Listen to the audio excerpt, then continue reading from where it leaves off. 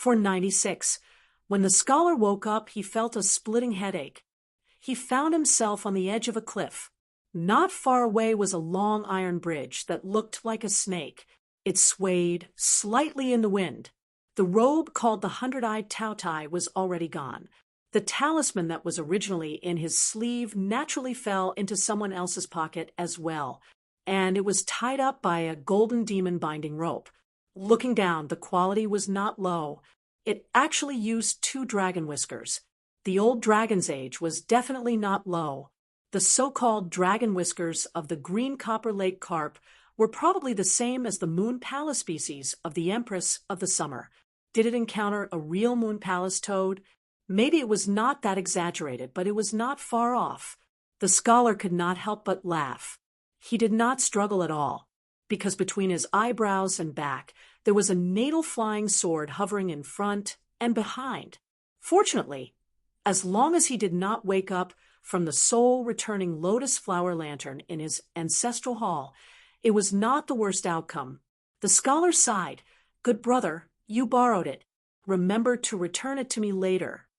Not far away, a young wanderer wearing a bamboo hat was sitting cross-legged on the edge of the cliff, practicing the sword furnace stance. That person was silent. The scholar continued, "Good brother, your habit of taking off people's clothes is not good. Did the dragon robe worn by the white bone monarch in the Empress of the Summer's treasury turn into ashes like I said?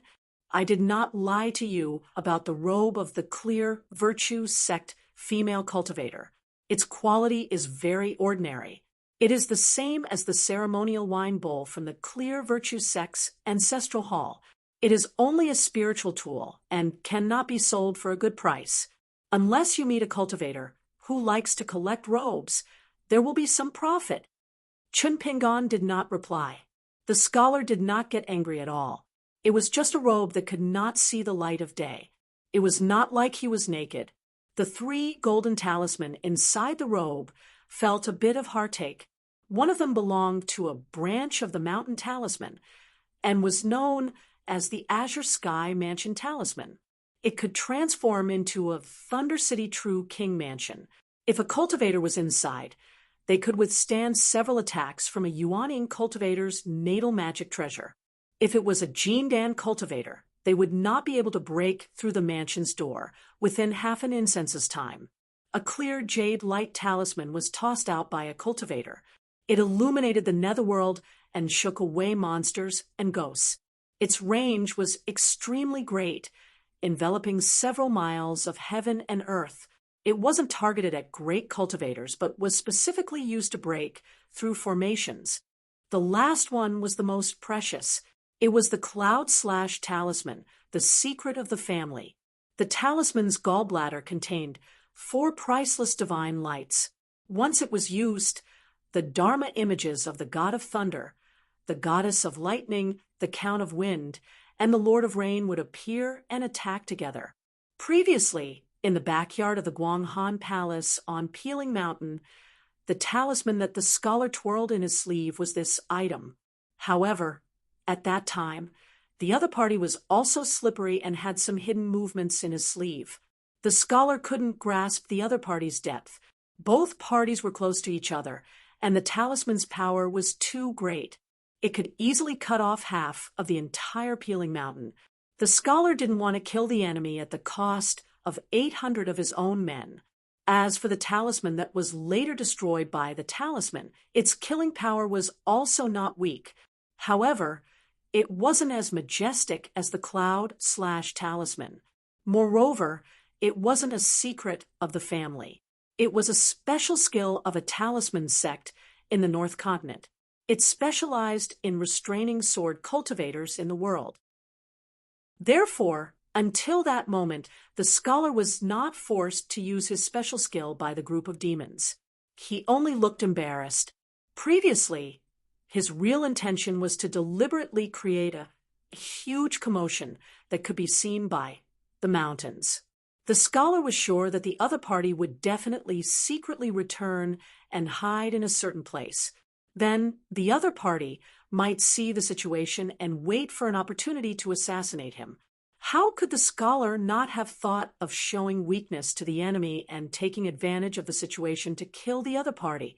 Unfortunately, the heavens didn't let him do as he wished. It was true that, as the saying goes, virtue rises 1 foot, the devil rises 10 feet. The other party's sword was very strange. It was too strange. A sword-lock talisman, made of gold from the ancestor of the Earth Palace, actually failed to lock the other party's sword. Therefore, the burrowing technique that he had prepared and the second cloud/talisman in his sleeve were useless. Otherwise, if the talisman was used to escape, even if the other party didn't die, he would be seriously injured. He could be left for the demons to deal with. How could he live? And that fellow was even more sloppy. He actually lost his mind at the last moment and forcefully seized control of most of the souls. He let down all his defenses against this person. What was the result?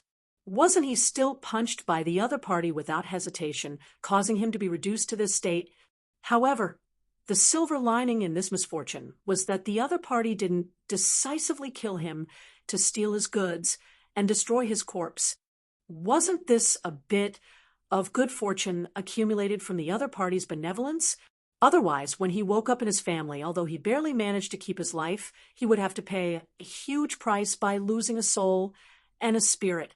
His Tao would be damaged. Even if his family had secret techniques to make up for it, it would at least delay his breakthrough for 100 years. At that time, his family wouldn't let this person off so easily, not to mention a pursuit of 10,000 miles. Even if he was a direct descendant of a sect from another continent, he would still be pursued across continents. If 10 years wasn't enough, then 100 years would be enough. The Yang clan of the Cloud Palace of the Great Yuan Dynasty's Chongxian Bureau had always been recognized by the entire continent as being extremely grateful. They held grudges for a long time and were extremely ruthless in their vengeance. The remaining 3 gold talisman from the ancestral hall and the 100-eyed Taoqia's Taoist robe that hadn't been used were worth anything, no matter how valuable they were. How could they be more valuable than a cultivator's life and Tao?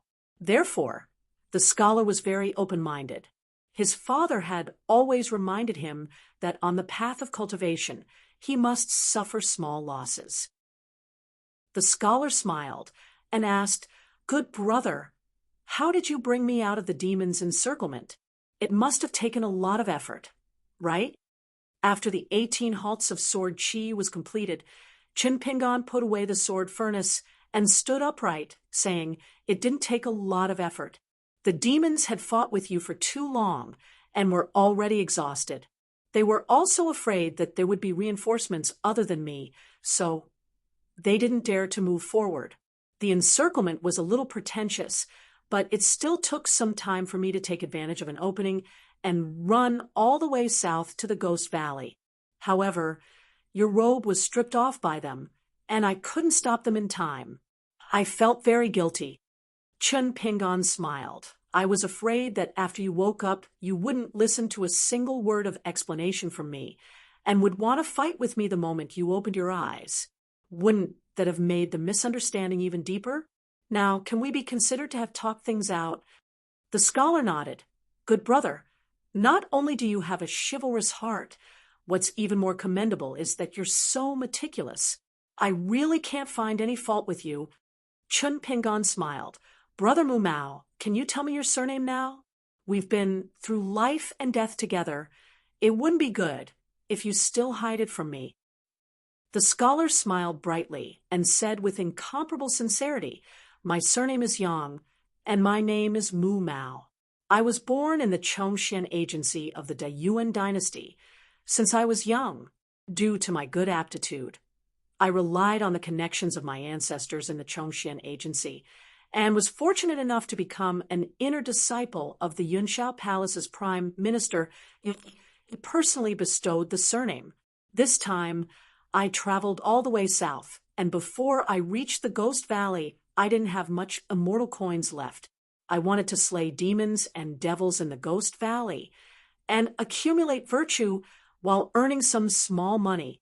Hopefully, I could gather a decent congratulatory gift for the birthday of a prince of the Yuan dynasty who has a good relationship with the Chongxian agency.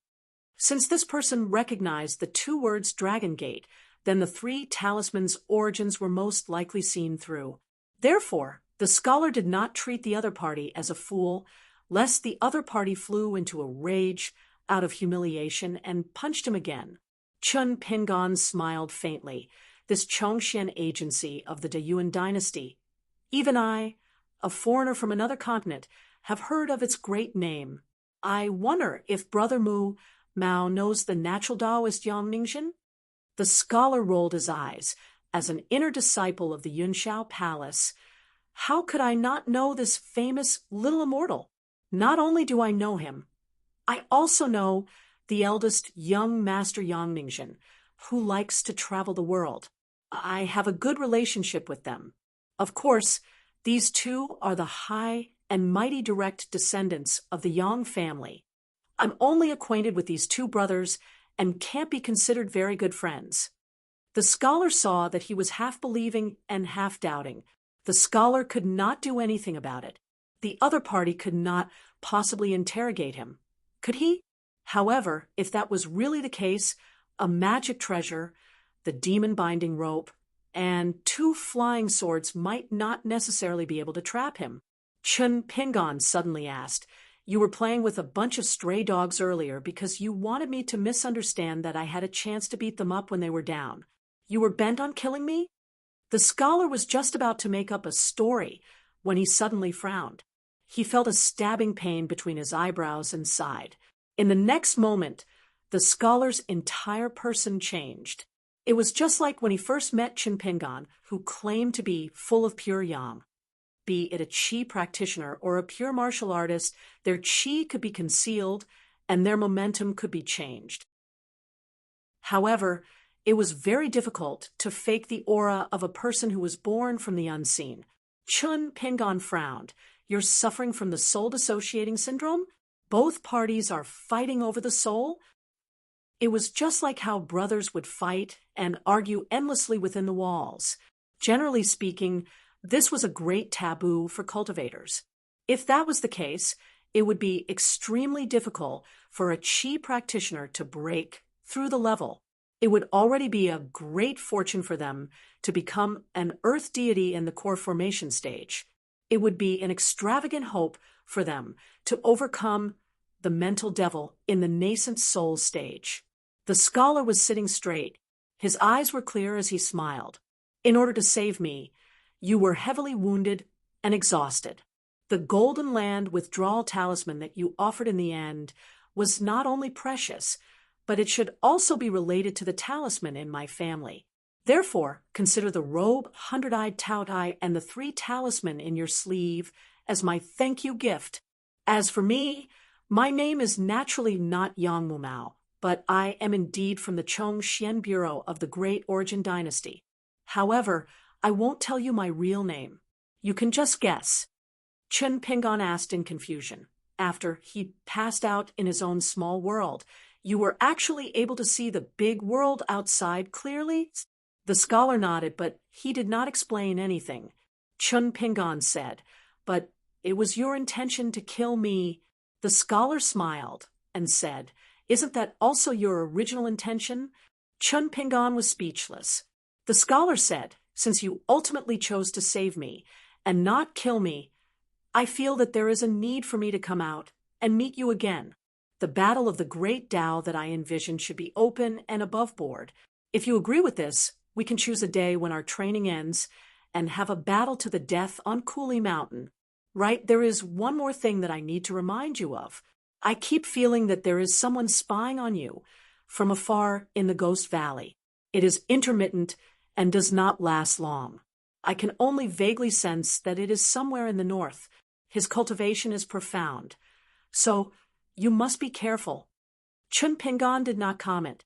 The scholar smiled. "I will be concentrating on refining the Dragon Gate steel. I must not be distracted. You will have to deal with the other me, so I will have to trouble you to be more tolerant. How should I put it? He is equivalent to the evil in my heart.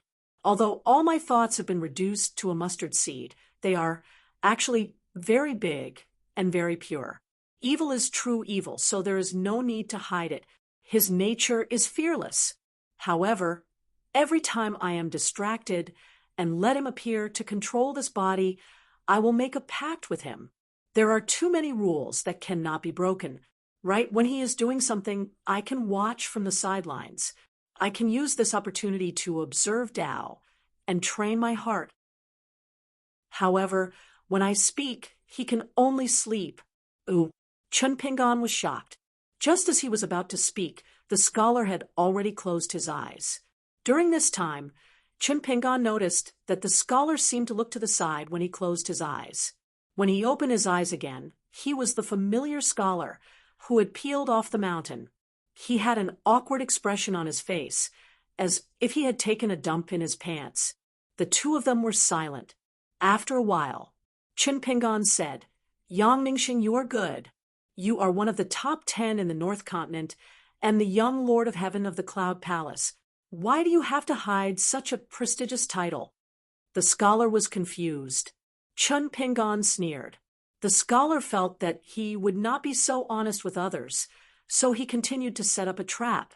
He said helplessly, if the young Lord of Heaven of the Chongxian Bureau heard this, he would be angry. Yang Mingxing is the most old-fashioned person and can't take half a joke. Between Yang Mingxin and Yang Mingxing, I am more willing to get along with Yang Mingxin. Also, the female Taoist who is in charge of the Chongxian Bureau's dealings with the imperial court is really a beautiful and charming person. I went on this trip and risked my life to enter the Ghost Valley to make a name for myself, so that she will think highly of me. Good man, you have a good name, and you are even more capable. When you return to the great Yuan dynasty, you must meet her. She was only a young girl back then, but she already organized a Taoist ceremony, the grand ritual of cycle. She is the most intelligent.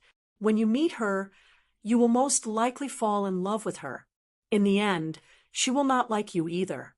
When the time comes, we will drown our sorrows in wine. Brothers in hardship, our friendship will be everlasting. Chun Pingan stood up and ignored the person's jesting. He looked around and kept the demon-binding rope in his hand. Chu Yiwu and Chu Yiwu also returned to the blade's strengthening gourd at his waist. Was the glimpse of the scholar's mind before he fell into a state of stillness the scholar had purposely done so that he would be suspicious of everything, or was there really a mystery around the mountain? An expert had arrived, and he could not meet him? If that was the case, was the spirit of the peak stage, nascent soul stage, Pu Meng, who had traveled far and was hiding somewhere nearby? Or was it an unworldly expert of a higher realm? Was it the small Xuandu temple and the big Yuanyue temple that were not recorded in the Rest Assured collection? Or was it the heroic spirit of the north of the Ghost Valley? Anyway, it was unlikely to be Jiang Shangjin. It was normal for Jiang Shangjin to observe the mountains and rivers from afar and observe his movements. However, it was definitely not Jiang Shangjin's style to come here quietly and not show himself. Jiang Shangjin had previously revealed some of the heavenly secrets about the Jade Gui sex plan at the Book Slip Lake. Chun Pingan believed most of it. Therefore, for the time being, Jiang Shangjin could be considered a friend and not an enemy. Even if he was not a friend, he would not plot to harm him. To put it bluntly, if Jiang Shangjin really wanted to kill him, wouldn't it be easier than killing that self-proclaimed swordsman? Now that Chun Pingan was facing a nascent soul stage cultivator, he could only run for his life. However, Jiang Shangjin was famous in the Tong Yi continent for being fond of killing nascent soul stage cultivators in the upper 5 realms. Chun Pingan sighed in his heart. He silently told himself, "Don't be anxious." Cultivation was not like drinking wine. It was fine to drink in large mouthfuls. However, food had to be eaten one mouthful at a time. Roads had to be taken one step at a time. Money had to be earned one by one. The scholar stood up and stretched his body. "Good brother, Are these two-life flying swords of yours? Sword cultivation is a profession that eats gold and swallows silver. For ordinary sword embryos, relying on the sect to give them money and items to raise them is already the limit. How did you do it? Just by traveling thousands of miles and robbing people? It seems like you are, like me, relying on your background as an immortal master. The sex cultivation did not help you. So you used the pretense of gaining experience to become a wild cultivator again and again? Chun Pingon did not answer this question. He looked to the north and said, "Previously, in order to save you, I suffered a great loss. What do you say now?" The scholar rubbed his hands and laughed. "My robe and 3 talisman cards fell into the hands of the enemy. Naturally, I have to get them back." Chun Pingon glanced at him. "That makes sense. Then we'll still go our separate ways. You can go and ask for the things you lost. I hope that Brother Mu Mao will become famous in this Ghost Dawn Valley. As for me, I'll just honestly pick up what I left behind." The scholar exclaimed, "How can that be? I have a death grudge with the demons. If I show my face, I will be attacked by them. They will all go crazy and kill me. When the time comes, my situation will be even worse. No, without good brother to hold the line for me, I will not feel at ease. It is strange to say that with good brother by my side, I am full of courage. I am not afraid of the heavens or the earth, even if it is a dragon's pool or a tiger's den." Chun Pingon asked, "You don't have your robe talisman now. What is the point of me bringing you along? Are you a burden?" The scholar raised his palm, and an item appeared. Then he quickly waved his other sleeve and enveloped the item with his spiritual chi. It was actually a small purple flying sword. He smiled and said, "Hermit has his own trump card. This sword is called Purple Zoisha. It is an imitation of the flying sword of a great sword immortal in our North Continent. It is not a sword cultivator's natal flying sword, but its aura surpasses that of a flying sword. It can be used to pretend to be a great sword immortal to scare people. It is a unique skill of hating Sword Mountain. It is a unique skill in the world. It is as famous as the protective armor made by San Lang Temple." Chun Pingon pointed at the sword behind him. "Do I need you to scare people? Show some sincerity, okay?" The scholar angrily put away the purple Zoisha and flipped his palm, revealing a small item that looked like a hornless dragon button. He said solemnly, "This is the last of my trump cards. Smash it, and a hornless dragon with astonishing battle prowess will descend. It won't be a problem for it to overturn mountains and seas. It's just that it can only be used once. This is the Cloud Palace treasure that Junior Marshal Sister Qian and I bought on credit." Chun Pingon looked at this Brother Mu Mao. The scholar smiled and looked at him. Chun Pingon had some doubts. If he really fought with his life on the line, what were his chances of winning? When he was at Goddess of the Summer's Guanghan Palace, he felt that he had a 70 to 80% chance. But now, it seemed like it was at most 50-50. The reason was simple. That purple Zoisha was indeed an imitation. It was not the natal item of some peak sword immortal. It was most suitable to scare nascent soul cultivators, but it was even more suitable to kill golden core cultivators. On top of that, there was that hornless dragon button seal whose depth was unknown. If it was given to a real scholar, the other party would be able to attack and defend in a fight. What if the other party had a better magical robe and a precious armor made from the military school's armor pill?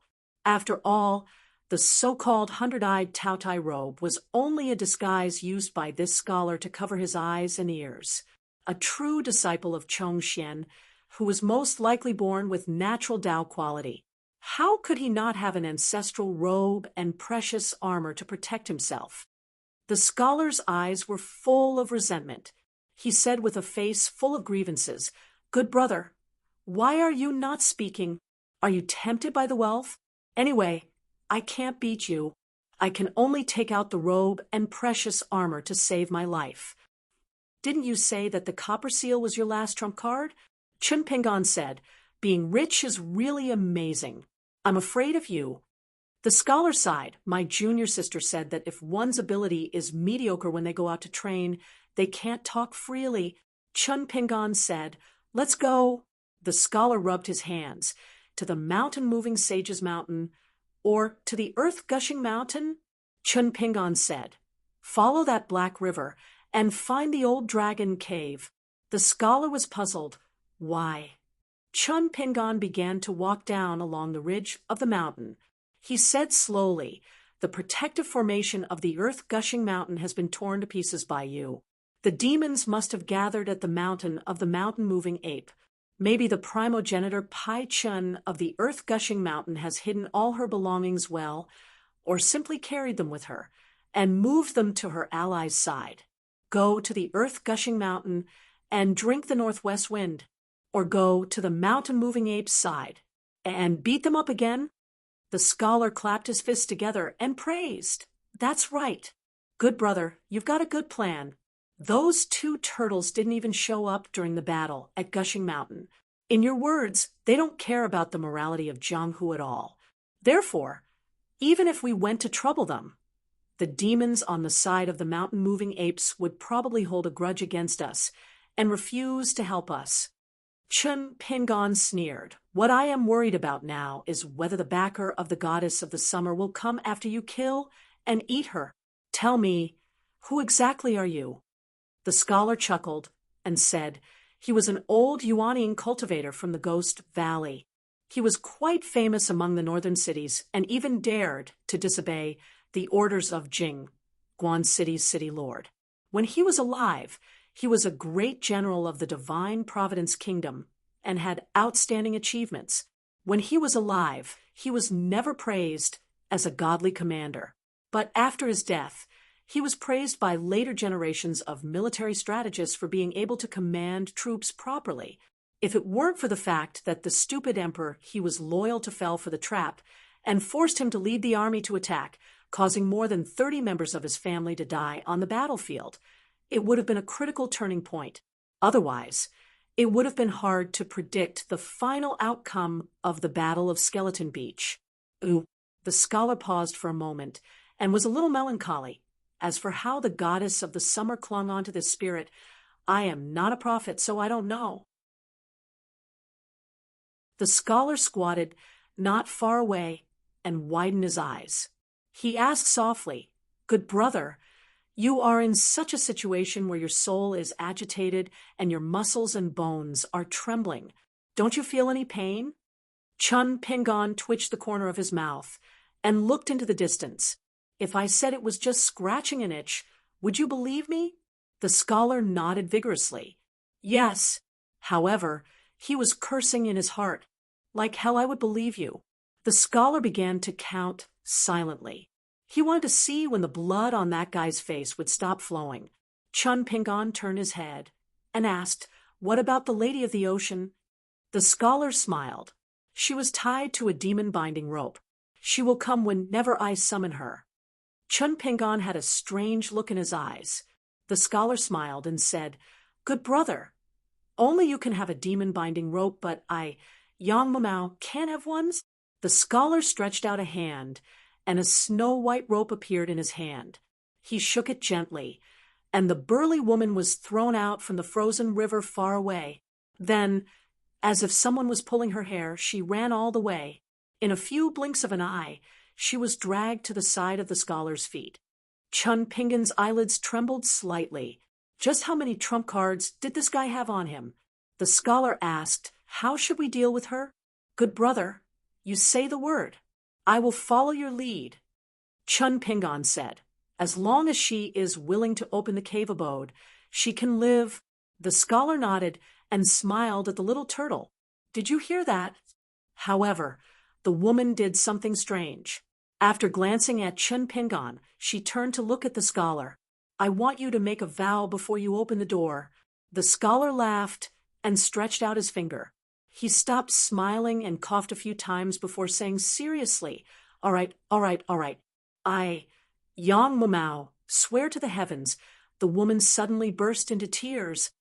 I know I will die for sure. You are all liars. Big liars. Chimpingon narrowed his eyes. The scholar's expression changed slightly, and he suddenly smiled. Forget it.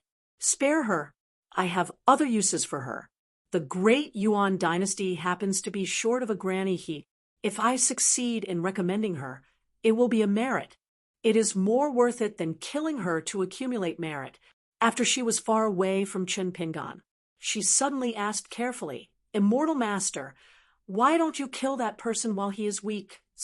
The scholar's 5 fingers were like hooks as he grabbed her head and said angrily, Do I need you to teach me how to do things? The woman felt that her head was about to explode as she wailed and begged for mercy. The scholar tossed her aside and mumbled, Bloody hell. If I could kill that guy, I would be willing to pay the price of half my life. But it's hard to say if I have to pay the price of half my life. Furthermore, what if I die? Frustrated, the scholar slapped the progenitor Fu Hai who was leading the way and sent him crashing into the ground. He then kicked the progenitor Fu Hai to the front. The woman who was rolling in the water finally managed to stop herself. However, she did not dare to get up and felt that she would rather die. Only then did the scholar give up and say, Hurry up and get going. The scholar slapped his head and revealed a bitter smile. A water-repelling pearl that he did not keep in his mouth appeared in his hand. He gave himself away. However, it did not matter. After all, that guy did not intend to follow him into the water from the start. It was meaningless whether he needed to hide his destiny mystique. The ice in the river melted faster and faster. Chun Pingon stood up and returned to the shore. He surveyed his surroundings. It was winter and the world was bleak. Chun Pingon inhaled and exhaled slowly to recuperate. About an hour later, the scholar returned alone. Chun Pingon did not ask about the whereabouts of the progenitor Fu Hai. A straightforward person does not resort to insinuations. That lowly servant still needs to pack up her belongings. They are all items that are not easy to move and are not worth much. Also, let her go to her subordinates and extort them. After spending so much time with you, I should learn how to make money from you. The scholar smiled and said, Let's go. We will split the loot at the ancestral temple. There is no atmosphere here. Chun Pingon had no objections. After entering the ancestral temple, the two of them sat opposite each other on the steps outside the main hall. The scholar waved his sleeves and items of various sizes fell to the ground. They were a dazzling array of items and piled up into a mountain. The scholar took credit and said, I know that you are a hero who plucks the feathers of a wild goose. No matter how valuable it is, as long as it is slightly valuable, I will bring it back. There is 1 magic treasure and 12 spiritual weapons. As for the immortal money, I am not lying. It is all in the old turtle's cave. This little turtle, who is about to become the water goddess, is so poor that it makes one's hair stand on end. He only found 18,000 snowflakes for me to spend. Good brother, I really put my heart into it. You don't know, but I almost broke that pair of big screens. After a long time, the scholar returned. He stood on the steps and lowered his head to look at the 2 hairpins. He shook his head and said, It's a pity that I didn't put them away. Otherwise, I could have blown up the items close to you. He carefully put the 2 hairpins into his sleeves and not the items close to him. Only then did he truly leave. This time, the scholar did not travel through the ground. Instead, he swaggered above the black river and swam with the wind. A turbulent river was split in the middle and did not close for a long time. The scholar's 2 big sleeves fluttered incessantly as he muttered, One should not be too idle. When one's thoughts are stolen, weeds will grow. If one is too busy, one's true nature will recede and scatter like birds and beasts. That is why it is difficult to have both a carefree body and a carefree mind. He followed the black river and went south with the wind. Along the way, he only glanced in the direction of Mirror Treasure Mountain, but did not go near it. This was the only request his family had for him to go out. He was not allowed to go near Mirror Treasure Mountain. The scholar shook his wrist, and the demon binding rope appeared in his hand. It turned out that the other end of the rope was the lady of the ocean cover. The burly woman was pulled out of the water. The scholar twisted his wrist again and smashed her into the Black River. It stirred up a stormy sea that was dozens of feet high. The scholar landed at the southern end of the Black River and put away the demon binding rope. The woman stood at the side shakily. The scholar began to walk south on foot. She followed behind him in fear. The scholar did not stop walking. He turned his head and smiled. You have an old man who doesn't care about your feelings. Fortunately, you followed me, a master with the most Jianghu spirit. So, did you bring the thing? The woman quickly took out a small black gold celadon water from her sleeve and said in a trembling voice, I was ordered to go to the old dragon's cave and brought out this pair of fish that my father had carefully raised for 800 years. I also ordered my father's confidant to immediately put down the 4 dragon-locking walls and trap him if that person sneaks into the old dragon's cave and activates the mechanism. Even if he manages to escape, the demons who received the secret message will be waiting for him there. That guy, even if he doesn't die, he will lose a layer of skin. The scholar put away the small celadon water and shook it gently. He looked down and smiled. This is the unexpected wealth that I wanted to get the most on this trip. The scholar turned to look at the Black River and the old dragon's cave. As for that place, it is most likely a waste of effort. He won't go. Isn't that right, good man? The woman couldn't help but swallow. Were all the cultivators outside of the Ghost Valley so cunning and terrifying? The scholar glanced at her and put the celadon water back into his sleeve. Don't worry, not everyone is like us. But you are too stupid. You can't be like this in the future. You can't just grow old without growing your brain. Once you become a river granny, whether you can become the true water goddess depends on you. I don't raise useless people here. Oh, right. Other than this pair of fish, you haven't been enlightened. What do you want to steal? The woman pecked at the rice and quickly took out a jade box the size of a palm. Yes, my father said this was a carved mother ancestral coin that the last emperor of one of the dynasties asked a great hidden immortal of the Qing sect to carefully craft. She put on a long face. I was afraid that master would get impatient from waiting, so I hurried back. My father's secret chamber only had these 2 treasures. After taking the aqua anchovy and this box, I hurried back. I didn't dare to go anywhere else to take them. The scholar took the jade box and opened it. He clicked his tongue and said, It's really an extraordinary treasure. It's an excellent natal item that any Shang clan cultivator would dream of. The scholar smiled. Very good. From this moment onwards, you are already the true river god of the great Yuan dynasty. You only lack an imperial edict. No problem, there are many imperial edicts with imperial seals in my house. Year after year, I have accumulated a huge pile. She couldn't believe it. Hearing such good news after such a disaster felt like a lifetime ago. The scholar had already turned around and continued on his way. He laughed and said, As long as I am willing, I can make you a river god. What's so difficult about that? Her footsteps became light. She was grateful to the back of that figure. The scholar wore a smile on his face. He was lazy and enjoyed the scenery. He made her rise from a river granny to a river god. It wasn't because of some carved mother ancestral coin. It wasn't because it wasn't valuable. It was because it was a servant's property. Wasn't it right and proper that it belonged to the master? Handing it over with both hands and asking for a few words of praise was already a great reward. If she dared not hand it over, she would be beaten half to death. Thunder and rain were all heavenly grace. At the end of the day, for the sake of the great round moon temple, he went with the flow.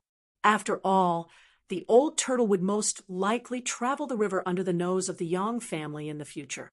With this good karma as a foundation, many of his schemes could be carried out smoothly and naturally, but when he thought of this, his face instantly darkened. Scheme? Who was it for? Himself? Thinking of that fellow's last gaze in the ancestral temple, he became even more unhappy. That gaze wasn't one of schadenfreude or even pity. It was unclear. It made him puzzled and angry, because he actually began to pity himself.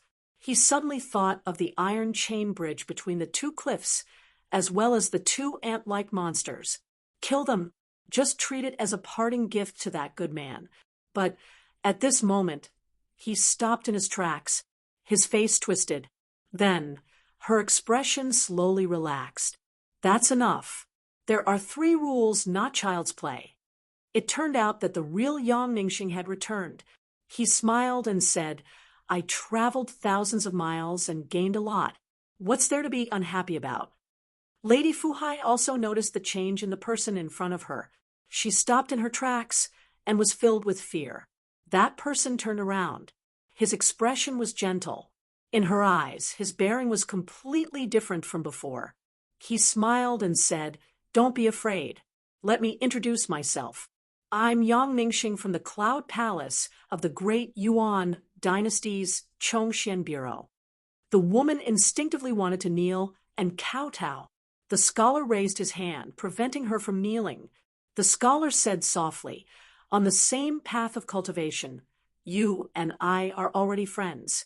In the future, you can't be arrogant or belittle yourself. The woman sobbed and sobbed. I'll remember. I won't dare to forget Master's teachings. The scholar laughed and shook his head. He didn't say anything else. He brought her along and continued on their journey. The scholar glanced in the direction of Treasure Mirror Mountain, wondering how it was going. Wei Gaowu rushed over again. When he was still a dozen steps away from the young woman, he suddenly knelt and prostrated himself on the ground. He sobbed, Fairy, please teach me Tao. Wei Gaowu is willing to be your slave. On the path of cultivation, regardless of my realm, Wei Gaowu will have no regrets even if I die. Li Lu smiled. You don't deserve to be my slave. Do you? Wei Gao's face was covered in tears. He kept kowtowing and begging for her to teach him Tao. At the Sheep Intestine Palace, at the entrance, there were only one spiritual monster, from 2 small fries with wooden spears in their arms. Chun Pingon smiled and slowly walked over. The little rat spirit was stunned. It quickly stood up with a wooden spear in hand and shouted, Who are you? Tell me your name. Actually, it already recognized the person in front of it. However, it still had to pretend. Chun Pingon waved his hand, indicating that it didn't have to pretend anymore. He asked, Your ancestor didn't vent his anger on you after losing a box of military books? If that great demon hunter still had the guts to stay in this Sheep Intestine Palace, Chun Pingon would willingly call it a great immortal. The commotion at the Black River wasn't small. Divine General Qi Lei's pitiful end was most likely known to everyone. Although that small spirit had already transformed into a human face, it could still vaguely recognize the rat spirit's original appearance. After all, its cultivation was still shallow. It scratched its head, reporting to Master Sword Immortal, My ancestor returned late, and I had already woken up by myself. I was afraid that the ancestor would suspect something, so I slammed the door twice before finally knocking myself unconscious. I never expected that when I woke up, the ancestor had yet to return, so I steeled my heart and slammed the door again. Only then did the ancestor return. After kicking me awake, I said that I had fainted without knowing anything. The ancestor ignored me and ran to the tunnel to investigate. I hurriedly slipped away and dug a hole to hide underground far away from the Goat Intestine Palace. Indeed, the ancestor could not find me and flew away on a cloud. Chun Pingon sat on the steps. The little rat spirit hesitated for a moment before sitting down as well. However, it was a little far away. It wanted to sit closer to this sword immortal and get some immortal aura, but it didn't have the guts. Chun Pingon asked with a smile, "Where's the book that I gave you?" The little rat spirit pointed at the place where the book was buried and said with a happy smile, "Sword immortal. It's hidden there.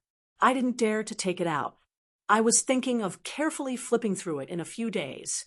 Just as Master Sword Immortal said, if my ancestor were to discover this, there would be huge trouble. The books say that a lack of forbearance in small matters will spoil great plans. Master Sword Immortal, is that how you use this saying?" Chun Pingon held back his laughter and nodded. "You can use it that way." The little rat spirit hugged the wooden spear and laughed foolishly. It probably felt that it had done something impressive. Chun Pingon covered his sleeves with his hands and bent slightly. He turned his head and asked, "If possible, do you want to take a look outside?" The little rat spirit nodded and said, "Of course. My ancestor said that the books outside, no matter what is written or which saint wrote them, are sold at a cheap price. It's as if they are free. I want to buy some books back." Chun Pingon asked again, "You're coming back?" The little rat spirit nodded and looked a little shy. "My home is here." It didn't dare to sit like the sword immortal. Instead, it curled up its knees and placed its arms on its knees, curling its body there. It whispered, "I know that you don't like my ancestor. If you meet him, you might even kill him. Therefore, I'm very happy that you didn't meet my ancestor in the 2 times you came to our goat intestine palace." Chun Pingon smiled and took out a flask of wine. "Do you want a drink?" The little rat spirit shook its head. "It'll be terrible if my ancestor sees me," Chun Pingon said. "In the next half a month, this great demon hunter won't dare to come back." The little rat spirit waved its hand vigorously. "Thank you for your kind intentions, Sword Immortal. I won't be drinking. Well, anyway, I heard that wine will burn the stomach." At this point, the little rat spirit looked a little dejected. Chun Pingon nodded, opened a mud seal, took a small sip and narrowed his eyes. Only this time, Chun Pingon only felt warm and comfortable, basking in the sun and drinking a little wine. Sitting beside him was a little spirit from the Ghost Valley who liked to read books and take notes. Chun Pingon felt as if he was living the life of an immortal. The little rat spirit plucked up its courage and asked carefully, "Sword Immortal, did you come to our Ghost Valley to train?" Chun Pingon nodded. "I even earned some money, 3 years of new, 3 years of old, and 3 years of mending. Such days were really good. Moreover, in this Ghost Valley, he had indeed earned a lot of immortal money." Chun Pingon drank a few mouthfuls of wine and put it away. He stood up and said, "Let's go." He took out a bamboo hat and put it on his head. He also took off his old face and revealed his true appearance. 497. Chun Pingon left the boundary of the Sheep Intestine Palace and quickly put the sword back into its sheath. He landed on a lofty mountain ridge overflowing with miasma, overlooking the land. He figured that as long as he walked out of the mountain ridge and walked towards the southeast for about 50 miles, he would arrive at the tall, stinky copper city. Qinglu town, where the cultivators of the Zhuang sect lived, was not far away. Learning how to ride the sword was a very interesting thing. The sea of clouds in the world was ever-changing, and one could never get tired of looking at it. Besides, one could also do something to relieve boredom. When he left the Sheep Intestine Palace earlier, Chun Pingon purposely chose the bottom layer of the sea of clouds that was as neat as a knife. He submerged his head into the sea of clouds and slowly swam on the sword. If there were demons and ghosts in the wilderness below who looked up and saw this scene, they would probably think that this chi cultivator without a head was sick in the head. In addition to such childish and ridiculous self-entertainment, Chun Pingon also liked to submerge himself into the sea of clouds with only his head exposed. He then swung his arms up and down like a duck. This was actually similar to how Pei Qian put his head on the counter in the shop in the Riding Dragon Alley. They were indeed a pair of master and disciple. In the deserted mountain ridge, it was lonely and barren. The trees in the forest were twisted and sickly. Chun Pingon passed by a cliff and looked up to see a slender plum tree growing in the crevices of the cliff. It was surrounded by clouds and smoke. At the bottom of the cliff, there was a large pile of broken bones. It was most likely a plant spirit that had the potential to cultivate. It had already learned how to hunt birds and small animals after being slightly enlightened. Generally speaking, it was the most difficult for plants to become spirits in the world. Most of these spirits had already reached the end of the road when they turned into human form. For example, the cute little spirits standing on the pine and cypress bonsai at Qingfu Square at the ferry of Shui country were destined to have no hope of cultivation. They could only waste their time by relying on the natural longevity of plants. Most of them were reared by cultivators for the sake of pleasing festivities. Therefore, before the Pearl Cave fell, the older generation under the locust tree in the town liked to tell stories of ghosts and ghosts in the mountains and rivers. They deliberately fooled and scared the children. However, most of the old people would also say that it was not easy for them to be born as humans and that they should cherish it. Otherwise, if they did not live a good life in this life, they would be reincarnated as pigs and dogs in the next life. Chun Pingon liked to squat far away and listen to stories when he was young. Lu Xianying, who was not scared of anything, never liked such stories. He always said that ghosts and spirits were all lies. Therefore, it was mostly Gu Kan who accompanied Chun Pingon to enjoy the cool air under the shade of the locust tree. It was not until the woman in the mud bottle alley asked Gu Kan to eat and sleep that she rose and left. Chun Pingon dashed to the top of the cliff. His fingers were like hooks as they pierced into the cliff and hung in midair. Then he took out 3 snowballs and held them in his hand. Using the refining arts that the goddess of the buried river had given him, he refined the snowballs and the spiritual energy contained in them into deep green water droplets, which dripped from the gaps of his fingers onto the border between the old plum tree and the cliff. After Chun Pingon finished everything, he patted the cliff softly and slowly landed on the ground, continuing his journey.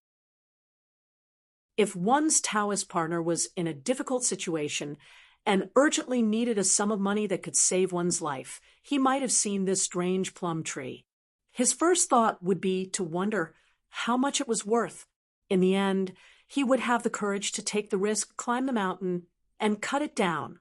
As for whether the plum tree's lucky chance had been cut off, he would not have cared.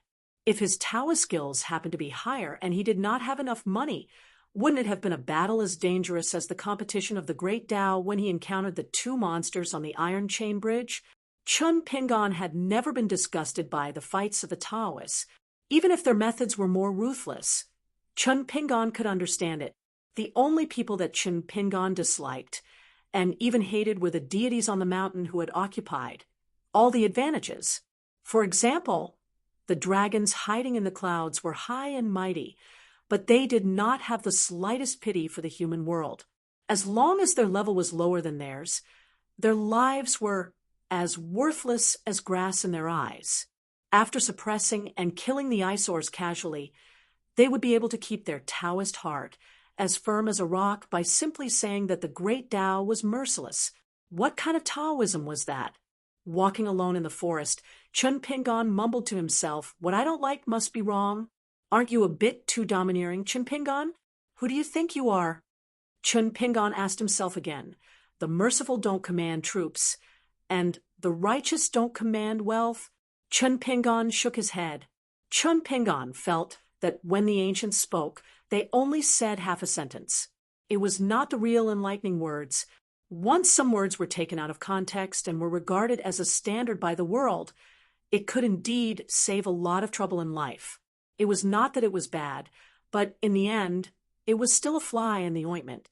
For example, the book said again, "The merciful don't command troops. After grasping great power, there must be great benevolence. The righteous don't command wealth. After becoming rich and powerful, There must be great righteousness. Chun Pingan stopped and leaped onto a high branch. Sitting on the tree, he took out the carving knife and bamboo slip that he had not seen for a long time and engraved the 2 sentences on the bamboo slip. Thinking about it, he engraved the words he had said to the little rat in the Yangchang Palace, the words about cultivating the heart and cultivating strength on another scroll. Chun Pingan put away the carving knife and held a bamboo slip in each hand. He raised it high and smiled brightly. Now, it's the real book. Okay, it turned out that it was all Chun Pingan's nonsense, probably in the whole world. Only those bootlickers of the Luo Mountain would be willing to take these words seriously. Chun Pingan carefully put away the 2 bamboo slips. He was in a good mood. After that, Chun Pingan did not rush to the stinky copper city. Instead, he drank a few mouthfuls of wine. There was still a lot of wine left in the jug that he took from the Yangchang Palace. Chun Pingan began to carefully count and calculate his belongings. This time, he gained a lot from entering the Ghost Valley from the Skeleton Beach. However, the damage to the spring grass robe on him was not light. To really repair it to its original state, he estimated that he would need at least 5,000 to 6,000 snowflakes. When he escaped from the siege in front of the scholar at the earth-surging mountain, in order to appear weak, he did not dare to reveal the true strength of a pure martial artist. He could only purposely suppress the pure, essential chi in his body. With just the robe, he took a heavy blow from the mountain-moving ape. Afterwards, at the bank of the Black River, he fought with the Thunder Divine general of the Ji Shao Mountain. He was trapped in a pool of lightning, and the spring grass robe was seriously damaged by the lightning. This was not a small expense, and it made Chun Pingan's teeth itch. Chun Pingan could only comfort himself. The world's smallest bag shop still needs some capital to do business. Your attitude of making money without any capital is not good. And in the pool of lightning, it was like frying one's skin and soul. This was the real Ghost Valley experience. Although compared to the torture in the Luo Mountain, it was lighter, but the benefits were not small.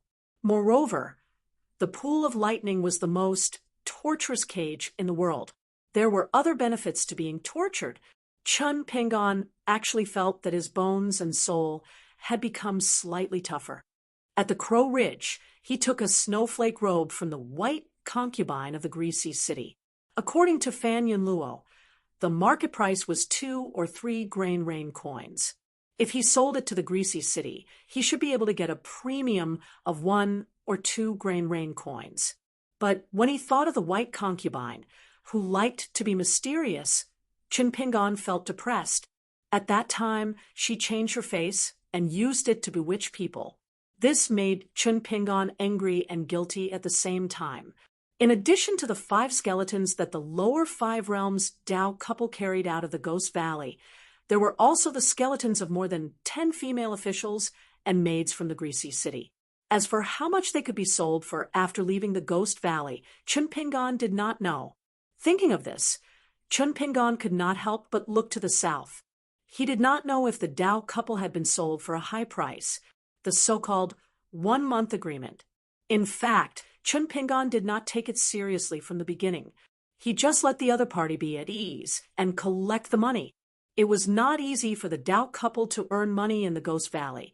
Chun Pingan did not care whether they would keep their promise for a month, because the Dao couple had sold the 5 sets of Greasy City's white jade bones. Whether they waited for a month or not, Chun Pingan would not appear in the market. Without waiting, they would abscond with the money. They were worried that they would be held accountable after the event. It was more or less a burden on their minds. If they waited for a month, it would be even better. They could leave with a clear conscience and let the lower 5 realms female cultivator break through the bottleneck to the cave realm. The immortal money should be more than enough to help her stabilize the cave realm. As for the remaining surplus, whether the male cultivator could take advantage of the situation to break through, it would be up to fate. As for why Chun Pingan was like this, the reason was very simple. Just like when Chun Pingan was at the goddess of the summer's underground vault, he had to collect the 2 sets of white bones. It was not for money. Chun Pingan not only did not covet the white bones and dragon robes of the emperor of Longxi country and the female cultivator from the Qing sect, his only thought was to return to their homeland and find a place to bury their white bones amidst the green mountains and clear waters. He hoped that there would be lovers in the world, pairs, and finally married. He hoped that the people who had already passed away would live and die together. The Tao was long, and the road to immortality was long. In the process of cultivation, other than diligently practicing the sword and fist, and not being afraid to fight against the strong, he did these small things that others were not willing to do. How could it not be a great joy in life? In the Guanghan Palace of the Peeling Mountain, there were gains from the goddess of the summer's boudoir and the treasury. He received more than 1,000 pieces of snow from the scholar. However, Chun Pingan felt that the most valuable thing was the piece of cold iron that acted as the door. It was meticulously built into a winter moon palace by the Mahis mechanical master. As for the bottles and jars in the moon palace's boudoir, Chun Pingan was still very concerned about them. In the future, when he left the Skeleton Beach and continued his journey to the north, who knew if he would meet a few wealthy ladies or mountain fairies who had nowhere to spend their money? Perhaps they would be blinded by lard and would buy it at a high price? Julien had vowed that there was no woman in the world who did not want to be prettier. If there was, it was only because they had not met a man who was worthy of making themselves beautiful for the one who loves them. As for the big box of military books collected by the great demon hunter at the end of the Sheep Intestine Palace's tunnel, Chun Pingan did not have the time to carefully flip through them. He planned to only flip through them one by one after he settled down in Qinglu town. They should be the books left behind by the 2 great dynasties and a dozen vassal states at the Skeleton Beach. After thousands of years in the Sheep Intestine Palace, they just happened to be one of Chun Pingan's assets. However, he still needed to carefully select the best ones and place them in his own library on Luo Pu Mountain. When he thought about the future, when a disciple of Luo Pu Mountain entered the library to borrow books and flipped through them, he would hear the old man of the library say that these books were the loot of their mountain lord. When he traveled to the Skeleton Beach in the North Continent, the old man would embellish some nonsense and say that he must be careful when he flipped through the books because these were treasures found in the dragon's lair and the tiger's den. Wouldn't that disciple feel that he had to be even more attentive when he went back to reading? Then, under the lamp when he was tired of reading, he would more or less admire that young mountain chieftain who had walked through thousands of mountains and rivers. Chun Pingan sat on the high branch and could not help but laugh. He continued to calculate. Similarly, an accountant wearing a green robe could only think of less losses at Book Slip Lake. In this ghost valley, he could think of earning more. His days were getting better and better. In divine General Qi Lei's territory, Jiao Shao Mountain, he dug out 5 golden lightning whips of different sizes. The true value of these treasured golden lightning bamboo whips was unknown for the time being. However, why did the monster with 2 golden eagle heads say that he was the thief who stole the thunder pool? Because of this, Chun Pingan was worried that something big had happened at Jiao Shao Mountain. After leaving the Black River, he deliberately avoided Jiao Shao Mountain. In fact, Jiao Shao Mountain was the same as the old dragon's lair. If one was not afraid of death, one could explore to the end and perhaps obtain unexpected gains. Of course, in this way, he would be like that pair of Tao companions who did not have a high level of cultivation. They were really risking their lives to earn money. In the ancestral temple by the Black River, he and the scholar sat on the ground to split the loot. They worked together to divide the cave treasury that the scholar built at the bottom of the river from the progenitor Fu Hai. 6 spiritual weapons. Chun Pingan gave up that so-called magic hairpin and only wanted those pitiful 800 snowflakes to spend in the treasury of the underwater mansion. P.S. The 18,000 snowballs in the main body of the previous chapter has been revised. It should be 800 snowballs. In the small turtle's cave, the scholar conveniently swept away the items close to him. A pile of junk similar to the collection of the Moon Palace's boudoir. Even after returning to Luopa Mountain from the Book Lake trip, Chunpingan knew that his dhow was close to water. However, he still rejected the magic weapon that could only benefit cultivators who were close to water.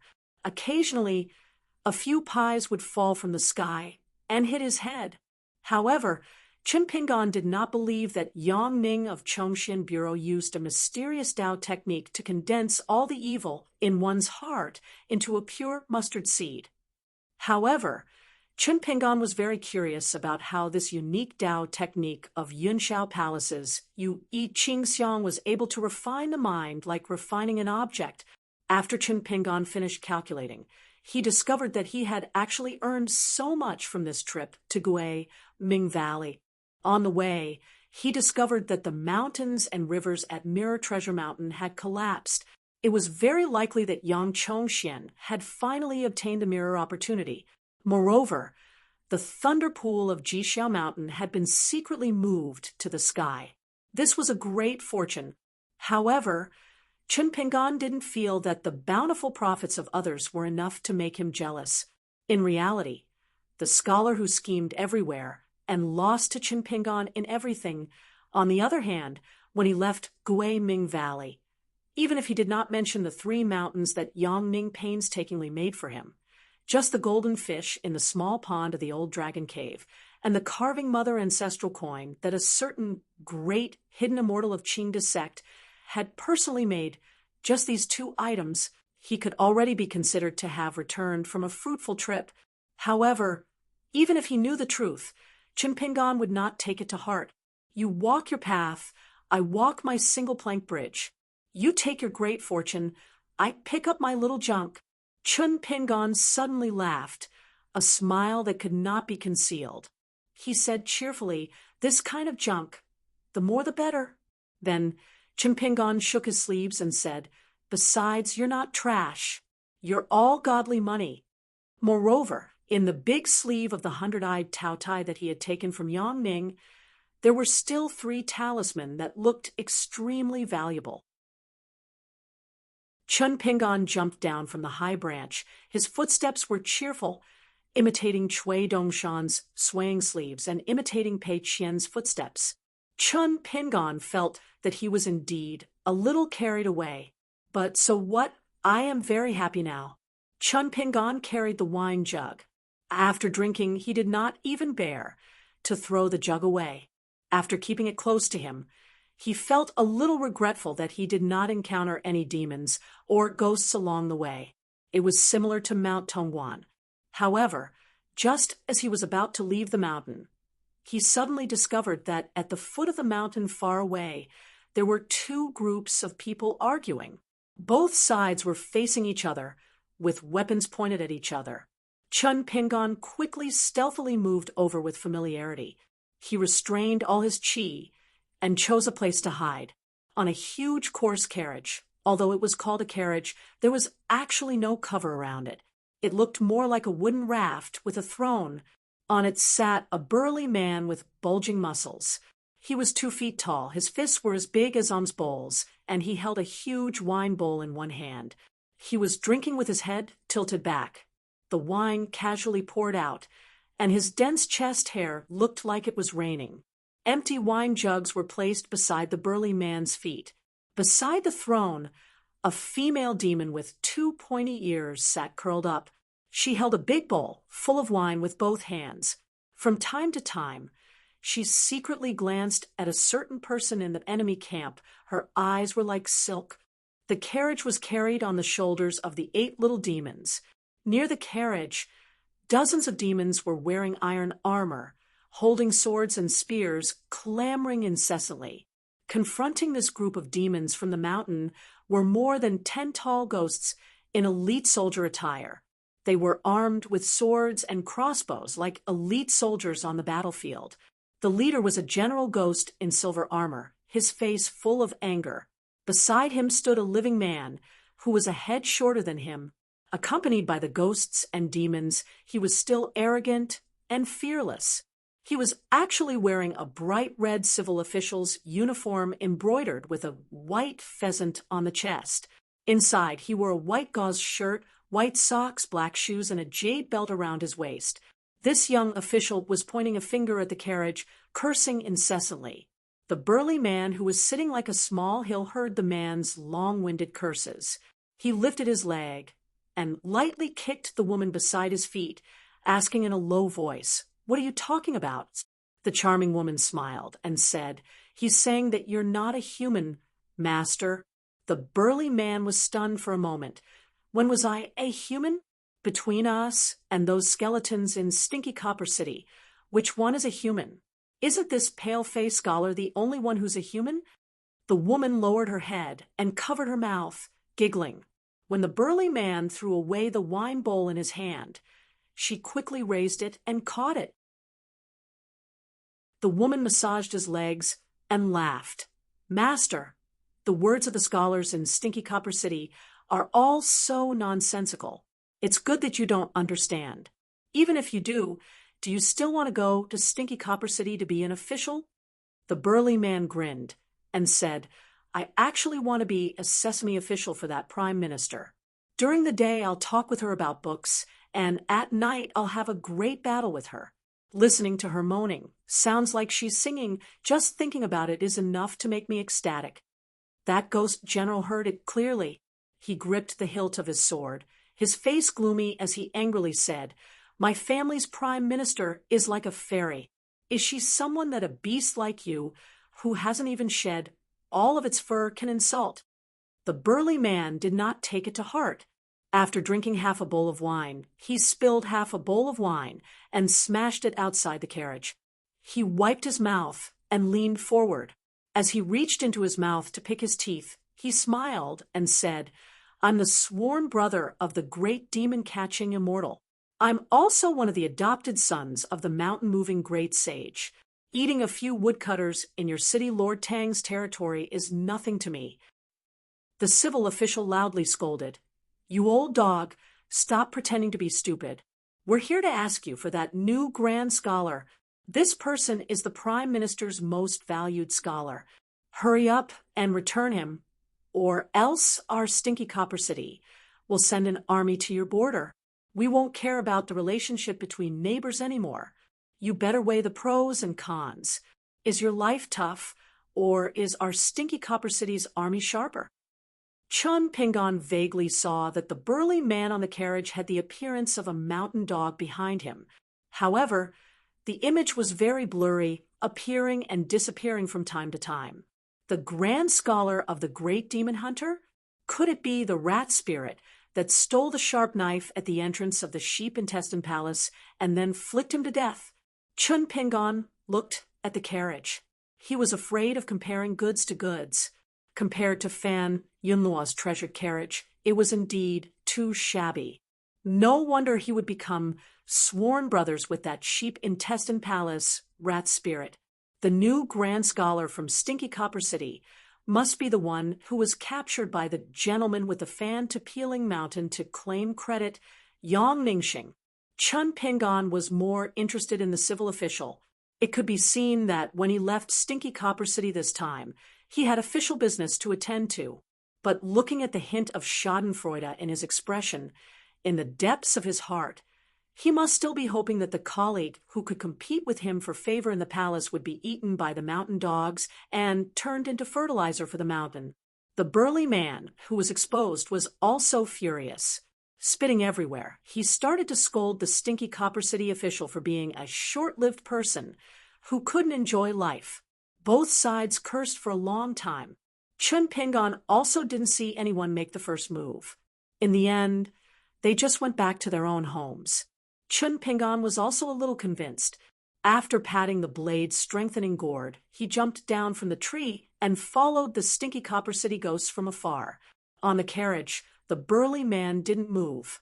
He seemed to be unable to tolerate alcohol and was dozing off.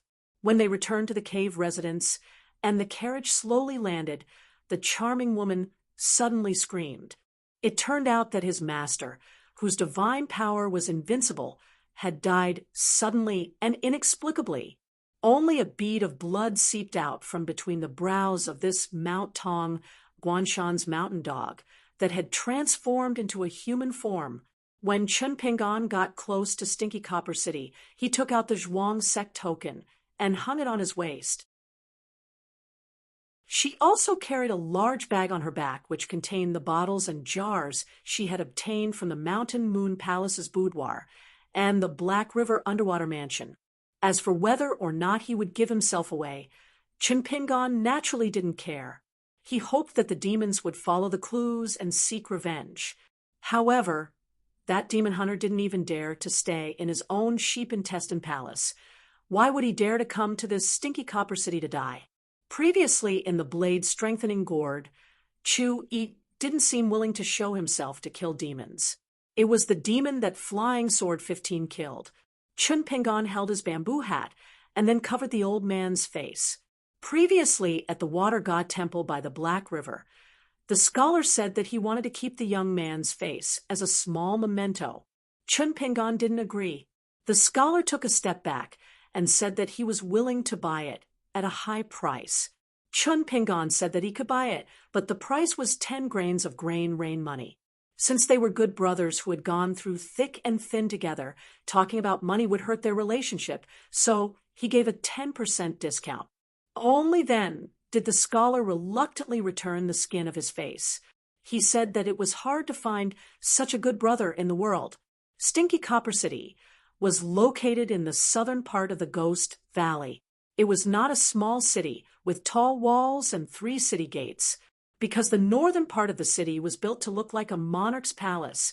A large number of ministers, civil and military officials who were appointed by the city lord lived nearby. There were more than 10 big and small markets in the city, and trade was flourishing. There were many detailed records in the Rest Assured collection written by the Linen Sect. It was written that if one entered Stinky Copper City with the Linen Sect's Jade token, not only would there be no restriction on entering and exiting the city, all transactions in the city would also be treated well. From this, it could be seen that the Stinky Copper City lord who took root near Qinglu town and expanded his business was a person who knew how to conduct himself to be a ghost. Sure enough, when the guards saw the jade token on Chun Pingan's waist, not only did they take the money and interrogate him, they also changed to a humble and respectful attitude. They bowed their heads and greeted him with a smile. Not only that, they also congratulated him in unison. We wish the immortal master a prosperous future. This caught Chun Pingan a little off guard. After thinking for a while, he didn't leave quickly. Instead, he put on the air of a foreigner traveling around Qinglu town and flicked a snow coin to a ghost general who was in charge of the city gate. The latter hurriedly caught the snow coin with both hands and gently bit it with his mouth. Suddenly, he couldn't close his mouth. In Stinky Copper City, there were 3 big markets that were famous in Ghost Valley. One was the Daughter Square, which had many brothels filled with the smell of cosmetics. After all, the women in Stinky Copper City were very beautiful. In addition to some flesh business, the Daughter Square also sold human beings. They selected some beautiful girls and clearly marked the price there. In history, there were 4 immortal masters who took a fancy to the young girls in Stinky Copper City and took them away from Ghost Valley. It was said that one of the girls was a cultivation jade with pure, innate characters, together with the benefactor who saved her from the fire and water. They joined the ranks of the Earth Immortals. In the world, the immortal mansions of the sects in the mountains went down the mountain to select disciples and examine the aptitude of others. Usually, each had their own strengths and weaknesses. It was very difficult to truly see through them. Not to mention, there were all kinds of strange opportunities in terms of bone structure. One person's honey was another person's arsenic. One person's jade was another person's mountain rock. Chun Pingon had a deep understanding of this. When he left Book Slip Lake and headed north, he accidentally passed by the gold and silver shop in the county town. There were two young men who did not know how lucky they were at that time, because there were two old immortals who hid their identities and traveled the world watching them. The old cultivator with a higher cultivation chose the seemingly simple and honest young man to be the target of his teachings. The cultivator with a lower cultivation realm chose the clever young man to be his disciple. There was also a horse shop, mostly bartering. The jade and minerals in the Ghost Valley, spiritual flowers and herbs, white jade bones, as well as the various relics of the dynasty that one inadvertently obtained, could all be bought and sold here. After all, the cultivation of ghosts also had many things to pay attention to. On the road of cultivation, each higher cultivation realm meant that one could live longer. The last shop was the gold powder shop, which specialized in the secret treasures of the Prime Minister. Of course, the traveling immortal masters could also take out their own treasures and sell them to the sister of the city lord. This was the destination of Chun Pingon's trip to the stinky copper city. If he wanted to come here to be a bag shop, he had to practice and learn to be thick-skinned. Along the way, the ghosts walked freely in the daytime. The living men and women, old and young, were also fearless. They strolled and shopped, each having their own fun. It should be that the small world of the Ghost Valley had already refined the light of the sun and the moon. Especially the sunlight no longer hurt the ghosts. The gold powder shop was not big.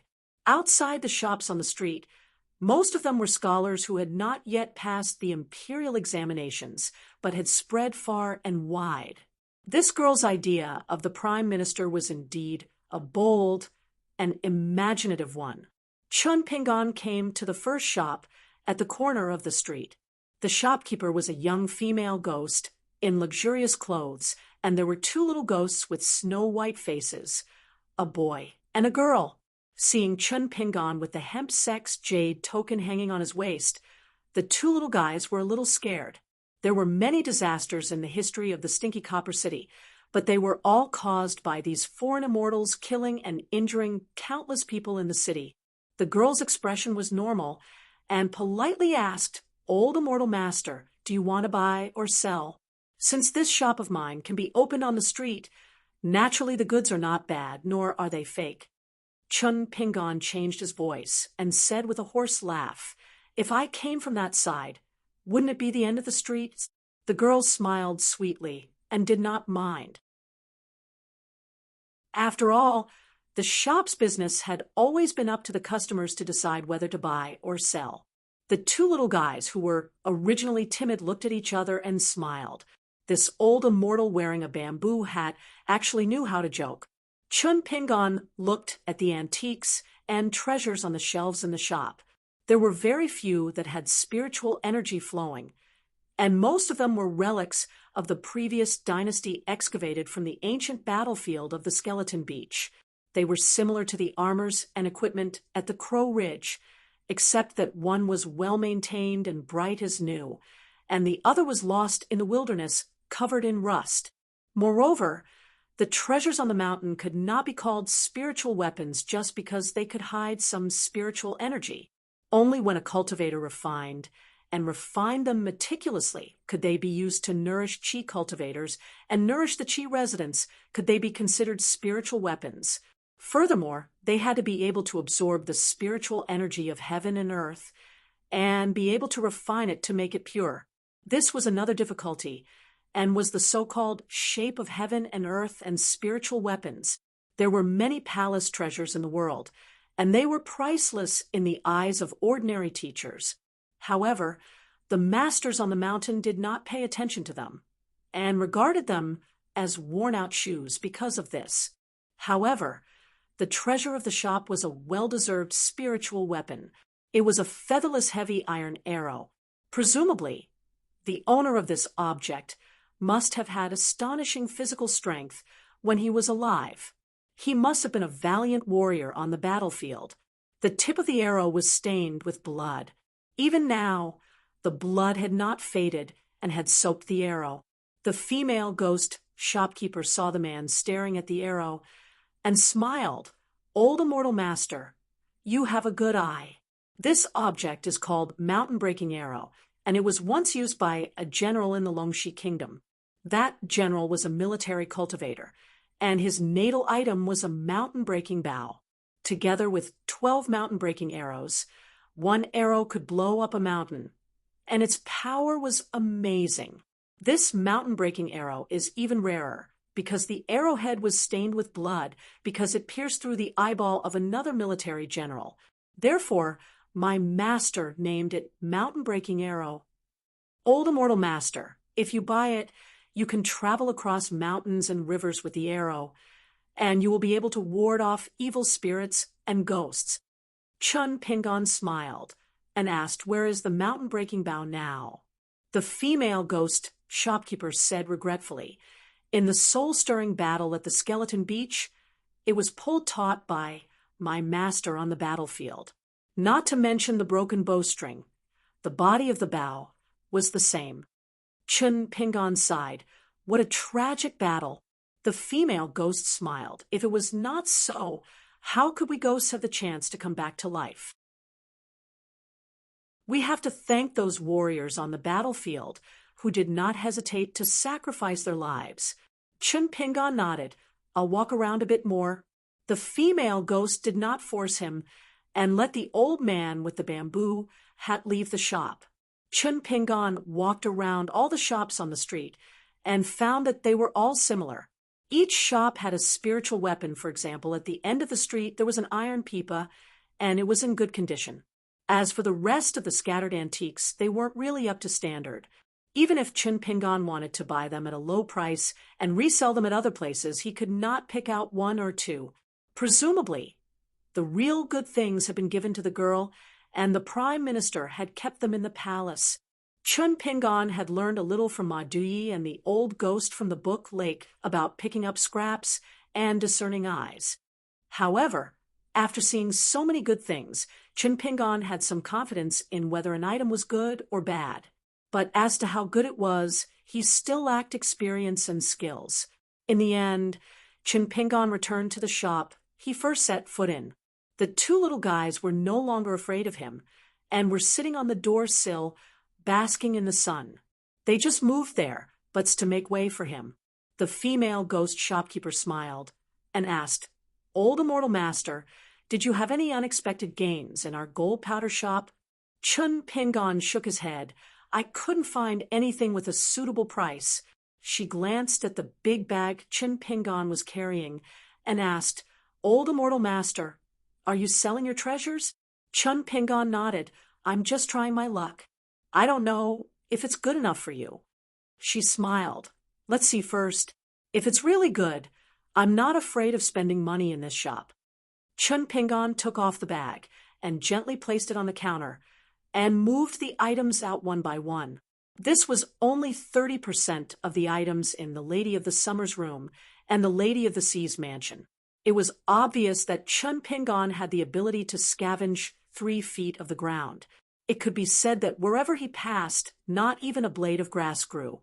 The female ghost had a strange expression at first, because the first few items were all women's boudoir items, such as a powder jar, a makeup mirror, a silver box with inscriptions of mandarin ducks, and a woman's head ornament. It was only as big as a fist, but it was delicately carved with a cluster of dark red peonies and hundreds of dancing flowers. This old immortal master was really a shameless pervert. The guy with the bamboo had seemed to feel that something was wrong. He stopped taking things out and finally began to rummage through the items. He took out a few items that were slightly normal. Only then did the female ghost shopkeeper's angry and embarrassed expression become slightly better. When Chun Pingon took out a pair of golden chopsticks, her expression changed slightly. Compared to the exquisite golden flower head ornament, she was even more tempted. In the end, Chun Pingon only took out half of the items in the bag. They were scattered and densely packed and had already piled up on the counter. He asked shopkeeper, "Is there anything you like?" The female ghost shopkeeper's gaze casually swept through all the items and only stopped for a moment on a powdered porcelain bottle.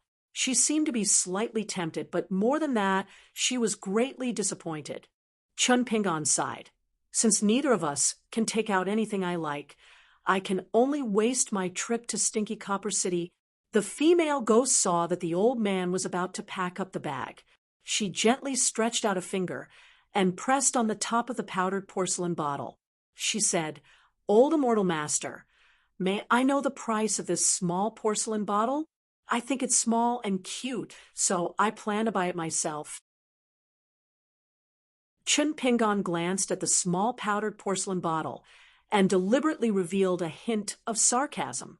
He smiled and said, "It's the least valuable among all my treasures. I'll just give it to you, shopkeeper." Chun Pingon was sure that it was really worthless. Noble ladies and women might like it, but it could only be sold for a few dozen or 100 taels of silver. The reason why the female ghost shopkeeper had her eyes on it was just one of a series of methods to lower the price. Chun Pingon did not know how to do business anymore, but he did not lack this bit of insight. In terms of shrewdness and shrewdness, could this female ghost shopkeeper of Stinky Copper City be compared to that scholar? Therefore, Chun Pingon began to stuff the items on the counter back into the bag. He looked as if the shopkeeper was blind, and he was determined to leave. As expected, the female ghost could not hide the anxiousness in her eyes. She asked again, "Old immortal master, my shop has not been open for a long time. How about this? If I pack up all the items in your bag, I'll pay you 90 snowflakes. How about that?" Chun Pingon once again glanced at the female ghost, who had a pained expression on her face. He reached out and pushed the pink porcelain bottle, but his hands didn't stop moving. He said in a bad mood, "I'm not a beggar, so I'll just give this to you. As for the rest of the real treasures, I'll go somewhere else to find a buyer with real money. I don't believe that in such a big Stinky Copper City, there's no one with good insight."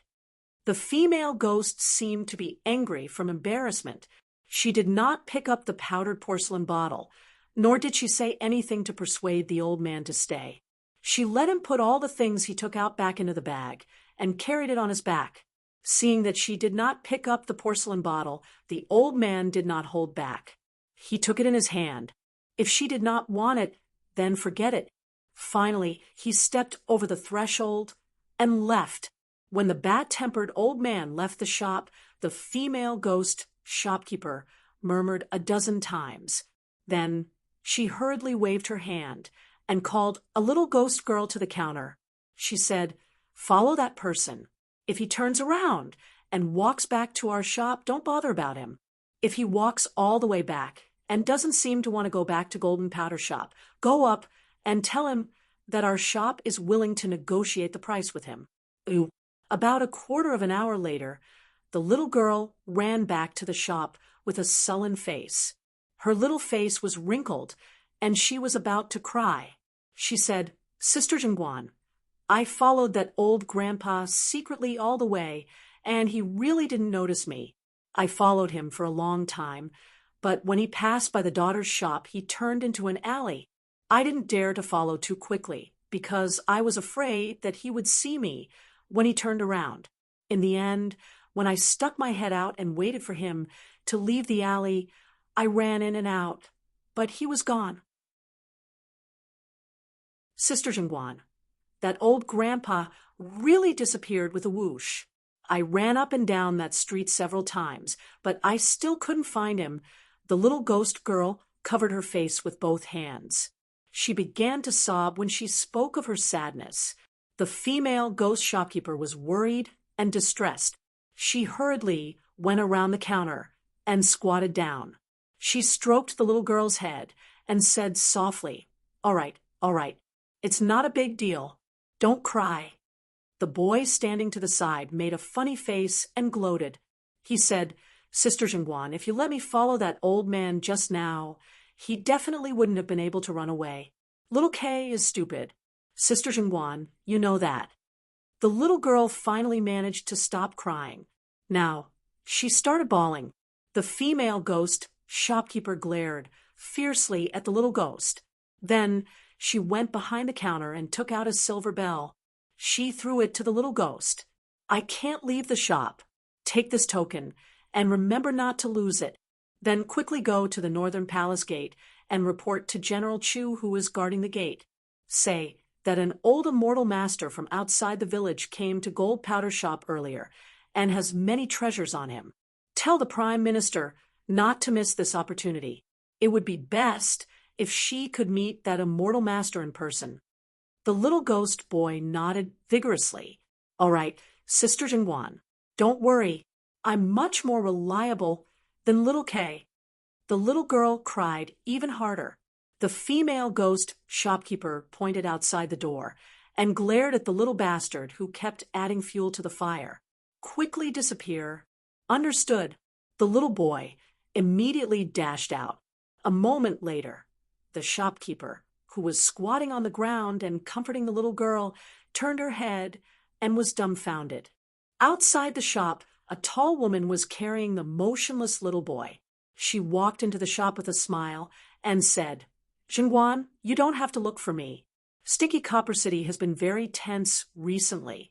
Our city lord has ordered people to keep a close eye on all suspicious people coming in and out. So, when that old immortal master from outside the village walked into Gold Powder Shop, I got the news." The woman put the little ghost boy on the ground. She sniffed and looked intoxicated. She laughed and said, "Oh, what a strong aura of treasure light. Jingguan, you really missed out on a great deal."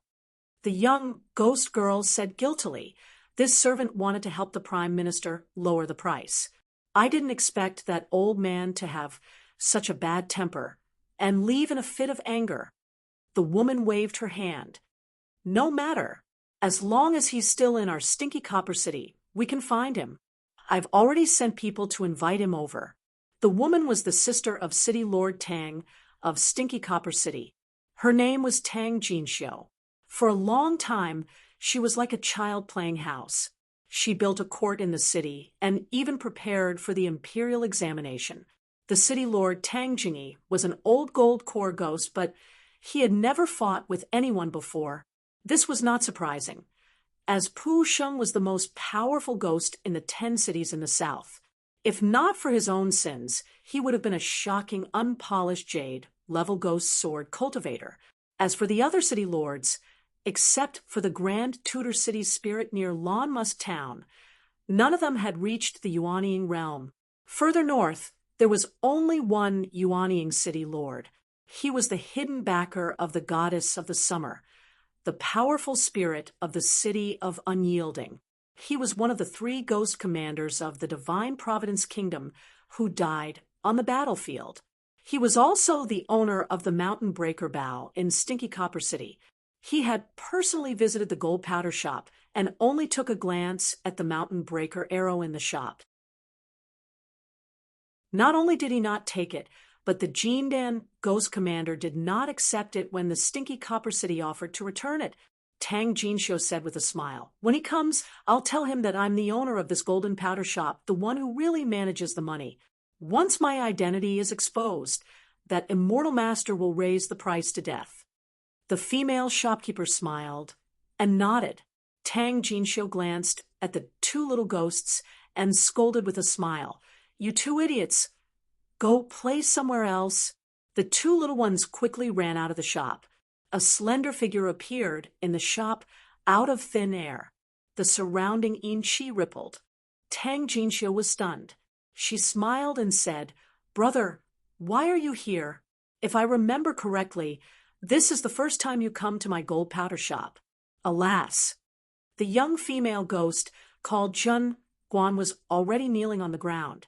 She said in a trembling voice, "Greetings, City Lord." The middle-aged man said, "I'm here to tell you that you'd better not have any other ideas except doing business with that person."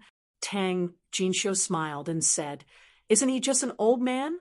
Why, are you afraid that I'll take a fancy to him? He's not a young, handsome guy. I don't have any ideas." Tang Jingyi said helplessly, "This person just used some camouflage. If the spy is right, he should be the young sword immortal who made Fan Yun Luo and the demons in the mountain suffer a lot. I just got the news that the mountain dog is also dead. It was killed by a flying sword that pierced through its head. It was quiet and didn't even show up. Tang Jinxiu licked her lips. Tang Jingyi said seriously, I don't care about you when you're just playing. But this time, it's a serious matter. If you're not careful, you'll lose half of the stinky copper city. If you still dare to mess around, don't blame me for grounding you. For 100 years. Tang Jinxiu felt wronged and said, since it's a serious matter, why don't you come out yourself? Tang Jingyi laughed angrily and said, me? Do what? If word gets out, are you secretly planning to eliminate the other demons? Or are you ambitious and want to swallow up the surrounding cities? Or maybe I'll sit in this shop and eat melon seeds. I'll ask him for a sky-high price and bargain with him on the spot. Since he doesn't plan to make it public and only comes to our city to do business, even to hide your identity to prevent him from raising the price. How can I bargain with him here? He only needs a small amount of money for an item, and I buy it with a grain of money? Otherwise, wouldn't our stinky copper city be disrespectful to a young sword immortal? Tang Jingyi stretched out his finger and pointed at his ashamed sister. Next, you just need to make sure that it's a business deal. Don't paint a snake with legs, and don't deliberately curry favor with him. But if he keeps being aggressive, you don't need to be too afraid. Our stinky copper city and Qinglu town have signed an alliance agreement.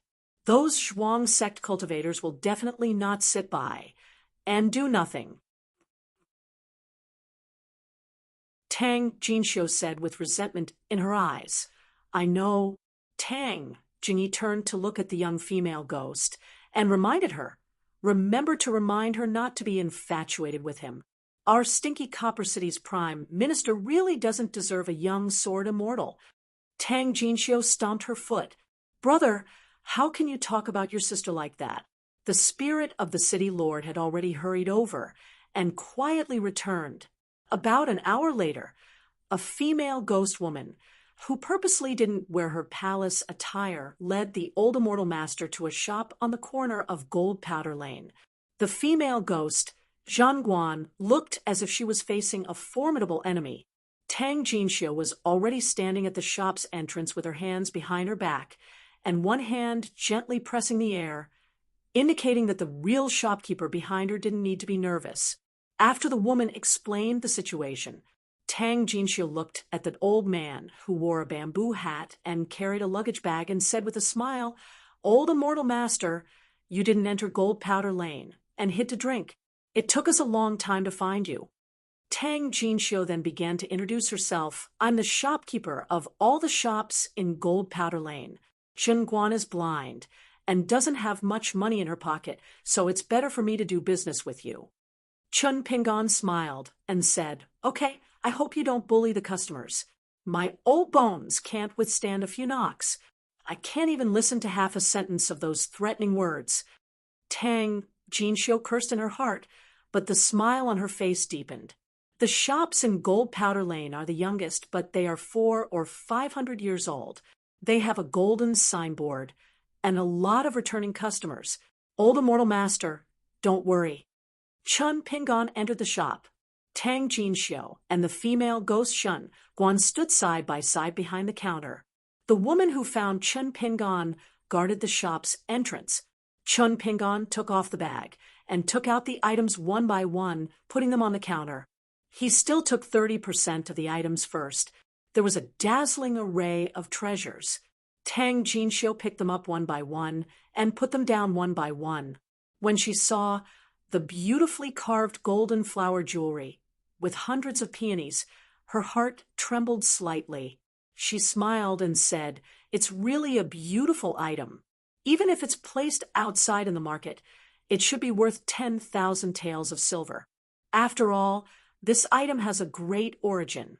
It was once the beloved item of a beautiful empress in Antine Kingdom. As long as the snow is crushed and money is dripped into all the stamens, it is said that a strange scene will happen. Well, I'll give you a small sum of money. Tang Jinxiu picked up the pair of golden chopsticks again. After carefully examining them, she knocked them against each other. She pricked up her ears and listened carefully. Then she nodded and said, "It's really them." This object is also recorded in the history books.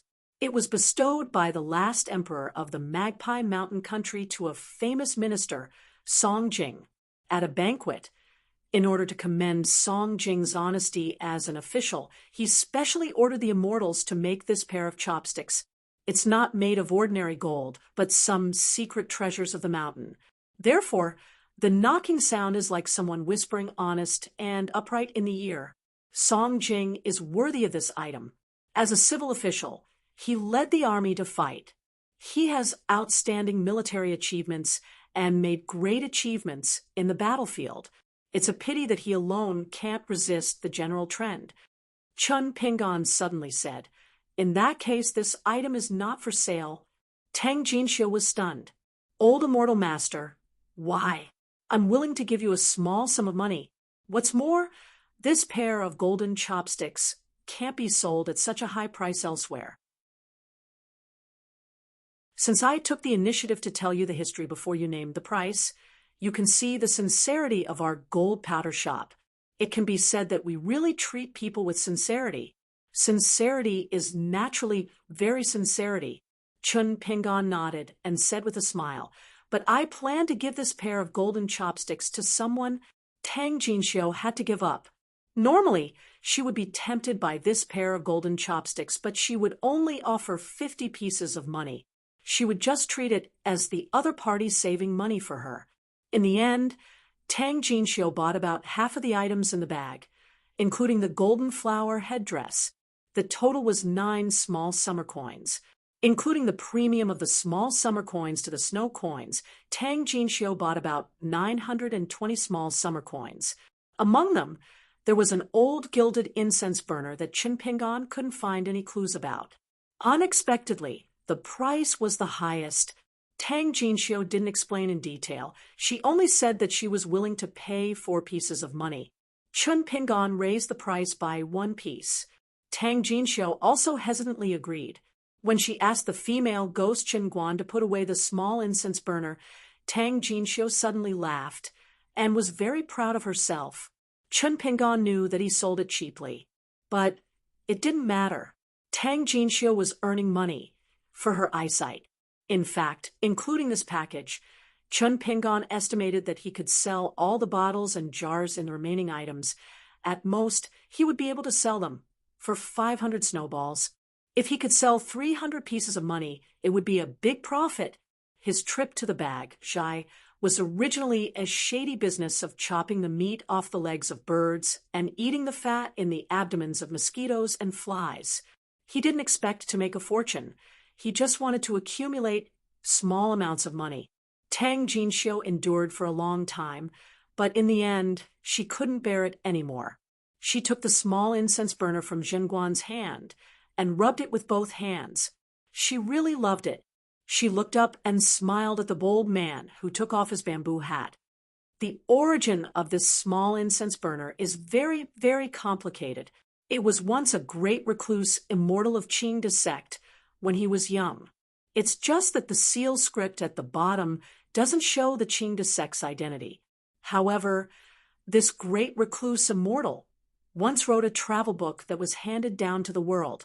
Although the incense burner isn't a magic weapon and is only a spiritual weapon, its real price should be 1 piece of money.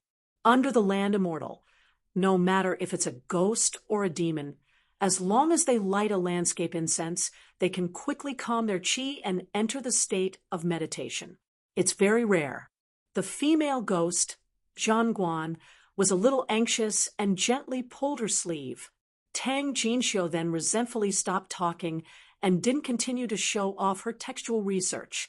Chun Pingon smiled and said, "That means this thing is not destined for me, but it is destined for the owner." Tang Jinxiu handed the incense burner to Zhenguan and said, "Just because old man is so free and easy, I'll be generous this time and add 1 piece of money to make 1 piece of money." Tang Jinxiu took out one piece of money from the pouch on her waist and handed it to Chun Pingan. The money and the goods are done.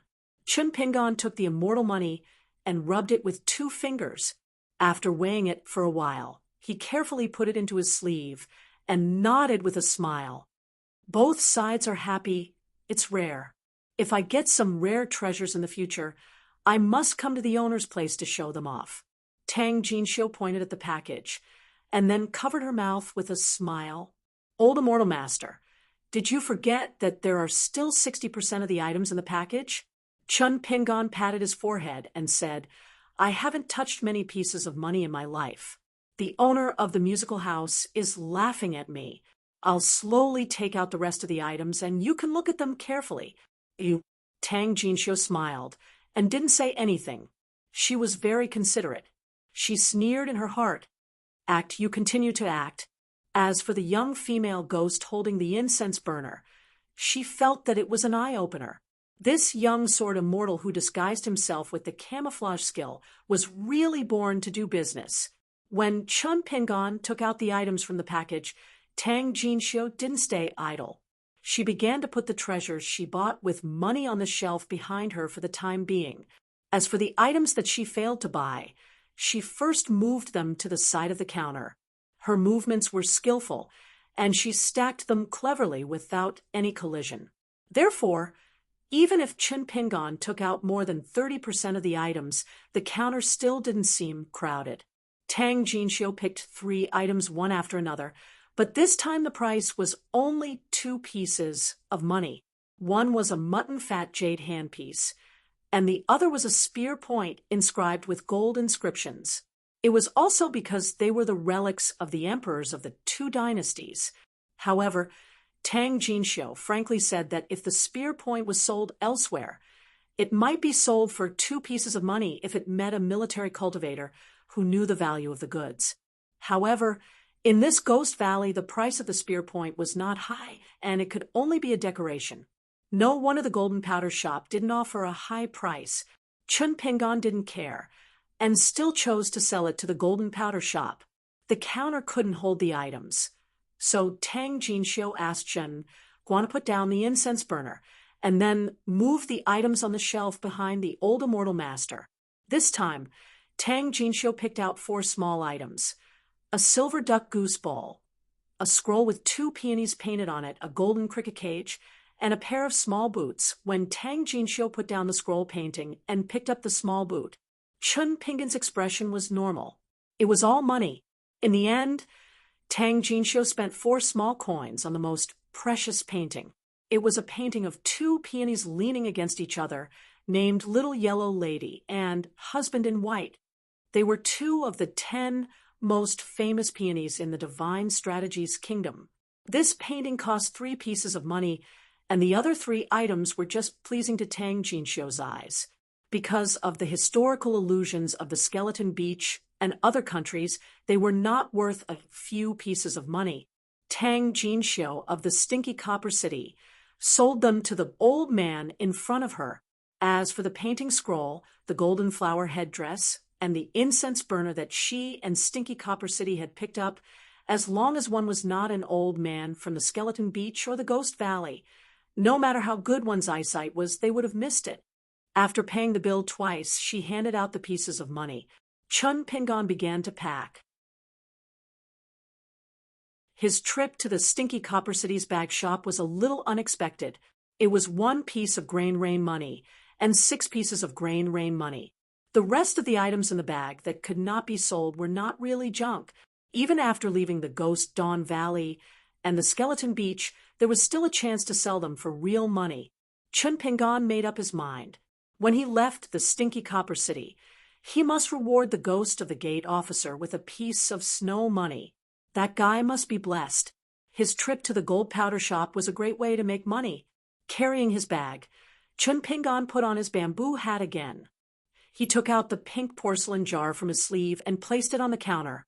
He looked at the young female ghost and said with a smile, "Take this as a gift to express my sincerity. I wish the shopkeeper's business will be prosperous." The shopkeeper named Zhengguan quickly glanced at Tang Jinxiu. Seeing that the latter had no reaction, the young female ghost accepted it with a smile. Chun Pingon left the gold powder shop and left the stinky copper city through the previous city gate. He threw a piece of snow money to the gate officer. The latter was overjoyed and bowed to thank him. Chun Pingon went to Qinglu town. He found a place to rest. In addition to recuperating, he also had to draw 2 golden distance shrinking talismans. After all, in the Ghost Valley, the only place that could be called safe was Musk Town. Only Qinglu Town was personally overseen by Zhu Quan of the Hemp Sect. Qinglu Town was not far from Stinky Copper City. It was just a detour. Chun Pingon did not fly on his sword. He walked on foot. After seeing the outline of Qinglu Town, he was slightly relieved. After Chun Pingon left the shop, Tang Jinxiu's finger gently tapped the counter with a smile. It was said that it was easier to invite a spirit than to send it away. Not only did she succeed in inviting a spirit, she also made a little profit. However, Tang Jinxiu was a little apprehensive. She was afraid that her brother, who rarely scolded her seriously, would scold her for drawing legs on a snake. The moment Chun Pingon walked out of the city gate, Tang Jinxiu came to the gold powder shop. Tang Jinxiu's gaze wandered. Tang Jinxiu smiled.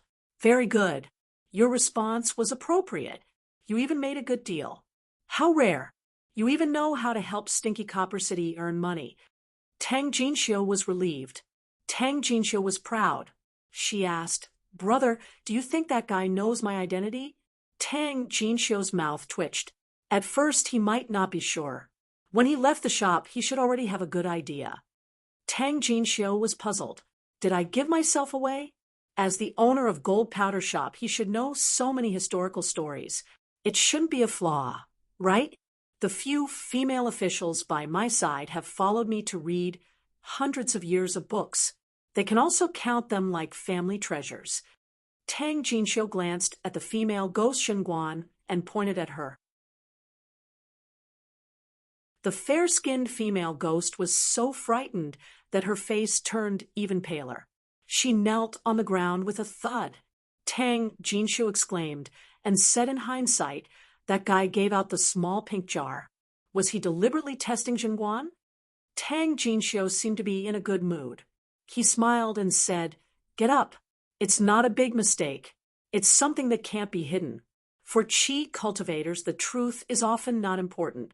It's far less important than the guesses in their hearts.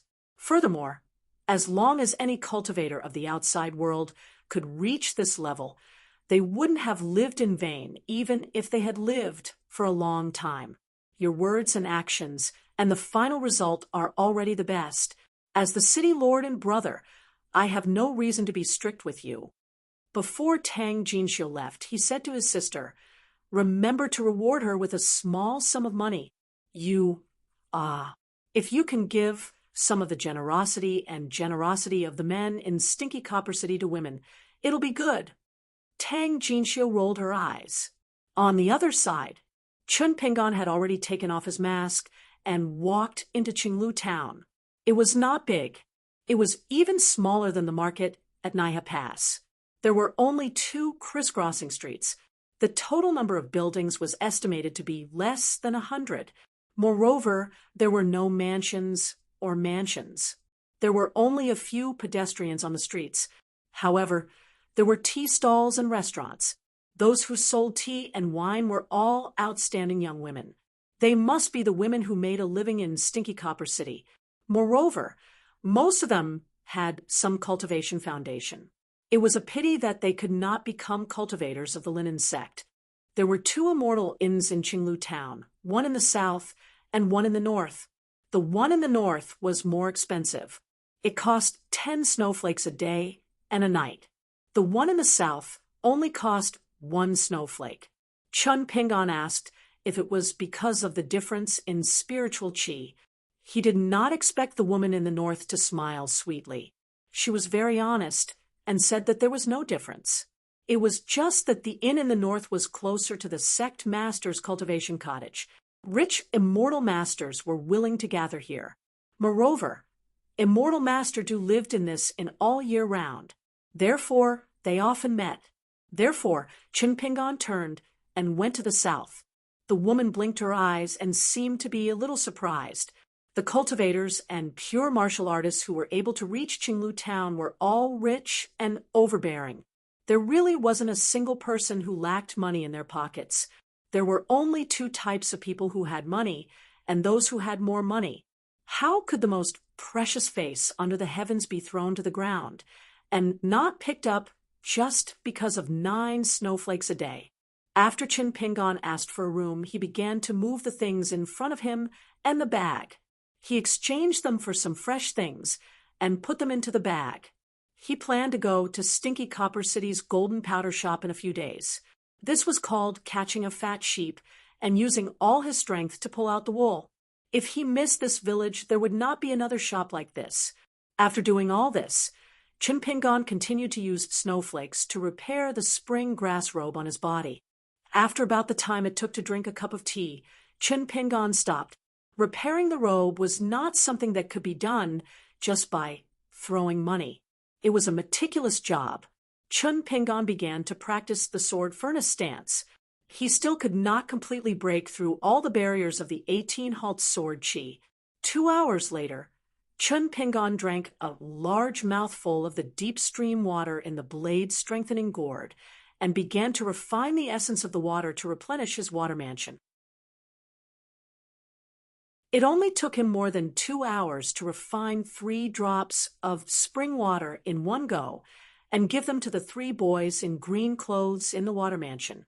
Chin Pingon's shallow cultivation was already so time-consuming. Once he went into seclusion, he would not hear anything about the world.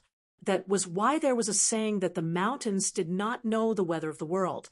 When Chin Pingon took advantage of the time to rest and immerse his mind, his Een spirit turned into a mustard seed and patrolled the water mansion. As a result, he was met with the resentful eyes of those little guys. They were probably saying that if his talent was mediocre, he should be more diligent in his cultivation. The clumsy bird flies first. Why was it that after building such a big mansion with such a key acupoint, not to mention fishing for 3 days and drying the net for 2 days, it was simply like fishing for a day and drying the net for a year? Chin Pingon felt guilty and left the water mansion awkwardly. The fire dragon condensed from the pure genuine chi of a warrior was at a fork outside the water mansion. It silently stared at Chin Pingon. Chin Pingon was gloomy and did not speak. It swung its head and tail and quickly swam away. In the early years, there was a golden little man in a scholar's robe and holding a sword on its head. Together with it, they patrolled around and expanded the territory in this small world. They were invincible and complemented each other like the civil and military officials of the imperial court. Chin Pingon put away his thoughts and withdrew the inner vision. After he came back to his senses, he sat at the table and lowered his gaze. He was in a daze and did not speak. When it came to reasoning, it was not easy to convince others, but it was also difficult to convince oneself. Then why did he have to reason? A bowl of common rice and a boxing manual. Was it worth it? The price he had to pay was extremely huge and had hurt the foundation of the Great Way.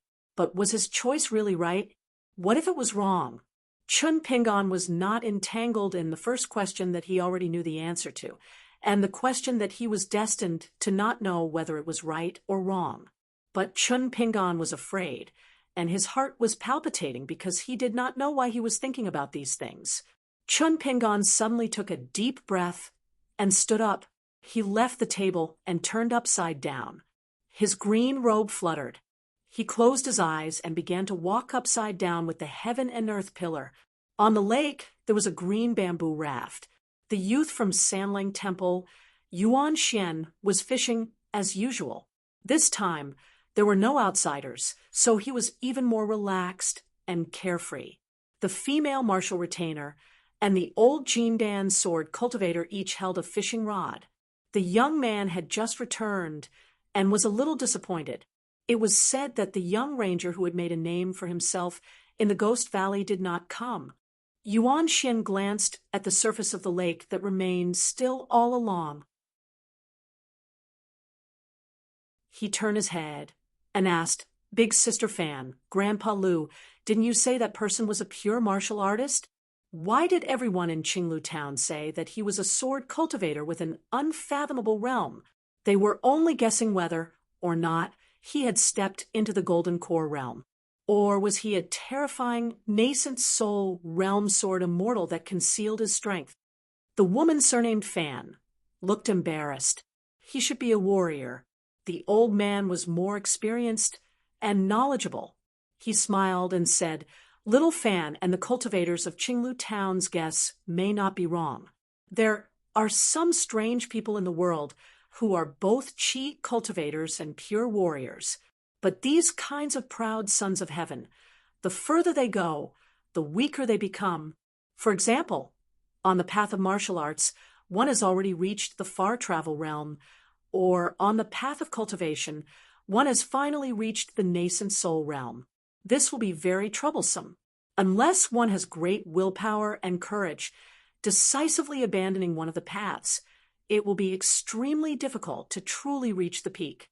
It will only be like fighting with oneself, reaching a dead end on both paths." Yuan Xian was speechless. If he is really a far travel realm warrior who is only one step away from the peak realm, and also has the magical skills of a nascent soul realm cultivator, wouldn't he be invincible in the entire continent? Invincible? That's still far from it. The old man smiled and shook his head. Ordinary immortals in the pure jade realm, as long as they are not sword cultivators, would indeed have a headache when facing this kind of rare freak. But if it is a sword cultivator or an immortal realm cultivator, they would be able to handle him with ease. Yuan Xian's thoughts were like antelope's antlers, jumping thousands of miles away directly. He smiled and asked, "Grandpa Lu, you are a sword cultivator. Then tell me, why is it that among the thousands of weapons in the world, only you people who use swords are so powerful and are even known as the number one in killing power? Grandpa Lu, don't casually fool me. I know that sword cultivators are the most expensive, and the innate sword embryo is one in a million among us chi cultivators. These two reasons are not the entire reason." The old man laughed and said, "This is a very, very old almanac." The old man did not speak anymore, raising his hand and pointing to the top of his head. Yuan Xian glanced and nodded. The young man from Sanlang Temple, who loved to get to the bottom of things, actually did not ask anything this time, and began to fish quietly. But Yuan Xian still felt a little itchy. After hesitating for a moment, he stretched out 3 fingers to the old man. The old man shook his head and stretched out his hand again, pointing to a higher place. Yuan Xian withdrew 2 fingers, leaving only one. The old man smiled and still shook his head. Yuan Xian finally began to fish peacefully.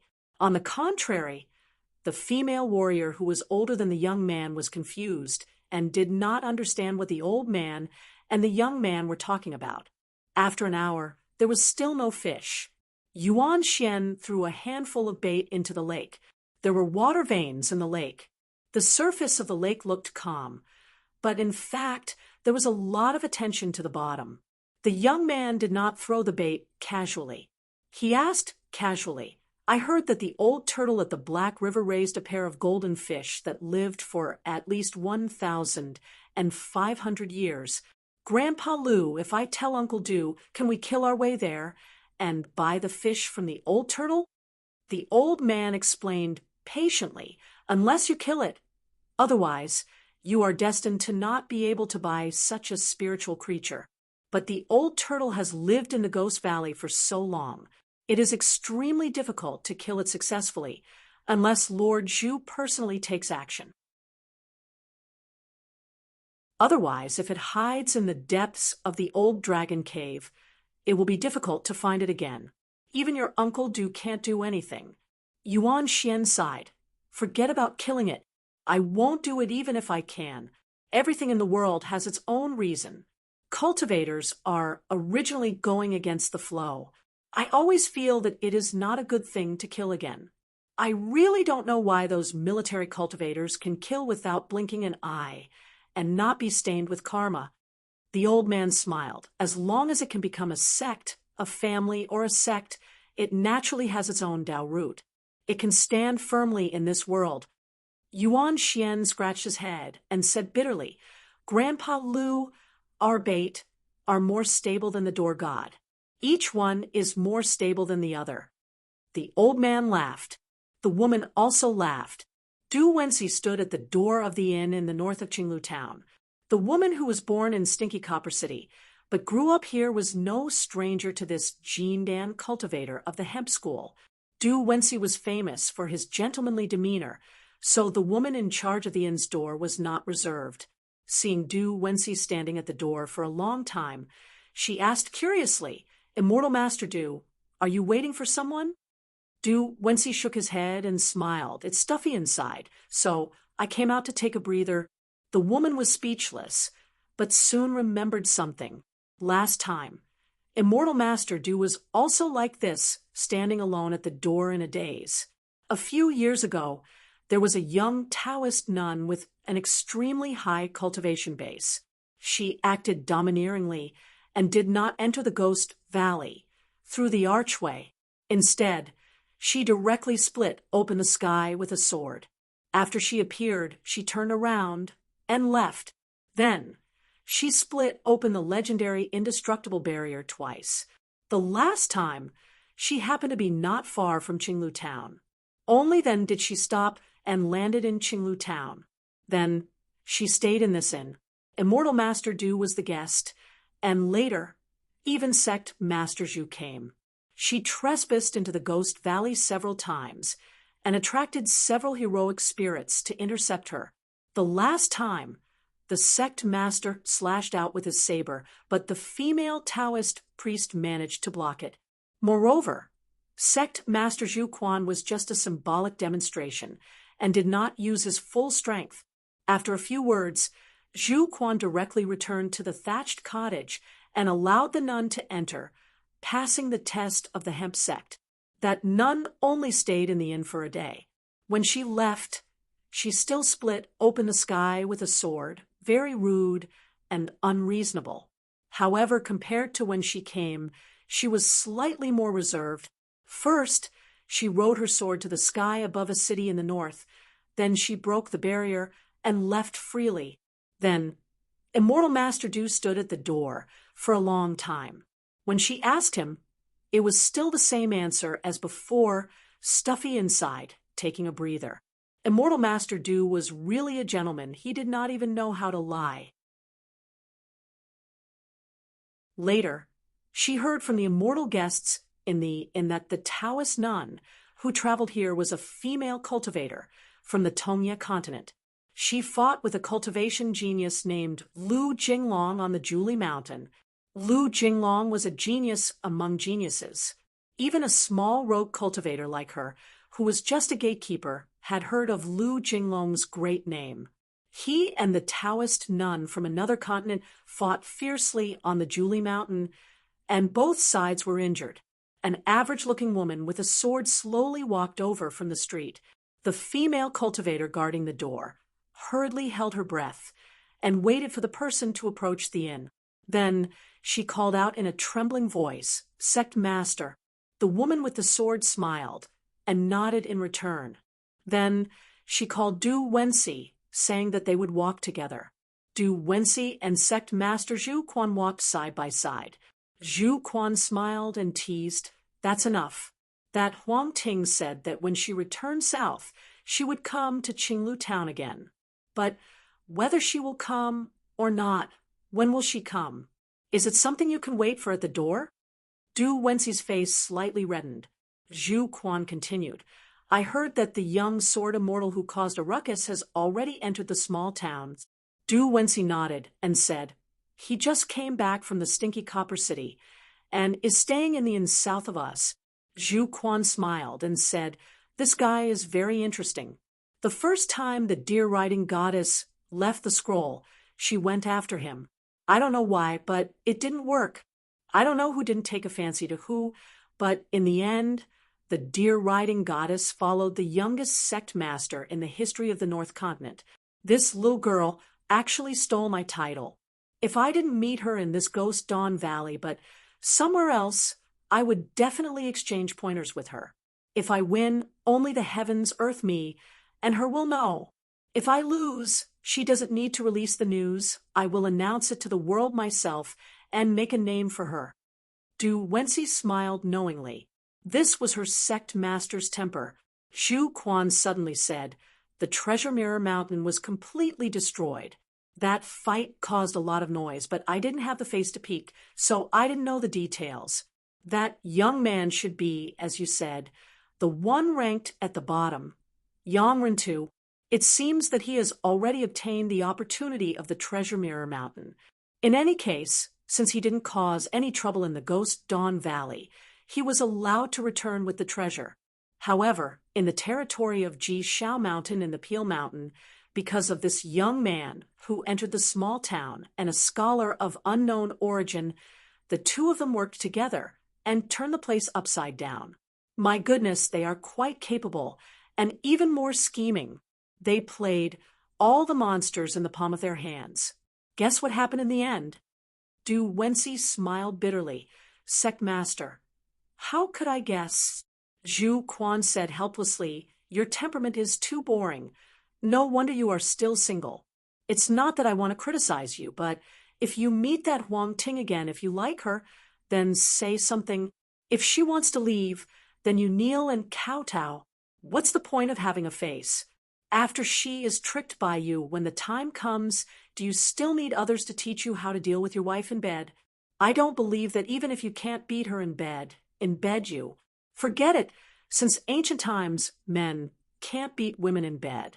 Alas, if that's the case, it's not wrong for her to look down on you. I originally wanted to be the matchmaker, but now it seems that I should forget about it. It's your fault for being useless. You say, why haven't you reached the nascent soul realm yet? Is it fun to crawl around the gold core realm like a turtle? Do you really think you are a relative of that old turtle?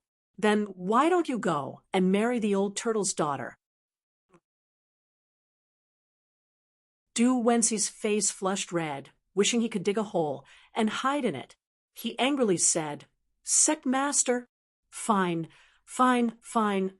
I won't poke your sore spot. I'm just worried about your cultivation.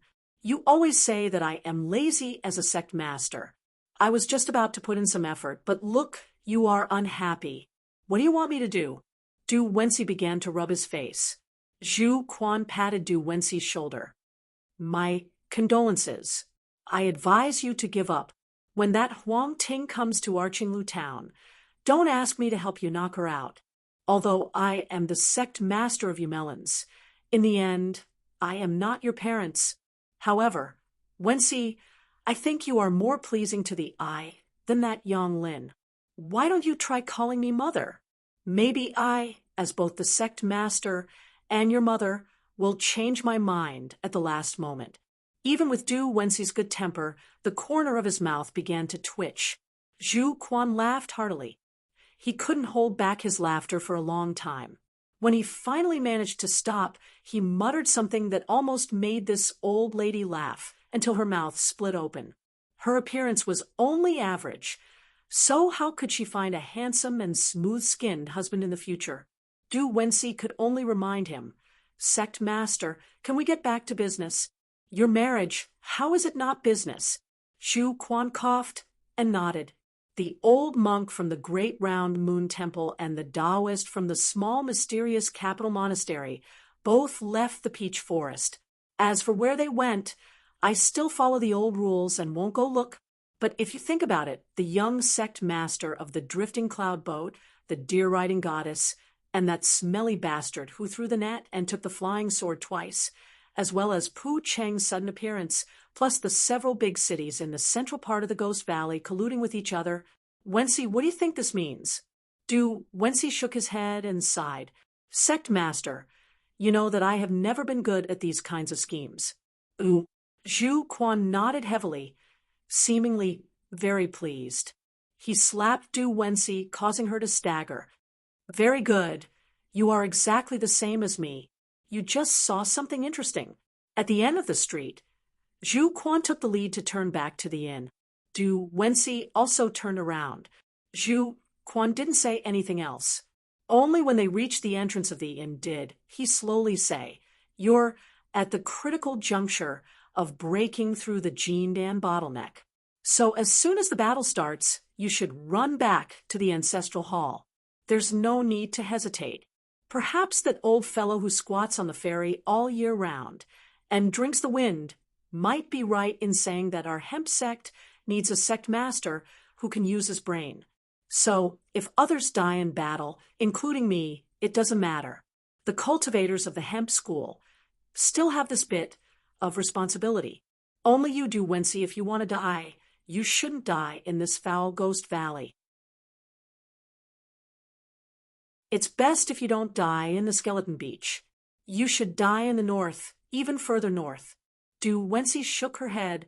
"Sect master, I can't do this. Running away without a fight. Even if I, Du Wenxi, give up my Tao and life, I will never." Zhu Quan suddenly gently pushed Du Wenxi's head.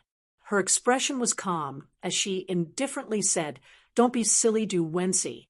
I'll put on the airs of a sovereign one last time and tell you something from the bottom of my heart.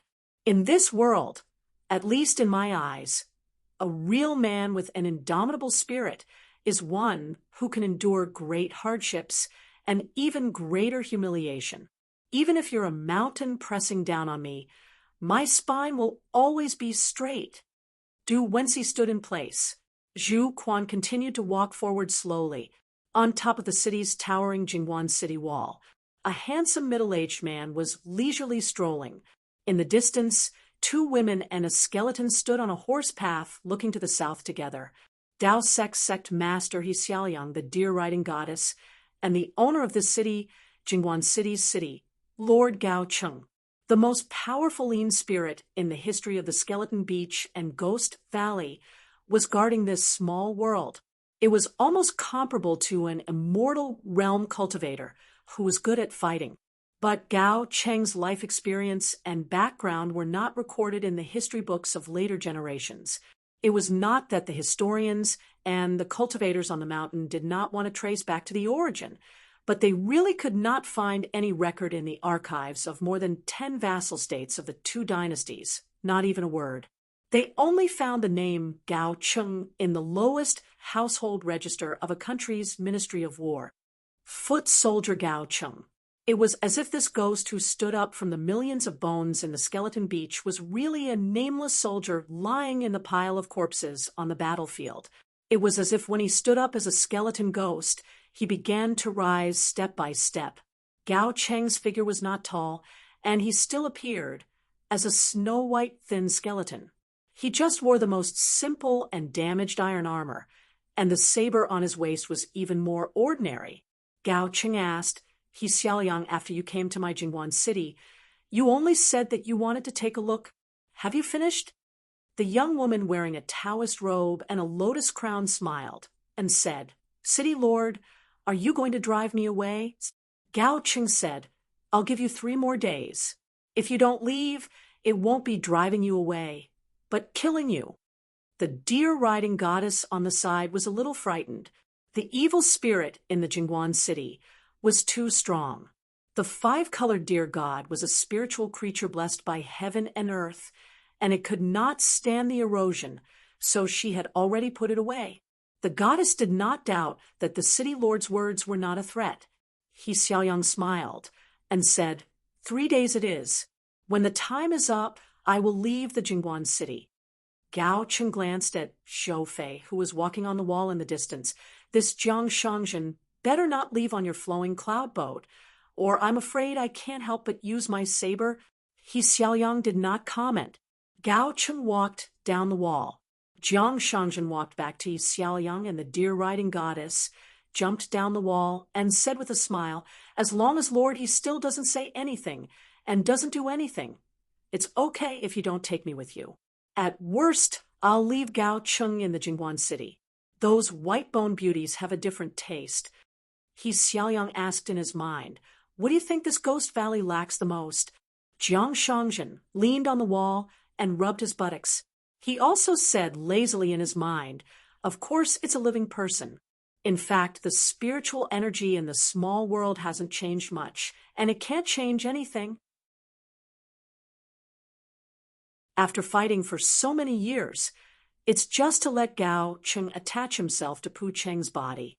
However, living people with yang energy are too few. That stinky copper city, that precious land with good feng shui, is also closely watched by Qinglu Town and Zhu Quan. It's clear that if Gao Cheng dares to snatch it away, she will dare to shed all pretense of cordiality and fight. Ooh, Xiaoyang smiled and said, "Then what if Gao Cheng can create his own reincarnation? In the Ghost Valley, so many immortals and gods can't gather the remnant yin qi of the scattered souls. Can he be reincarnated in the Ghost Valley? After 100 years, yin and yang will complement each other, and the Ghost Valley will jump 2 big steps. It can be said to be a different world and really become a treasured place with both a cave and a blessed place. What will happen then?" Jiang Shangzhen's face was dignified at first, and then he shook his head in relief. "Gao Cheng's cultivation is high, and I can't beat him in the Ghost Valley. I reluctantly admit that a strong dragon can't suppress a snake in its old haunts. But if Gao Cheng has another ancient forbidden secret method, but he can't master the method of reincarnation, Jiang Shangzhen, can also pinch my nose and admit it. But this lord of the Jingguan city just happens to have such a supreme, celestial instrument in his hand that can bear the karma of heaven and earth. In the Ghost Valley of the world of the living, I don't believe that he can create a world like Fengdu for him." Xiaoyang smiled and said, "Then let's wait and see." Jiang Shangzhen's face was gloomy. For the first time, his mood became dignified. Xiaoyang suddenly smiled and said, "Jiang Shangzhen, you actually guessed wrong about one thing." Jiang Shangzhen recovered his smile and said, "Lord, please say it." Xiaoyang did not say anything. Her expression was complicated. Jiang Shangzhen began to deduce silently in his heart. Unfortunately, there were 2 more barriers that could not be broken, and this was very troublesome. In the world, the slightest difference could lead to 1,000 miles of error, because the Taoist of the small Xuandu temple and the old monk of the big round moon temple had left the peach forest one after another, and each used supernatural power to conceal the mysteries of heaven. One appeared at the southern cliff where the iron chain bridge was hung and stood there for a night.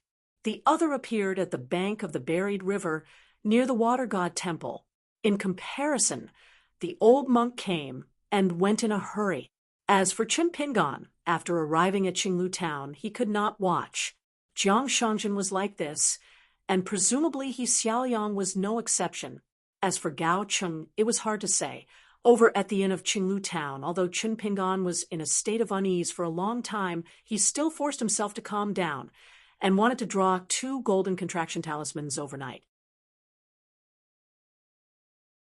However, after picking up the brush, he realized that he could not move the brush because he knew that if he forced himself to put the brush down, he would not be able to draw a talisman on the golden talisman paper, but he might be able to do it on ordinary talisman paper.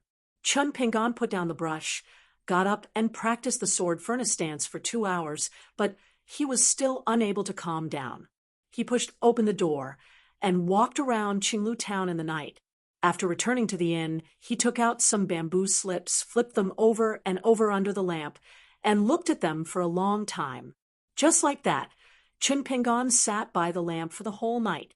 At dawn, Chen Pingan put on his skin, carried the bag, and went to stinky Copper City. He was a little regretful that he did not see the familiar ghost of the gate officer. When he went to Golden Powder Shop, it was just opening. The female ghost shopkeeper was stunned for a long time and let the little boy ghost hold the silver bell to call the shop owner. The little ghost was indeed clever and just nodded. Without saying anything, he went to the North Palace gate to find the gate god general. Soon, Tang Jinxiu carried him to Golden Powder Shop, Entering the shop, Tang Jinxiu saw that the counter was already full of items. Tang Jinxiu smiled. Old immortal master, you're here again? Is our ghost Dawn Valley full of treasures? Can you fill a sack with anything you pick for a night? Chun Pingon smiled. Isn't it? It's really a good place. Tang Jinxiu was speechless, and both sides started to buy and sell according to the old rules. But this time, Tang Jinxiu looked through the items in the bag, only bought 2 items, and took out 2 small coins. It was not that she was stingy with the immortal money, but in fact, it was so. If it was not for the fact that the other party was a young sword immortal, she would have been honest with the old and the young by paying 1 small coin. Chun Pingon took the money and left Stinky Copper City. He did not feel that he had taken a wrong path. 2 small coins was not a small amount. Returning to Qinglu town, Chun Pingon continued to practice the heaven and earth stance in the inn. He planned to practice this strange fist stance 1,000,000 times in addition to the walking stance. That day, he only had 1 meal. At dusk, he went to the wine shop to buy a pot of wine. There were few customers, so Chun Pingon sat there and drank the wine and just finished a dish with wine. He still could not draw talismans overnight, but compared to the day before, it was much better.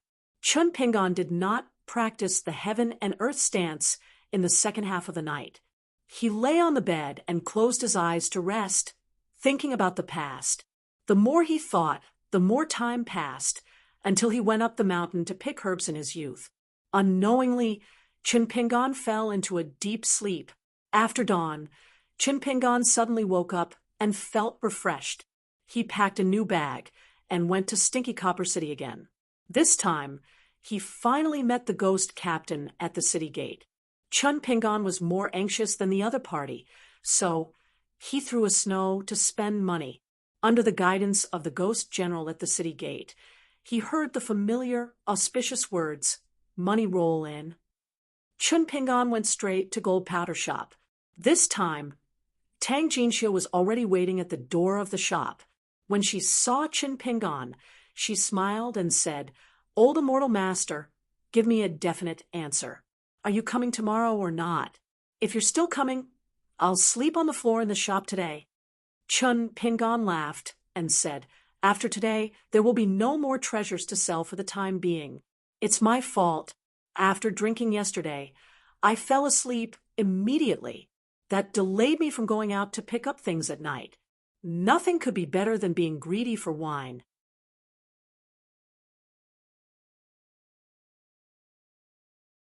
In one breath, after resting for a moment, he shook his wrist and got up to continue the 6-step stance in the room. After sitting down, he once again drew the second contraction talisman in one breath. After drawing the 2 contraction talismans, he carefully put them into his sleeve. Chun Pingon closed his eyes and began to think about all his experiences in the Ghost Dawn Valley again. From himself, San Lang Temple, Yuan Xian and the others, and that pair of Dao companions walking through the archway, Crow Ridge, Mirror Treasure Mountain, Peach Forest, Peel Mountain, and finally landing on the bank of the Black River. The old monk once said, "Repent and be saved." Previously, at the city gate, Chun Pingon had thought of these 4 words for no reason, which was why he had given the small sum of money. After Chun Pingon opened his eyes, he squinted his eyes. After a moment, he took out some new things from his core item and put them into the package. For example, the paintings of immortals fighting in the goddess of the summer's boudoir, and the 5 golden bamboo whips. After leaving the inn, Chun Pingon did not go straight to Stinky Copper City. Instead, he went to the small town's wine shop and asked for another bowl of wine. When the old shopkeeper put the wine bowl on the table, he could not help but laugh. "Little sword immortal, what's wrong? You just finished your business in Stinky Copper City, and now you want to earn money again?" Chun Pingon smiled. "Immortal money doesn't grow legs. What's in other people's pockets won't move. I can only rely on myself to run a few more steps." The old shopkeeper had served him a bowl of wine before, so he knew that this young sword immortal in front of him had another young face. He joked, "Have you seen the city lord's sister, Tang Jinxiu? If you want to earn more money from her, I suggest you don't rely on that old man's face." Chen Pingon drank a mouthful of wine and joked, "Forget it. Otherwise, if she takes a fancy to me, wouldn't it be troublesome?" The old shopkeeper laughed. "That's true." The old shopkeeper looked at Chen Pingon sitting there drinking wine and asked, "You are a sword immortal. How many times have you been to Stinky Copper City to be a bag shop for those wild cultivators? Aren't you afraid of being tainted by the stench of copper?" Chen Pingon smiled. "I should be able to earn more this time. The previous few times were just to warm up my hands and hook her appetite." After Chen Pingon drank his wine, he went to Stinky Copper City, only to find that the ghost general at the city gate was no longer there. Chen Pingon seemed to be very disappointed. He asked a ghost soldier at the city gate where the general went. The ghost soldier grumbled, "This old immortal teacher, it's all because you rewarded that piece of snow with money. The general went to Daughter's Square to have fun by himself. We as servants didn't get to drink wine anyway." Chen Pingon looked speechless. He sighed and turned to leave. Then he turned back and threw a piece of snow to the ghost soldier, exhorting, "Remember to tell your general that I will come to your Stinky Copper City tomorrow. You must be there." The ghost soldier was overjoyed after receiving the money. He nodded and bowed, shouting, "Don't worry, old immortal master. Tomorrow I will bring the general here, even if I have to tie her up." After Chen Pingon returned to the inn in Qinglu Town, he continued to shut himself in Jingguan City in the north of Ghost Valley. The city lord Gao Cheng, who was sitting on the white bone throne, slowly withdrew his hand. When the young man didn't see the lucky star ghost at the city gate, he returned to Qinglu Town in disappointment. The city lord of Jingguan City sneered. At this moment, Gao Cheng no longer looked like a skeleton. He returned to his appearance when he was alive. However, his appearance was still ordinary. Go to Stinky Copper City tomorrow. Gao Cheng thought of the blade-strengthening gourd hanging on the young man's waist. It gently pressed on the hilt and began to wait for the female sect master to leave. Gao Cheng could see some of the scenery inside Qinglu Town. To be precise, there were 2 places, but every time he spied, he had to be extremely careful.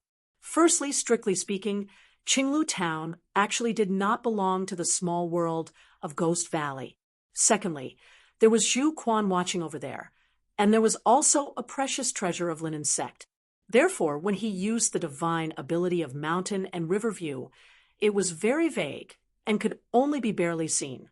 However, even if those 2 pawns revealed their whereabouts, it was still worth it. Gao Cheng actually hoped that the young man could leave Qinglu Town and take a few more steps to the north. It seemed that the guy would continue to travel north. Now, he just had to wait for that little Taoist nun to leave Ghost Valley. She was in Jingguan City. In addition, there was also the notorious Jiang Shangzhen. The situation would become extremely complicated. Gao Cheng closed his eyes. His hands gently pressed on the armrest of the throne. It was the heads of 2 fallen emperors. Night fell. The drifting cloud boat slowly rose to the sky. Gao Cheng stood up and instantly arrived on the boat. He Xiaoyang looked at the lord of Jingguan City with a faint smile. Gao Cheng suddenly thought of a vague truth. He laughed loudly, pounded his chest with his fist, and said in a deep voice, "Although I don't know why you are doing this, but I don't care about these crooked things. In short, as long as it succeeds, my Jingguan City will reward you handsomely in the future." He Xiaoyang ignored him. He still didn't do anything. He didn't say anything. Gao Cheng didn't delay the boat any longer. He left Ghost Valley and quickly returned to the throne of Jingguan City. He waved his hand and took the initiative to open a large door between Ghost Valley and Skeleton Beach in the direction the drifting cloud boat was heading to. On the wall, Jiang Shangzhen indeed didn't take the drifting cloud boat. Instead, he continued to stroll on the wall. He looked up at the door-like hole in the sky. The drifting cloud boat flashed away. After returning to the Skeleton Beach, The large door behind him instantly closed. The deer riding goddess asked cautiously, "Master, why is that?" He Xiaoyang said indifferently, "In the world, Taoist companions always rely on each other. And he Xiaoyang, am even more blessed and famous in the two continents. So, wherever I am, if I have a Taoist companion, then he will naturally be blessed. The closer the two sides are, the more so.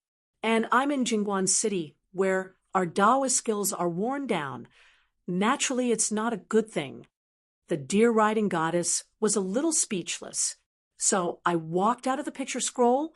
Is that why Master deliberately came to this ghost valley and left tonight?" He Xiaoyang didn't say a word. The deer-riding goddess face was pale. He Xiaoyang, who was in the sea of clouds above the skeleton beach, suddenly turned his head and slightly opened his mouth. Her face was full of emotions. Finally, she calmed down and looked deeply at the south. The deer-riding goddess was trembling with fear. He Xiaoyang turned his head and only said one word, "Let's go." In Jingguan City, after Jiang Shangzhen caught a glimpse of that inconceivable scene, he fiercely wiped his face. "I'm really convinced this time. How could he think of this and do it?" Gao Qing suddenly stood up and roared angrily, "Leave the flying sword." In the great round moon temple, the old monk looked up at the moon and put his palms together. He smiled and said, "Good." In Qinglu town, after 2 flashes of golden light, a young swordsman who had changed into a golden robe appeared near the sky screen in an instant. With a sword in his hand, he split open the sky screen and rode his sword straight to the hall of ancestral masters of the draped hemp sect. Zhu Quan held the hilt and stopped in the air, looking to the north. Not only did the master of the draped sect not stop him, but she also helped the young sword immortal who secretly came to her and made a big deal with her to keep an eye on the north. In Jingguan City, a white-boned swordsman more than 10,000 feet tall suddenly appeared. He was going to split the barrier between heaven and earth and go out of the skeleton beach to chase after the young sword immortal. Jiang Shangzhen laughed and threw out a net bigger than the previous 2 snowy spending nets. The previous 2 were only children's nets, but this one was the ancestors' net. The big net instantly wrapped around that mountain-like white-bone ankle and fiercely pulled it down. Jiang Shangzhen leaped up and used a willow leaf to open the sky. He had actually completely abandoned that big treasure net that was worth dozens of grains of Guyu money. When he flew out of the hole in the sky, Jiang Shangzhen turned his head and laughed. "You skeleton, come and hit me. Come and hit me. Come and hit me. Come and hit me. If you don't come, you'll be the obedient grandson of Zhou Fei." Even though Jiang Shangzhen was spouting vicious words, it did not hinder him in the slightest. In the Ghost Valley, Zhu Quan swung his sword. A white rainbow went from the south to the north and cut the huge White Bone's waist. There was also a rainbow sword that came from Baigong City and cut the White Bone's skull. Zhu Quan was surprised and asked, "Bones Poo, what are you doing? You've been coveting my beauty for a long time, so you follow your wife's lead?" The white bone in the green robe said indifferently, "We swordsmen are unrestrained by heaven and earth." Zhu Quan and Pu Meng swung their swords and sabers respectively to stop the white bone from tearing the barrier. Outside the skeleton beach, Chun Pingon rode his sword all the way to the ancestral hall of the draped sect. He wiped the sweat on his forehead and grinned. "I'm also the one who broke the sky curtain with one sword." Awesome.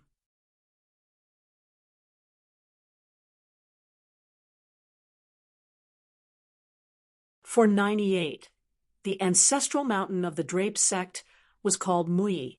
It was a towering mountain, but there were no luxurious buildings.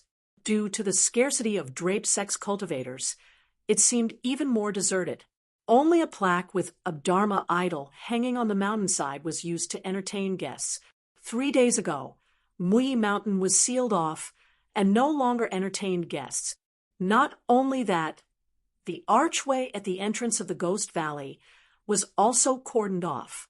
Those who came for training could only leave but not enter. From the Naya Pass Bazaar to the Mural Town to the Swaying River and to the entire Skeleton Beach, no one felt that this was unreasonable, because they had already seen more unreasonable things. First, the 3 paintings of the heavenly official and goddess in the Mural Town turned into white paintings on the same day. Compared to the great changes that followed, this was nothing. Many cultivators at the Skeleton Beach were still immersed in the loss of the 3 blessings. Not long after, they witnessed a thrilling scene with their own eyes. In the middle of the night, above the Skeleton Beach, a huge white skeleton appeared out of thin air. It was as tall as a mountain. It appeared in an invincible manner. It should be the Dharma idol of the Ghost Valley's Jingwan city lord, Gao Cheng. It used brute force to open the barrier between heaven and earth.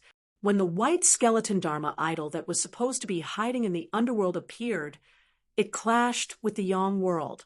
The white skeleton and the Skeleton Beach's spiritual chi rubbed against each other, creating brilliant sparks. The white skeleton Dharma idol was like an ancient fire god descending to the human world. That white bone was obviously chasing after a streak of golden light that was rushing south towards the ancestral hall of the Woodcloth Mountain, although Gao Cheng was being delayed by the blade and sword of the Ghost Valley. The person who wielded the blade was hovering in the air, confronting the 1,000 feet long white bone. The person was as small as a grain of rice, but every time he wielded the blade, the wind and thunder would shake violently, and the brilliance would skyrocket. The attack from a distance was like a long bridge. Looking at the aura, there was no doubt that it was the head of the hemp sect Zhu Quan. But there was still a sword. Its momentum was not inferior to that of Zhu Quan of the Jade Primitive Realm. The white bone Dharma form with its crooked shoulders seemed to be restrained by another force in the Ghost Valley, but it still raised its palm high and slammed it down heavily. Suddenly, a thick sea of dark clouds rolled up. Ghosts wailed and wolves howled. The sea of clouds seemed to be piled up with dozens of ghosts that could not be reincarnated, struggling bitterly in the sea of bitterness. The sea of clouds pressed down on the Hempen Sect's ancestral hall rapidly. Soon after, the Hempen Sect's protective formation was activated. Thousands of armored puppets rushed out from the Mui Mountain. Each of them was dozens of feet tall and wore talisman armor. Golden light and silver threads swirled around their bodies as they crashed into the sea of clouds. The sea of clouds was constantly being thinned, but it still had the momentum of falling. In the Mui Mountain, groups of armored heroic spirits advanced dauntlessly. In the end, the sea of clouds and the thousands of Hempen Sect's heroic spirit puppets fought each other.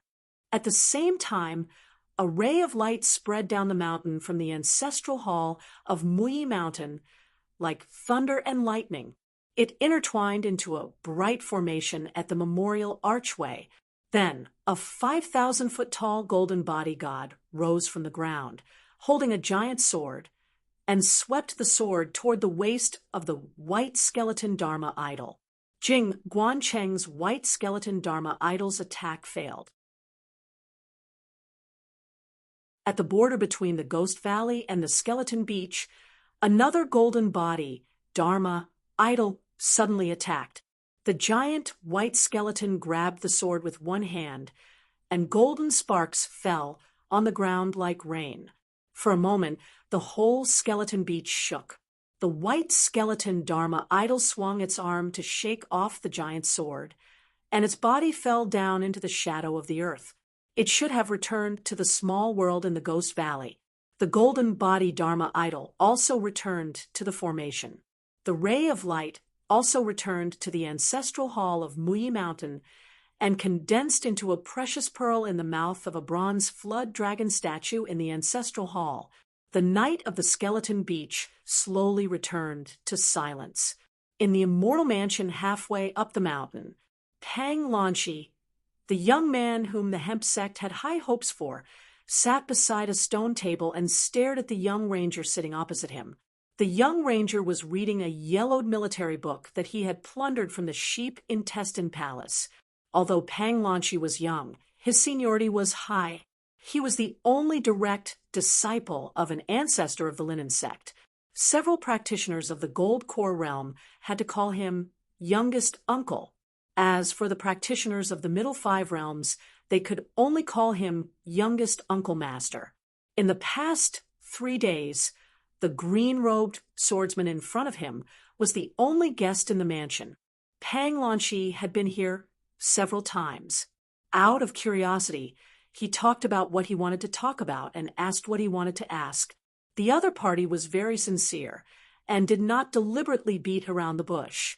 However, after Pang Lanchi thought about it, he did not seem to get to the point. It was hard to imagine that the person in front of him was the poor painter who had cheekily bargained with him in the mural town. At that time, Pang Lanchi, who was his childhood sweetheart, had to run out of the shop to remind this person to avoid showing yellow and white objects in Jianghu. It turned out that they were all fooled by this guy. The ancestor of the sect, who was in charge of the discipline in the ancestral hall, did not want to reveal the secret of heaven. He said that he would wait until the master returned to Mui Mountain. However, before he left, he sighed with emotion that with such a low realm, he could escape from Gao Chung in the Ghost Valley. Pang Lanchi became more and more curious about what had happened in the Ghost Valley. How did the person in front of him provoke the governor of Jingguan City? Chun Pingan put down the military book written by a general of the Divine Prowess Kingdom. He thought of something and asked with a smile, "Lanchi, the 8 murals in the mural town have all become white paintings. What will happen to the business of the shops at the foot of the 3 goddesses, riding deer, hanging inkstone, and traveling in rain?" Pang Lanchi was also a little troubled. She said helplessly, "What else can we do?" Xing Zi was worried to death. She said that there would not be any business in the future. Now that the mural town has lost the 3 blessings, the number of customers will definitely decrease. What can I do? I could only comfort her. I told her some great principles that I had heard from my senior martial brother and junior martial nephew. However, not only did Xingzi not appreciate it, she became angry with me and ignored me. Chun Pingan, why is Xingzi like this? I was clearly being kind. Why is she unhappy? Chun Pingan smiled and asked, "Do you want to know why?" Pang Lanchi nodded and said, "Of course." Chun Pingan's smile became even wider. "Lanchi, I heard that your great-grandfather still has a few boxes of complete sets of the goddess paintings. Furthermore, they are the most time-consuming works of your great-grandfather. They are the proudest works of his life." Pang Lanchi was stunned for a moment. After a moment, she said resolutely, "As long as you can help me clear up my doubts, I will steal the paintings for you." Chun Pingan was a little speechless. He stretched out his hand and gestured for Pang Lanchi, who had already stood up to quickly sit down. "A gentleman does not take what others like. I also do not covet those sets of goddess paintings. I only hope that you can persuade your great-grandfather to draw 1 or 2 sets of goddess paintings that are not too inferior. I will spend money to buy them, not for you to steal them. 1 set is enough. 2 sets would be better. 3 sets would be the best." Pang Lanchi was a little doubtful. "Just like that?" Chun Pingan nodded. Pang Lanchi was still a little hesitant. There are pros and cons to stealing. The downside is that you will definitely be scolded. You might even be beaten up. The upside is that it is a one-time deal. However, if you are shameless enough to pester my great-grandfather to pick up the brush, it will not be easy to truly paint the paintings. Everyone in the linen faction knows that my great-grandfather has a strange temper. He always says that the more effort he puts into the paintings, the more similar they will be to the paintings. Therefore, if you buy the paintings from a vulgar man, you will offend the 8 goddesses even more." Chun Pingan nodded. "Sincerity is the key to success. Without this sincerity as a foundation, your great-grandfather might not have been able to draw that kind of charm. Otherwise, how difficult would it be for a so-called master painter to copy a painting to the finest detail? But why is it that your great-grandfather is the most marvelous one? It is because your great-grandfather's state of mind is pure. Perhaps the 8 goddesses even saw it in their eyes back then. Their minds are connected, and the paintings are naturally marvelous. Pang Lanchi blinked her eyes. Was he speaking the truth, or was he just flattering? Outside the mansion, a tall, white-haired old man with a brush and inkstone hung on his waist turned to look at his best friend, the Linen Faction's patriarch. The latter was putting away his hand. The white-haired old man asked, "With this kid state, he should not know that we are eavesdropping, right?" The patriarch smiled. "I helped you conceal your chi, so he should not know. However, there are countless spells in the world, so there might be accidents. Just by seeing how he could escape from the Ghost Valley, we can't judge him with common sense."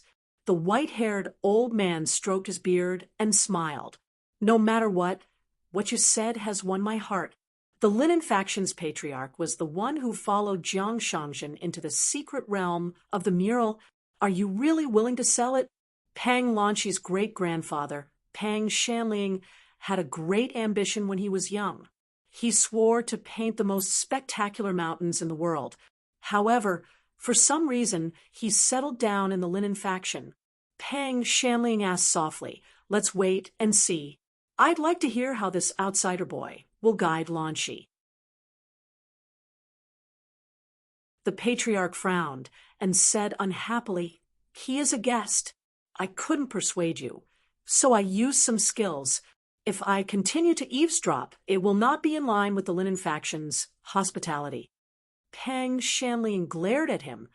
"Lanchi has already lost the chance to be a deer-riding goddess. If she stumbles in love again, I would like to see how Lanchi's master will scold you." The patriarch sneered. "He is good at scolding people, but I am better at beating people up. Every time he scolds someone, he will be bedridden for a month." "Oh." Pang Shanling suddenly smiled. "I will give you a hard copy of the goddess painting later. It is worthy of the title of Wonderful Blossom." The patriarch raised his hand and looked at the mountains and rivers. He smiled. "I was waiting for you to say that. You are too slow, so annoying." However, the patriarch quickly retracted his skills. Pang Shanling was puzzled. "Why?" The patriarch smiled. "He is not very happy. Let's stop while we are ahead. Otherwise, when we go back to the faction master and complain to him, I will have to bear the consequences." After such a big commotion in the Ghost Valley, Gao Cheng finally took the initiative to show his Dharma form and left his lair to appear at the Skeleton Beach. Not only did the faction master take action, we also used the mountain guarding formation. However, we only managed to reduce his cultivation by 100 years. The faction master must be in a terrible mood when he returns to the mountain. Pang Shanling was a little worried. For the past 2 days, the Ghost Valley had been completely isolated from the outside world. Although the natal lamps in the ancestral hall were still lit, this meant that there were no casualties in the Linen Faction's Qinglu and Lanchi town. However, only God knows if Gao Cheng would fight to the death with the Linen Faction in a fit of anger. The confrontation between the Skeleton Beach and the Ghost Valley for 1,000 years would be broken in an instant. Pang Shanling was afraid that at any moment, the natal lamps in the ancestral hall would be extinguished one by one, and the speed of extinguishing would be extremely fast. At that time, no one could guarantee how many would be left. Neither the faction master Zhu Quan nor the Gold Corps Du Wensi were an exception. If there was really a big battle with the style of the Linen Faction cultivators, the first ones to extinguish their natal lamps would be the great cultivators like them. The patriarch guessed Pang Shanling's thoughts. He smiled and comforted him. "This time, Gao Cheng has damaged his vitality. It is reasonable that he would be furious. However, there is still some good news in the Ghost Valley. The one who attacked was Pu Chong from the White Cage City. There is also the nascent soul spirit from the Shun Su Kingdom. He has always been at odds with Jingguan City. When the sky was broken, I saw that he seemed to want to interfere. Don't forget, there is still the Peach Forest in the Ghost Valley, the two otherworldly masters in the temple, and the temple will not let Gao Qin kill as he pleases. Pang Shanling nodded slightly. I hope so. At the mansion, Pang Lanqi did not care anymore. His childhood sweetheart, Apricot, was the most important. She said, "Well, you can say it, but I must think it is reasonable. Otherwise, I will not go to great-grandpa to ask for a scolding." Chun Pingon first raised his hands and cupped his fists, indicating that the immortal masters outside should not push their luck. Then he gently placed one hand on the military book and stroked it gently. After leaving the Ghost Valley, he found that most of the books carefully collected by the demon-hunting immortal in the Yangchang Palace were well maintained and in good condition. These were rare books that had existed for thousands of years, and some were even the only copies. Thus, he was in a good mood and began to explain to the young man in front of him. He chuckled softly and said, "Lanqi, do you think it is difficult for you to enter the Jindan realm and become a land immortal in the eyes of a mortal master?" Pang Lanqi said sincerely, "Chun Pingon, I am not boasting. It is easy to reach the Gold Core realm, but not the nascent soul realm." Chun Pingon nodded. What Pang Lanqi said was the truth. Over the past few days in the mansion of the Linen Sect, Chun Pingon had a rough idea of Pang Lanqi's position in the Linen Sect through chatting with the young man in front of him, as well as Yang Lin, a gold core cultivator from the Mural City. It was very likely that Pang Lanqi was groomed as a future sect leader, or at the very least, someone who would be in charge of the Linen Sect. Moreover, Pang Lanqi was talented, pure, and kind. Whether it was his innate talent or his acquired temperament, he was very compatible with the Linen Sect. This was the wonder of the Great Way. If Pang Lanqi was born in the Book Lake, the same person, his achievements in the Great Way would not be high. This was because the Book Lake would constantly wear down Pang Lanqi's original temperament, which would affect his cultivation and opportunities. However, in the Linen Sect, he was like a fish in water. It was like a match made in heaven. Perhaps this was the so-called one's own environment nurtures one's own people. Some people blamed the heavens and blamed others, but they were not completely ignorant. There were times when they were unlucky. Seeing Chun Pingon in a daze, Pang Lanqi could not help but remind him, "Chun Pingon, don't be muddle-headed. 1 or 2 volumes of filler stories are waving at you. Why are you daydreaming?" Chun Pingon apologized, and then asked, "You are an immortal on the mountain who is destined to live a long life, but your Miss Xingzi is a commoner at the foot of the mountain. Have you ever thought about this? An ordinary woman will have some white hair when she is 40 years old. When she is 60 years old, she may already be an old woman with white hair. At that time, how do you expect Miss Xingzi to face Pang Lanqi, who may still be a teenager, or at most a young woman?" Pang Lanqi's heart skipped a beat. He murmured, "I can deliberately follow the heavens and people and not let my appearance stay there forever. I will still become a white-haired old man." Chun Pingon shook his head and said, "You are wrong again and again." Pang Lanqi raised his head with a blank face. Chun Pingon said, "Let's not talk about the fact that you, Pang Lanqi, will still be an old man. Let's not talk about it." Chun Pingon paused for a moment and asked softly, "Have you ever put yourself in the shoes of Miss Xingzi, whom you have been thinking about all this time? Some things, no matter how you think about it, no matter how you think about it, no matter how kind your intention is it really good? Is it always right? Have you ever thought that giving true kindness to the other party is never our wishful thinking?" Pang Lanqi wanted to say something but stopped.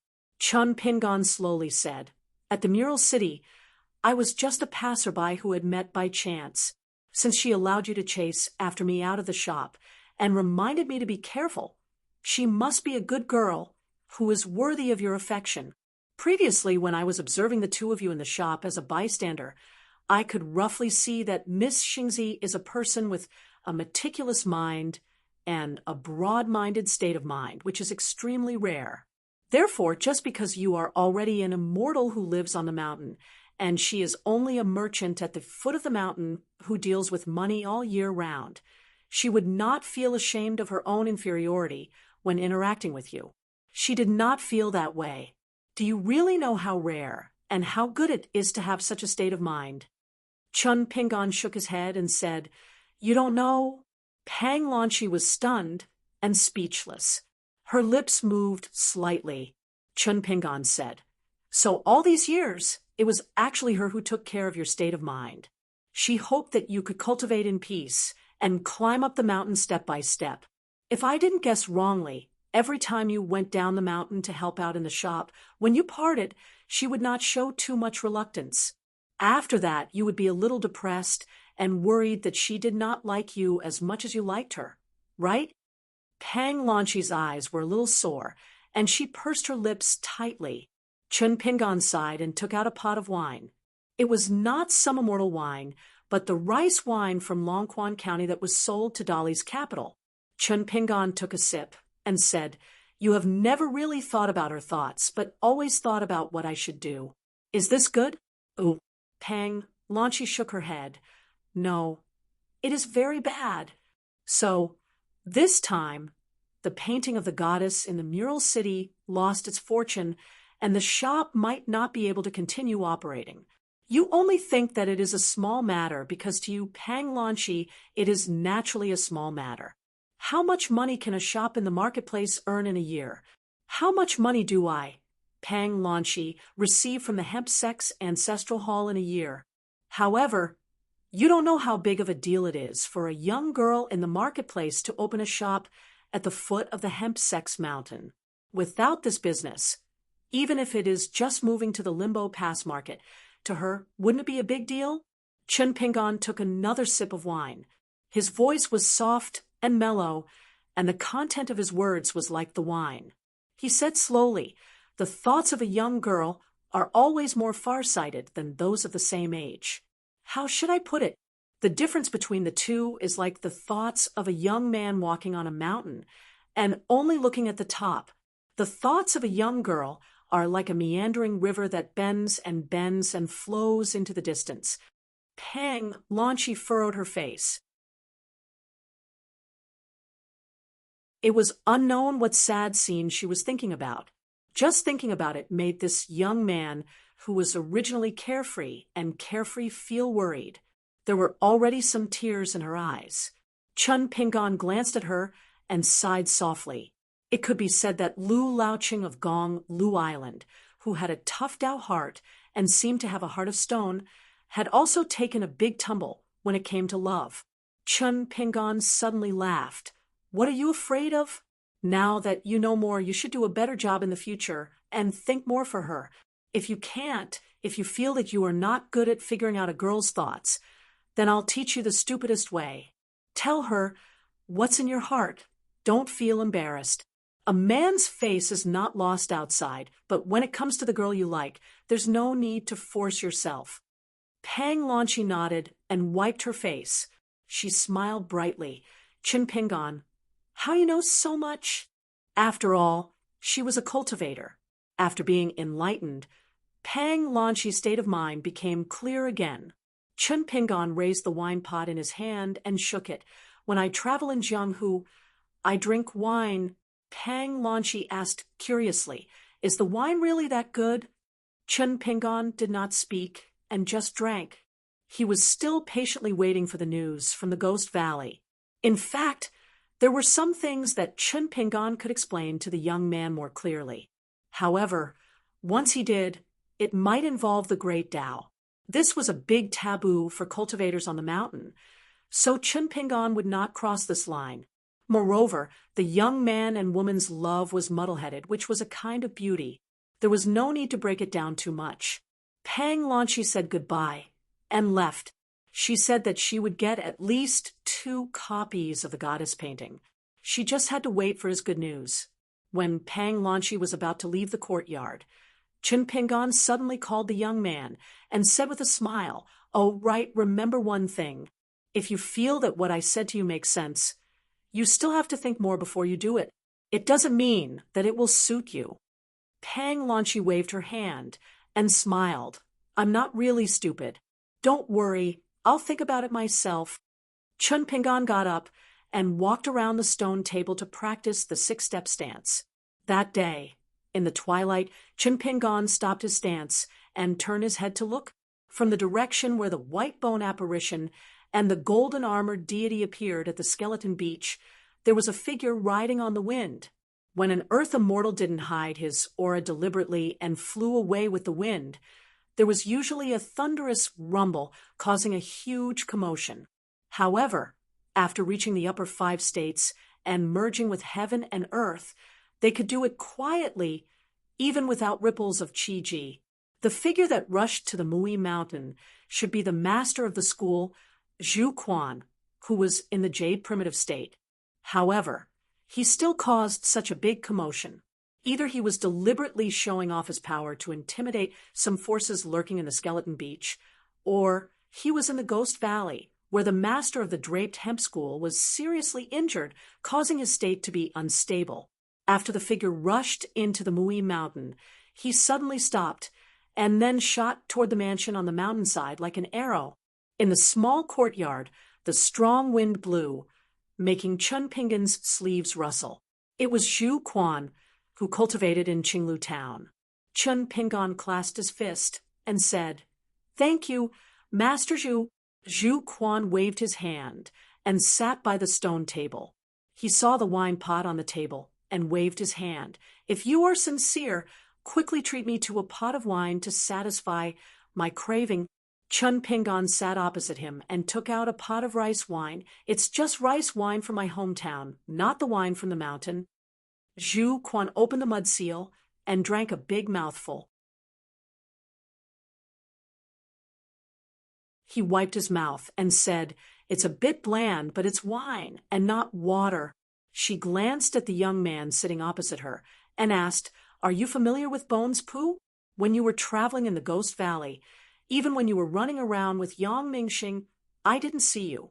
I don't know how powerful you are to make Bones Poo fight for you." Chun Pingan shook his head and said, "I'm not familiar with him. To be precise, we have some conflicts. At the Crow Ridge, I had a conflict with the female ghost in the Greasy City. It was Poo Poo who stopped me from killing Fan Yun Luo. Later, Poo Poo appeared to find me again. I saw him wearing green clothes and wielding a sword, so I asked him why he didn't covet the long sword on my back." Zhu Quan said that the rice wine was bland, but he drank a lot and soon finished it. He slammed the wine pot on the table and asked, "Then what about Bones Poo?" Chun Pingan smiled but didn't say anything. Zhu Quan exclaimed, "These two are really the same kind of people? What, wearing green clothes and using the same sword? Then you're so great." However, Zhu Quan glanced at the wine pot. Forget it. Since he had already drunk his wine, he had to be polite. Besides, any man who came from another place would be a good man in Zhu Quan's eyes if they were compared to Jiang Shangzhen's dog shit. Moreover, the young man in front of her had said Chun Pingan of the Cloud Splitting Mountain in Dali to get straight to the point. Zhu Quan had heard of the Cloud Splitting Mountain in Dali, and she had even heard of Wei Pai a few times. There was no other way. The hemp sex source of income in other continents depended on the cross-continent ferry. Moreover, she believed the second sentence of this Chun Pingan. The young man said that he owned half of the Oxhorn Mountain ferry, so for the next 500 years, the hemp sex ferry would dock without spending a single snow. Zhu Quan felt that this long-term deal, which she didn't need to spend a single copper coin, was definitely worth it. If this spread out, who would dare to say that she, the sect leader, was a spendthrift? But Zhu Quan was still a little annoyed. The guy in front of her was too similar to her archenemy, Skull Pui. She smiled and said, "Actually, your actions were superfluous. Previously, when you found me, you didn't need to give me any conditions. As long as it was against the North, not to mention Jingguan City. Even if it was any skeleton I didn't like, I would stop them. Do you feel heartache now? Is your little heart trembling?" Chun Pingon smiled and said, "Sect leader Zhu is heroic and righteous. This is the demeanor of the hemp sect. But I am a guest and a junior, so I have to behave. The proper etiquette should still be shown." Zhu Quan rubbed her chin. "Your words are good, but why do I feel that they are not pleasing to the ears?" Chun Pingon took out another pot of wine. Zhu Quan nodded and smiled. "Your words are not pleasing to the ears, but you are much more pleasing to the eyes." Chun Pingon picked up the unfinished pot of rice wine and slowly drank it. Zhu Quan glanced at the way the young man was drinking and shook his head. He was not pleasing to the eyes again. "No need to take out more wine." Zhu Quan finished the second pot of wine and put the empty pot on the table. Skull Pui really angered Jing. Guan City this time. He won't have a good time in the future. But this guy never cared about these things anyway. Gao Cheng was also annoyed by him. If he didn't use his full strength, he could really kill Skull Pui, but Jingguan City would lose some vitality. He had no choice but to fight. After all, Gao Cheng lost face this time. First, he failed to kill you, and was caught by that dog, Thief Zhang's broken net for half a day. When Gao Cheng returned to the Ghost Valley, guess what? He couldn't bear to tear that broken net into pieces. So he could only pinch his nose and put it away. Before Gao Cheng became famous at the Skeleton Beach, perhaps he was used to doing this kind of thrifty business, but after he became famous, he never thought there would be a day like this. Jiang Shangzhen, this rotten maggot, actually did a good thing in his life. Zhu Quan felt satisfied and laughed. He naturally stretched out his hand. Chun Pingon sighed in his heart. He took out the third pot of rice wine and put it on the table. Zhu Quan began to drink. He probably felt that it was not right to ask for more wine, so he also began to drink in small sips, drinking sparingly. Sure enough, it was the Lord of Jingguan City, the most powerful spirit in the Ghost Valley. Previously, when Chun Pingon decided to escape from the Ghost Valley, he also had a guess. He carefully selected all the nascent soul ghosts recorded in the Rest Assured collection in the north. Jingguan City's Gao Cheng naturally thought of it, but he felt that the possibility was not big because just like the two masters of the White Cage City or the Great Round Moon Temple and Small Xuandu Temple in the Peach Forest, the higher the realm, the higher the vision. Chun Pingon said by the Black River. To achieve this, one must have this heart. In fact, the scope of application was not narrow, of course, except for the wild cultivators. And then there were many accidents in the world.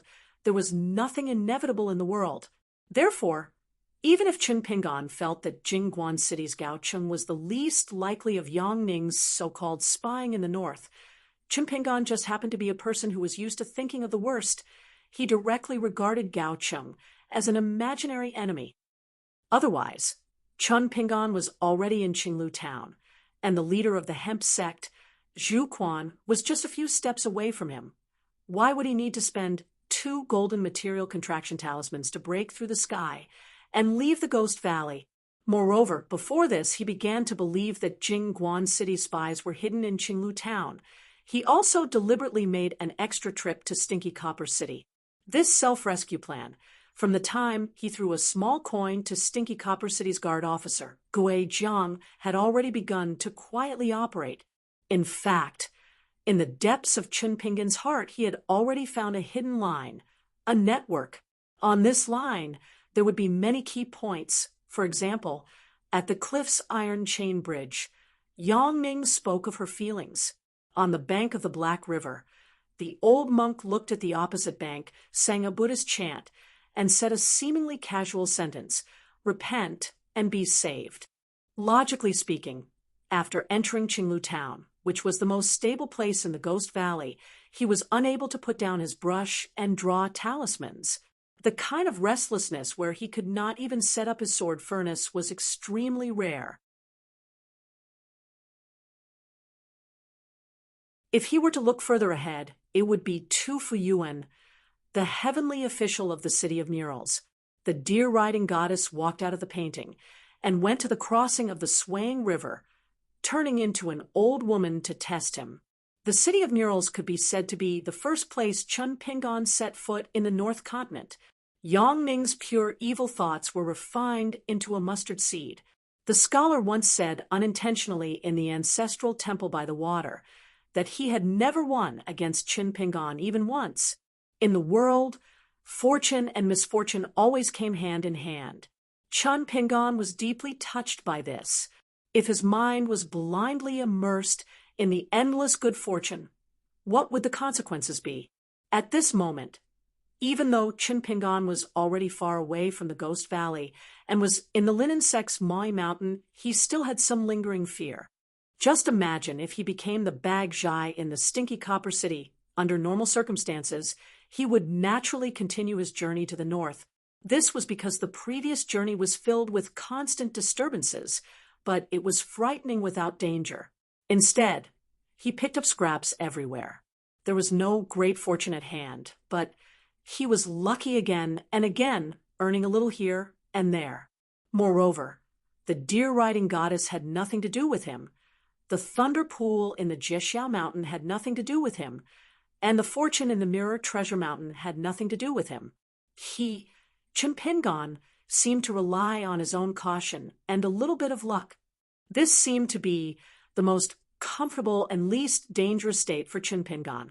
Chun Pingon narrowed his eyes and drank the rice wine in the pot in one gulp. Zhu Quan glanced at the long sword on Chun Pingon's back and gently shook his head, thinking that it should not be this item.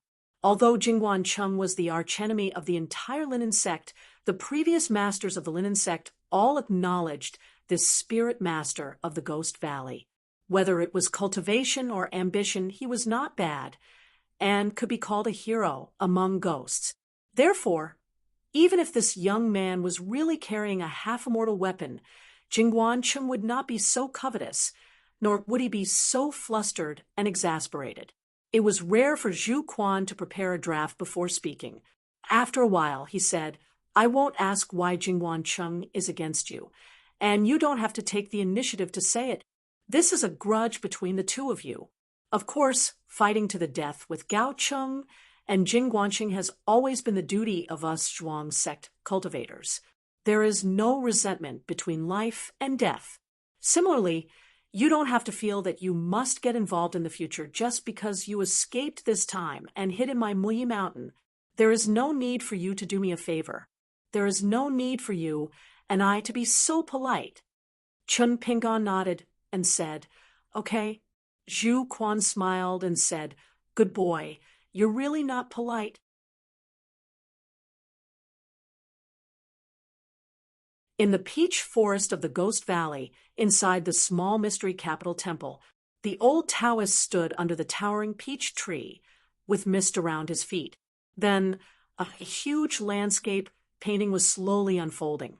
When the painting showed a scholar walking into the stinky Copper City to participate in the imperial examination that was like child's play, the little Taoist boy, Su Ku, who was holding a horsetail whisk, was frightened and said in a trembling voice, "Master, is this the legendary time scroll horse painting?" The old Taoist nodded. The sect master of the Cloud Palace of the great Yuan dynasty's Chong Xian Bureau personally wrote a letter to our small Xian capital temple asking me to help protect Yang Ningxing's Dao. Since I wanted to do good deeds to the end, I drew this painting. But don't worry, this is only a copy of the real-time scroll horse painting. The price is not too high. Others can only see it 3 times. The reason why I showed it to you once is because I want you to learn a thing or two. You can learn from others, so look carefully. Ooh. Su Ku was shocked and said, "That young heavenly lord of the Chong Xian department has that brother to retrieve the item from the Mirror Treasure Mountain. Yang Ningxing is just here to play in the Ghost Valley. Why does he have to do this?" The old Taoist smiled and said, "I was also confused at first, but I guessed that it was related to the Battle of the Great Tao. When you finish looking at this painting, the truth will come to light."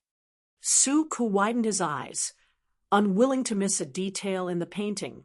However, what Yang Ningxing did in the stinky copper city was really unsightly.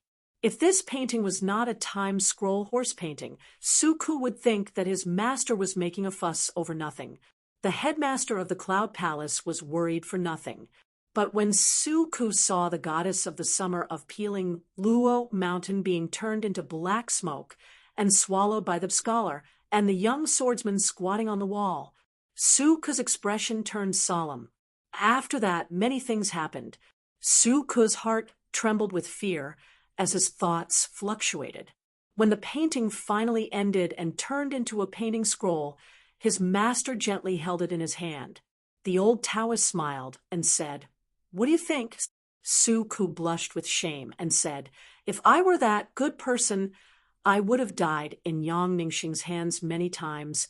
The old Taoist nodded. "If you were that person, you wouldn't be able to escape from the Ghost Valley." Su-ku thought of the commotion in Qinglu town and the battle between immortals that followed. This little Taoist boy was a little discouraged. The old Taoist looked at this proud disciple and smiled. "Why? Do you feel that you are inferior to him? If I were to tell you that this wanderer's true age is only in his early 20s, would you still want to bang your head against a peach tree and die?" Su-ku's forehead was covered in sweat. The old Taoist shook his head and sighed. "Silly child. In a situation where fortune and danger coexist, is it really a good thing to take the risk every time? Being trapped in the mortal world and being entangled by karma, it is very scary for a cultivator. Taking a step back, if you are really inferior to this person, do you not cultivate and comprehend the Tao? If you become me, will you be disheartened and tell yourself to forget it when you think about the Tao ancestor at the top and the 3 sect masters at the lower level and the ascended immortals in the Beko Keikyung building?" "Ooh." Su-ku raised his head, his eyes blank. The old Taoist bent his finger and lightly touched Su-ku's forehead. "We Taoists cultivate our own kung fu and our own affairs. Our greatest enemy is the cage of rules and regulations, not others. What does the rise and fall of others have to do with me? In my opinion, perhaps the true Tao is not to be fought for, but forget it, there is no point in talking about it." Su Ming took a step back and cupped his fists. "Master, this disciple understands." The old Taoist nodded. "That's enough.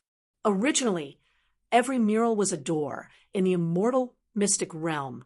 As the 8 murals became white paintings, the immortal cave lost more than half of its spirit chi. It was reduced to an ordinary mystic realm with insufficient grotto heaven and plenty of blessed land. It was still a place with good feng shui, but it was no longer breathtaking. Jiang Shangzhen walked in it again, feeling very disappointed. After he cut open the sky with his natal item, the willow leaf, and returned to the skeleton beach, he did not leave the North Continent. Instead, he quietly came to this mystic realm. There were some things that would make one's heart itch if one did not understand them. Moreover, hiding here was killing 2 birds with 1 stone. Firstly, it was safer than hiding in Mui Mountain. Secondly, he was worried that if he became enemies with He Xiaoyang, the repercussions would be more terrible. That ruthless woman was a person of great fortune. Once she hated him, it was very likely that as long as Jiang Shangzhen was in the ordinary North Continent, he would inexplicably suffer a calamity. It would not be a disaster, but it would be very disgusting. For example, Jiang Shangzhen was very worried that if he casually showed his face at the Skeleton Beach or Mui Mountain, he would meet an old lady who was wandering in the south. Then she would cry her heart out to him. Jiang Shangzhen really could not stand this kind of reunion.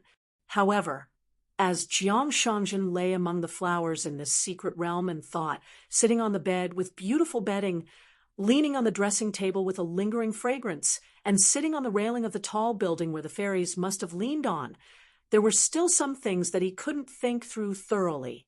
It seemed that in the blink of an eye, about 3 days had passed.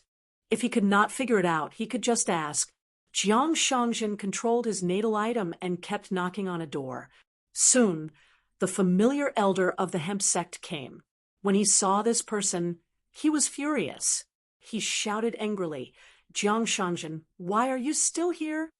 Our hemp sect has no dog, sh*t for you to eat. Jiang Shangjin sat on the railing and looked down at the hot-tempered old man. He smiled and said, Don't be like this. Let's talk nicely. I'm your hemp sect's ally now. The hemp sect's elder did not talk nonsense and was about to start fighting. Jiang Shangjin quickly raised his hands and said, Seriously, I have something to discuss with your sect leader, Zhu Quan. Of course, there's also the guest on your mountain. It's best if they come here for a chat. The elder had already controlled his natal item. Judging from his posture, it was not as simple as stretching his muscles and bones.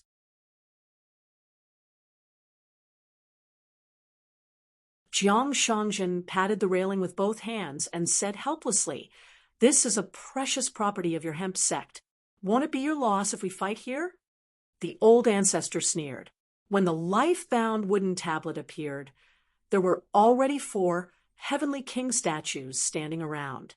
Their limbs moved slowly, and golden light condensed in their eyes. Jiang Shangjin was afraid that the North Continent's cultivators would do this, so he decided to fight them first. If it was back then, Jiang Shangjin would have fallen for this trick. Back then, Jiang Shangjin was only in the Golden Core realm, but he dared to claim that he was the best at causing trouble, the best at fighting and scolding, and the best at running away when things went south. He claimed to be one of the top 3. However, after this trip to the North Continent, Jiang Shangjin had no intention of returning to the Jianghu. Jiang Shangjin glanced up and heaved a sigh of relief. In a sea of clouds high in the sky of the mystic realm, sect leader Zhu Quan's embroidered shoes appeared again. At first, they were as big as a hill and covered the sky. The moment they landed, they returned to their normal size. Chun Pingan was beside Zhu Quan. The 2 of them appeared in the corridor on the top floor of the towering pavilion. Zhu Quan asked the elder to return to Mui Mountain. The elder cursed and put away his natal item and the 4 heavenly kings. Jiang Shangjin laughed and jumped down from the railing. Little Quan, they say that a day apart feels like 3 years. We haven't seen each other for 10 years. Did you miss me? I know you didn't miss me at all, right? Zhu Quan couldn't be bothered to look at him. He said to Chun Pingan, Don't worry. I'll rush over if there's trouble. I'm more excited to kill this pervert than to flatten Jingguan City. Jiang Shangjin didn't mind. He leaned against the railing and fanned himself with his hand. He smiled and said, Little Quan is just as lively and cute as before. Zhu Quan disappeared in a flash and returned to Muyi Mountain from the Sea of Clouds. After the hempen sect's ancestor and sect master Zhu Quan left, Jiang Shangjin waved his sleeve. Strange magic treasures appeared one after another from his sleeve. He actually sealed the Sea of Clouds gate that led directly to Muyi Mountain and the other 8 small doors with murals. Then, from the Sea of Clouds, came Zhu Quan's muffled voice, Jiang Shangjin, are you looking for a beating? Then, the Sea of Clouds shook. Zhu Quan probably started to smash the door on Muyi Mountain. Jiang Shangjin waved his sleeve again, causing numerous magic treasures that flowed with dazzling lights to constantly fly out of his sleeve and completely block the entrance to the Sea of Clouds. After that, he swore loudly, If I commit murder here, then I'll kill you, Zhu Quan, as soon as I leave this place. Chun Pingan was indifferent to this. He took a pot of wine and threw it to Jiang Shangjin. He said, Thanks. Jiang Shangjin no longer had the joking expression from before. He sighed and said, I'm curious. Have you guessed who attacked you? Chun Pingan smiled and said, Wasn't it Gao Cheng? For the first time, Jiang Shangjin didn't make any jokes. He just stared at Chun Pingan. Chun Pingan gently jumped up and sat on the railing. Jiang Shangjin also sat on the side and drank. Chun Pingan said, Since you asked, I'm sure. Jiang Shangzhen said doubtfully. Then I'm even more puzzled. I've investigated your past through various channels. Logically speaking, you shouldn't have such a deep grudge with her. Chun Pingon first said something off topic. Sect Master Zhu told me before that after Pu Tong of Bailong City attacked Gao Cheng, he replied to her with a sentence. When a swordsman does things, heaven and earth will not restrain him. That was really well said. Jiang Shangzhen drank a big mouthful of wine.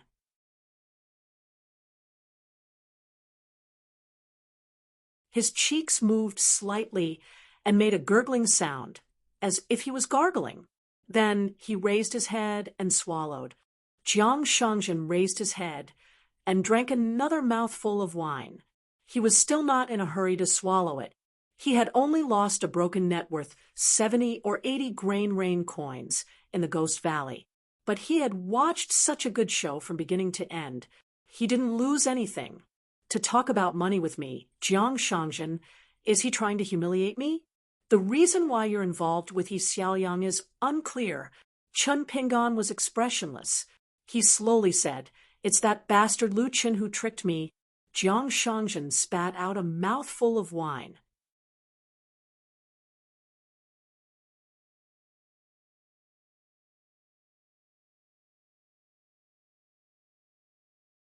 $4.99.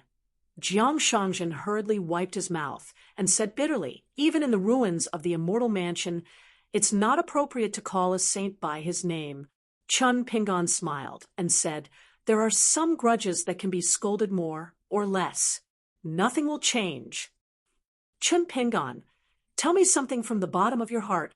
Jiang Shangzhen blinked his eyes, lifted his butt, and pointed to the top of his head. That person, must he kill you? Chun Pingon shook his head. It's not that exaggerated. Our old debts have almost been settled. He's such a big hierarch master who's in charge of all the people in the world. He doesn't have that much free time to deal with me.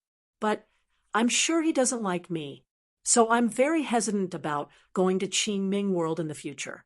Chun Pingon wanted to visit all the 9 continents of Hao Ran World and the other 3 continents. Jiang Shangzhen sat back on the railing. If Lu Qin was determined to target Chun Pingon, he would obediently run back to Book Lake of Aquarius Continent and be a coward. Anyway, the lake there was deep. If he didn't cower, would he be a bird out of the forest? Old Man Sun had said 10,000 times that when he arrived at Book Lake, he had to quickly do as the Romans do, and be a local snake, not a dragon crossing the river. Chun Pingon said, I know you won't get involved in some things, so can you just say something that can be said? Jiang Shangzhen took a sip of wine and nodded. Gao Cheng's ambition is great, the kind that can scare people to death. He wants to build a Fengdu underworld in the Ghost Valley, a place between the world of the living and the world of the dead. The cycle of life and death is created here. Once it's done, there will be 2 great benefits.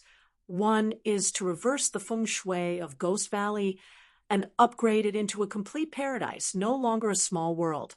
With the 3 paths of heaven, earth, and man, it will really give birth to the big picture of the sun rising and the moon setting, the 4 seasons orderly, and the cycle of the solar terms. Gao Cheng will be the true god of this place. He's even more superior than all the saints who oversaw the small world. Maybe he can reach the sky in 1 step. Gao Cheng will directly cross the immortal realm, from the Jade Realm to the Ascendant Realm. At that time, Gao Cheng will be similar to those few eccentric existences in the world who will really obtain great freedom and break the cage of heaven and earth. Those who can kill him will most likely not do it because they have too high a view, and those who really want to kill Gao Cheng will not be able to do it. In any future battles and killings, even if they are suppressed in Ghost Valley by Hemp Sect, Gao Cheng, and Jingguan City, can be considered in an invincible position every time a cultivator of Hemp Sect dies in battle. It's equivalent to Ghost Valley. SSSSS. Hempses. Hemp Sect with less than 200 cultivators, even SSSS, even the several sexes, and SSS. Hemp, S's sect with his. Jiang Shangjin twisted the neck of the wine pot with 2 fingers, gently swaying it, and slowly said, "So, Gao Cheng's. This is a very taboo thing. However, for Gao Cheng to be able to reach this step from a nameless, ordinary soldier, he was naturally not a fool. He would act with great propriety and advance step by step. My guess was that within 100 years, he would be extremely restrained. He would stop after taking over the hemp sect, including the territory of the Skeleton Beach, and then Gao Cheng would stop. Then, within 1,000 years, he would make friends with those far away and attack those close to him. He would maneuver freely and strive to take over another sect. Slowly, the capital would become more and more legitimate. It's hard to say what the Confucian Academy will do. There are too many rules, and they often fight among themselves." After a while, many things will be done. Therefore, during this period, there are only 2 forces that will really fight with Gao Cheng. One is this hemps and the Buddhists. After all, the Buddhists don't want others to build fengdu in the human world and open up the 6 paths of reincarnation without permission. As for the North Continent's Taoists, the Yunshao Palace's Chongxuans, and the Lord of Heaven's Xiesher, they may not hate Gao Cheng's actions. The former will probably sit on the mountain and watch the tigers fight, and let Gao Cheng and the North Continent's Buddhist forces wear each other down, especially the latter. As for the reason, you should already know, so I won't say more." Jiang Shangjin smiled and said, "It was Gao Cheng himself who shouted, 'Leave your flying sword behind.'" Chun Pingon sighed and lowered his head to look at the blade's strengthening gourd. He recalled a detail from before. "I understand now. I'm like a child carrying gold across the city, and I just happened to bump into Jingwan City's Gao Cheng. No wonder Gao Cheng was so angry. If the ancestral hall of the Wood Clothing Mountain hadn't activated the mountain protection formation, even if I escaped from the Ghost Valley, I wouldn't have been able to leave the Skeleton Beach alive." Jiang Shangjin waved his hand. "What child? You don't have to look down on yourself. It's more accurate to say that an ordinary man carries a jade." Chun Pingon asked, "What do you think Gao Cheng is going to do now?" Jiang Shangjin smiled. "I guess he's going to make straw men in Jingwan City. Once you miss your opportunity, it's harder to catch it again. This kind of thing is hard to explain with reason, but the people on the mountain have to believe it. The older they get, the more they believe it. So you don't have to worry too much now. One who survives a great disaster is bound to have good fortune in the future." Chun Pingon smiled bitterly.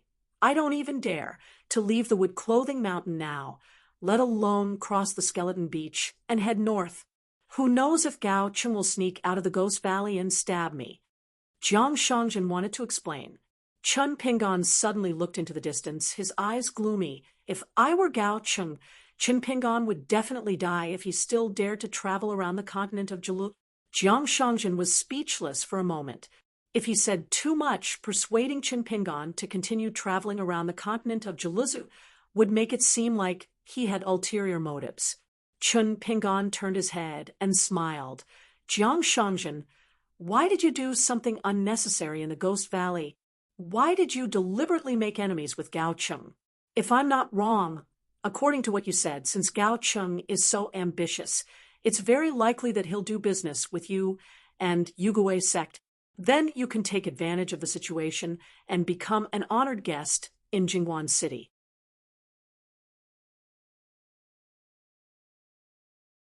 Jiang Shangjin smiled and said, "Then it should be me being impulsive. I can't stand to see women being bullied, and I can't stand to hear Pu Cheng's hair-raising bold words." Chun Pingon handed over the wine pot. Jiang Shangjin took the wine pot and gently clinked it with him. They both drank a mouthful of wine. Jiang Shangjin suddenly said, "What do you think of Zhu Quan's character? What about Pu Cheng's character? And this Shuang sect, what's their temper like?" Chun Pingon said, "I'm fascinated by them." Jiang Shangjin nodded. And I'm saying if you want to continue traveling around the North Continent, you must be careful.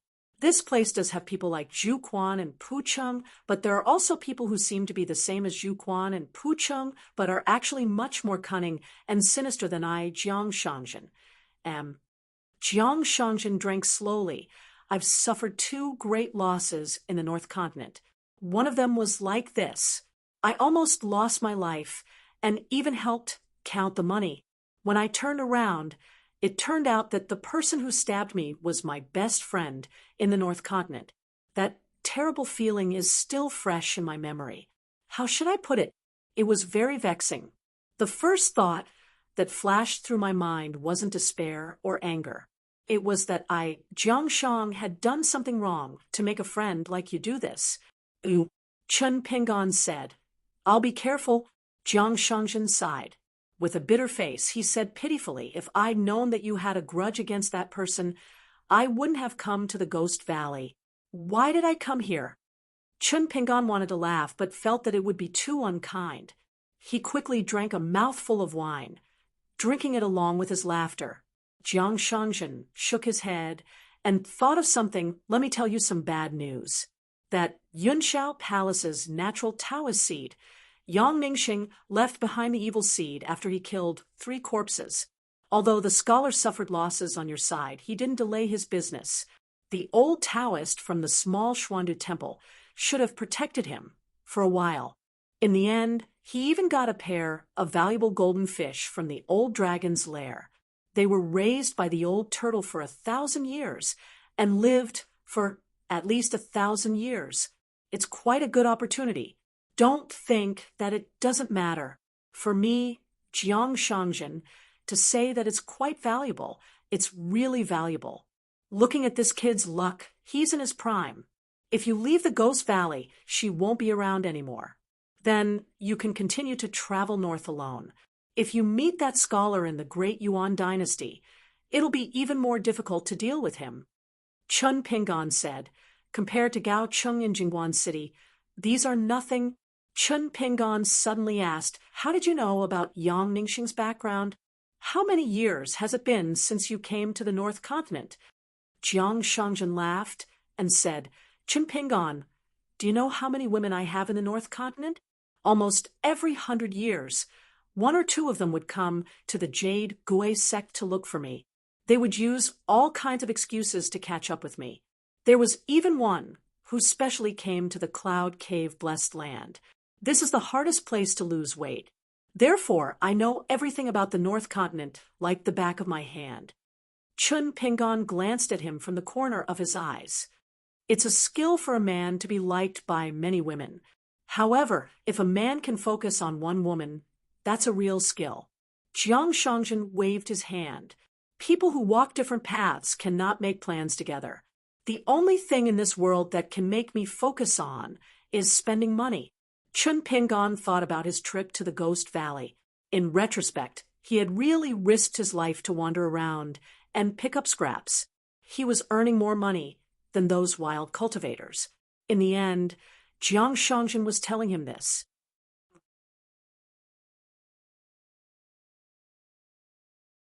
Chen Pingon thought of something and took out the 100-eyed Taotai robe that he had taken from Yang Ningxing. Jiang Shangjin's mention of the old Taoist from the small Xuandu temple protecting Yang Ningxing was probably referring to Yang Ningxing's strange gaze before she returned to her senses at the edge of the iron chain bridge. At that time, Chen Pingon felt that something was wrong. It was most likely that Yang Ningxing had already sensed the old Taoist presence. At that time, Yang Ningxing probably felt that it was a blessing or a curse, and was not sure if the old Taoist's original intentions were good or evil. Jiang Shangjin glanced at the robe and nodded.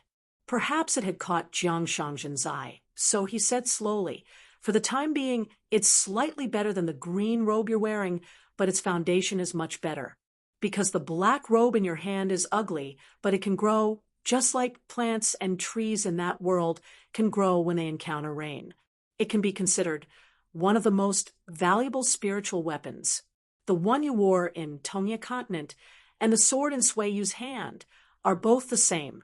However, each of them has a different level, just like how a cultivator can ascend to the ascending realm. Some have the aptitude of a tortoise to reach the Jindan realm at most, while some reach the Yuanying realm and even reach the upper five realms. Among the three, your snow-white robe has the greatest potential. It's a half-immortal weapon, followed by Sui Yu's sword, which has a chance to become the best half-immortal weapon. This robe you stole is at most a half-immortal weapon, but it's slow and consumes a lot. It was an unexpected surprise. He originally thought that this robe was similar to the spring grass robe and the snowflower robe. He did not expect that its rank could go up. In the future, when he roamed the Jianghu, he would cover his face and wear this robe.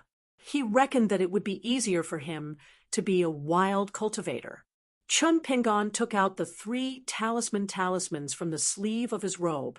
He smiled and said, "I can only see that it's a secret talisman from the Cloud Palace. I can recognize the seal script, but I don't know its true origin, specific use, or how powerful it is. Can you give it a try? How much is it worth?" Jiang Shangjin took the 3 golden talismans from the Cloud Palace. The Jade Sky Mansion Talisman is a branch of the Mountain Talisman. It's one of the specialties of the Chongxian Bureau.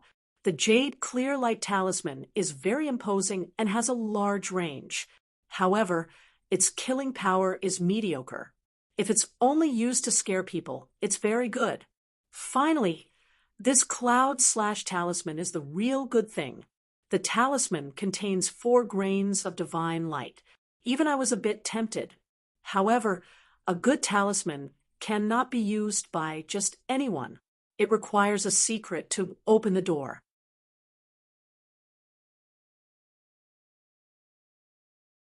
This is especially true for the Absolute Decapitation Talisman, which is a secret technique of the Yang clan of Cloudy Palace. Coincidentally, I have a female Taoist elder sister in Cloudy Palace. Of course, our relationship is stronger than gold, and we see each other day and night. Jiang Shangjin suddenly turned his head to look, his expression strange. Chun Pingon had no intention of taking it back. He took small sips of wine. "I know that these 3 talisman are definitely not as valuable as your net. Just treat it as something better than nothing." Jiang Shangjin slapped the 3 talisman onto the railing. He laughed loudly and said, "Save it. Take it. I, Jiang Shangjin, earn money and spend it without restraint. My heroic nature is not the least bit inferior to that bone poo." Chun Pingon turned to look at Jiang Shangjin. "You really don't want it? I've already done my best. I'm not as wealthy as you, Jiang Shangjin. You've always been itching to break a copper coin into 8 pieces to spend." Jiang Shangjin lamented. In all honesty, Chun Pingon took back the 3 talisman pieces with lightning speed and put them away along with the talisman's robe. He smiled and said, "Then I'll be a good person to the end. Tell me in detail how to open these talismans." Jiang Shangjin didn't show any signs of displeasure. Instead, his smile grew wider. He told Chun Pingon the talisman's opening door technique in full detail through the ripples in his heart. Chun Pingon then took out a golden lightning whip that he had excavated from the Cumulus Clouds mountain. It was as long as an arm. "What's the appearance and value of this item?" Jiang Shangjin said, "This is an item manifested from the overflowing veins of the lightning pool. It's suitable to be refined into a ghost whipping whip, together with the ghost whipping whip made from the bamboo of the verdant immortal mountain. They are known as the world's 2 peerless treasures. However, looking at the quality of the lightning pool and the bamboo of the verdant immortal mountain, the lightning pool of the Cumulus Clouds mountain is still a little inferior. If it were the one at the inverted mountain, you wouldn't need to refine this item to become an innate talisman. As for now, it's just a slightly better innate talisman. Moreover, this item is still a little small. If it were me, I wouldn't be willing to bend down and pick it up from the ground. Chun Pingon had a rough idea in his heart. If he had the chance, he would refine the longest lightning vein golden whip into a mountain traversing staff. He would use it for a period of time, and when he returned to the Aquarius continent, he would give it to his first disciple. It was golden and dazzling, and was pleasing to the eye. If the master liked it, how could the disciple not like it? Jiang Shangjin said with a smile, "What other items do you have in the Ghost Valley recently? Take them out and let me take a look at them for you." Chun Pingon hesitated for a moment. In the end, he took out the few erotic paintings that were hung on the wall of the goddess of the summer's boudoir and handed them to Jiang Shangjin. Jiang Shangjin's eyes were playful at first. Finally, when he saw the Taoist couple's cultivation picture full of annotations, he nodded and said, "It's a kind of unorthodox method. Ordinary earth immortals who are proficient in the dual cultivation method can use it as one of the foundations of their sections. It can help a cultivator of the lower 5 realms ascend to the middle 5 realms. It's a convenient method, so this one is worth some money. As for the others, it's usually late at night when I can't sleep alone. They're just for fun," Chun Pingon said in surprise. "This one is so precious." Jiang Shangjin nodded and said, "The Moon Palace's people are just blind. They can't enter the door. They've wasted a Tao opportunity in front of them."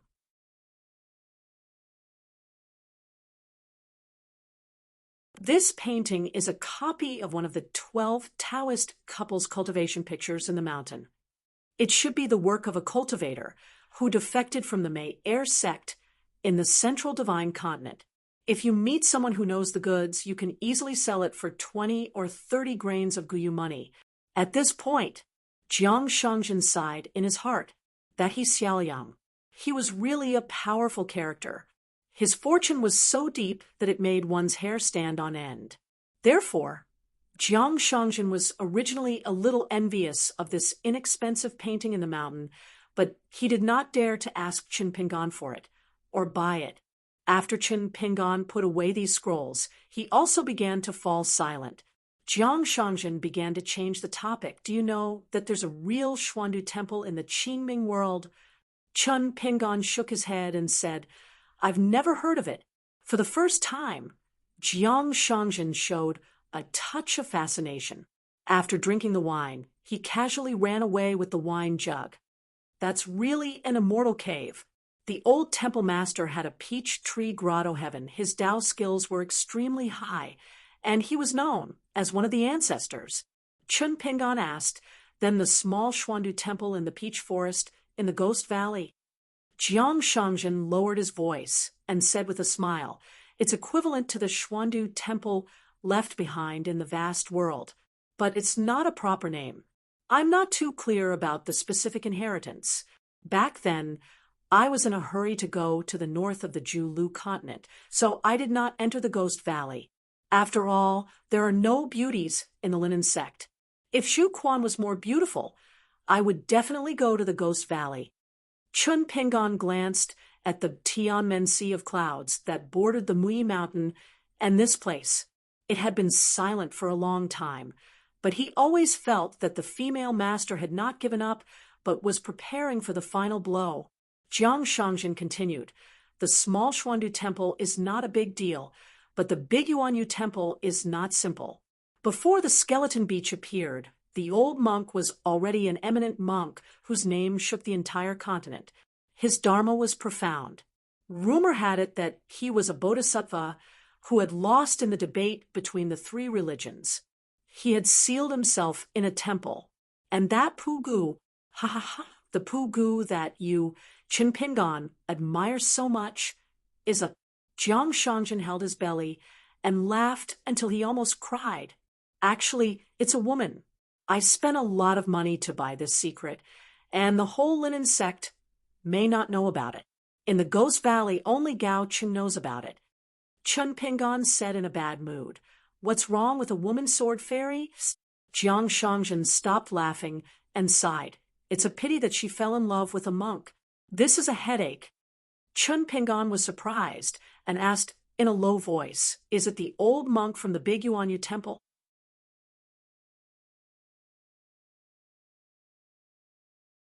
Jiang Shangjin nodded. That's why Pu Gu died on the battlefield. She risked her life to protect the temple from the disaster of war. But the cause and effect of the world is so mysterious. If she didn't die, the old monk might have already become a bodhisattva.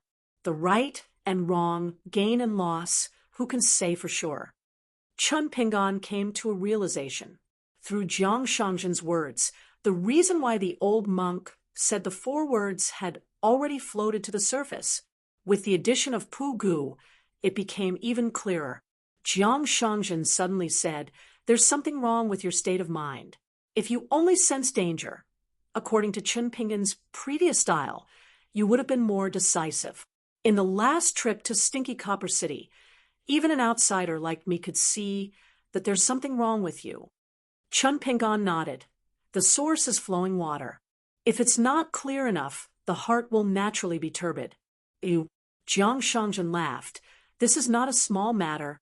Chun Pingan said, "Let's take it slow." Jiang Shangjin asked, "Or do you plan to take the risk and go north to Luzhou?" Chun Pingan said, "We can take a step back and think about it. But if we walk with both feet, we still have to face difficulties head-on." Jiang Shangjin said no more. Chun Pingan asked, "The Xuandu Temple has a peach forest grotto heaven. You also have a cloud cave blessed land. Is it very tiring to take care of them?"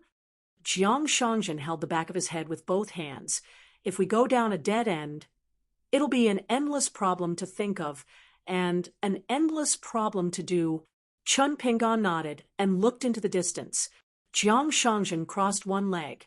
After the 8 mural goddesses left, this place became a low-grade blessed land. But to the hemp sect, it's already an important territory.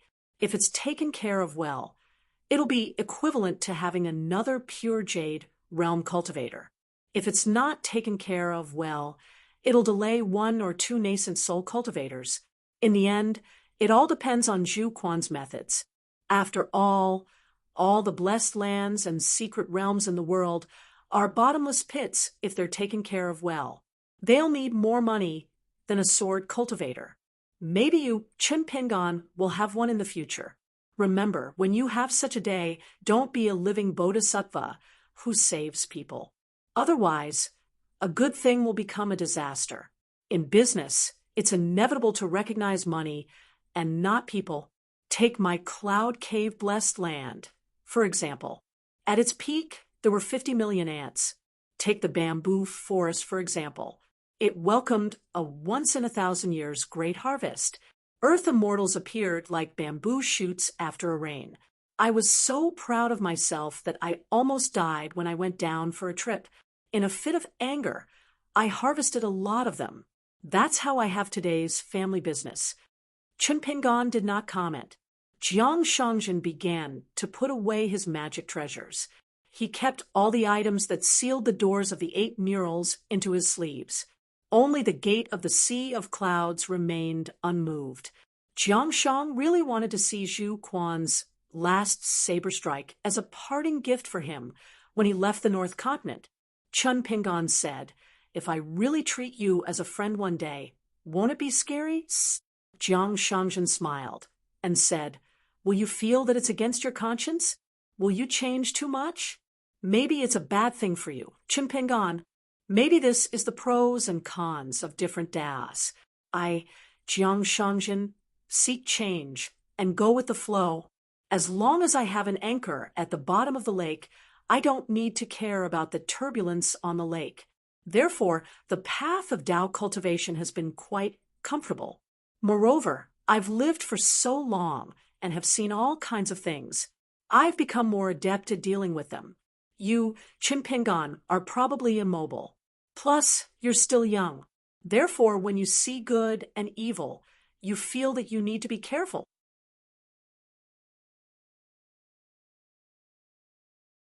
You'll feel that your hands are tied and your feet are tied. Cultivation is, of course, difficult. On the other hand, as long as you can hold on, you'll gain benefits over and over again. You and I can't talk about high and low, good and bad. We have our own destinies. In fact, it's not just you and me. If it were other people, Gao Cheng, Zhu Quan, the old monks and the old Taoists, it would be the same. I've always felt that there's no distinction between high and low when it comes to cultivation. I've never believed in the path of death. Ooh, Chun Pingon smiled and said, from the beginning to the end, your words can't be bought with money. Jiang Shangjin was quite proud. His expression changed, and he said with a smile, then what about the right side of sway? Chun Pingon was somewhat confused. Jiang Shangjin's expression was weird. He stretched out his hands and clenched his fists, shaking his thumbs. Nothing?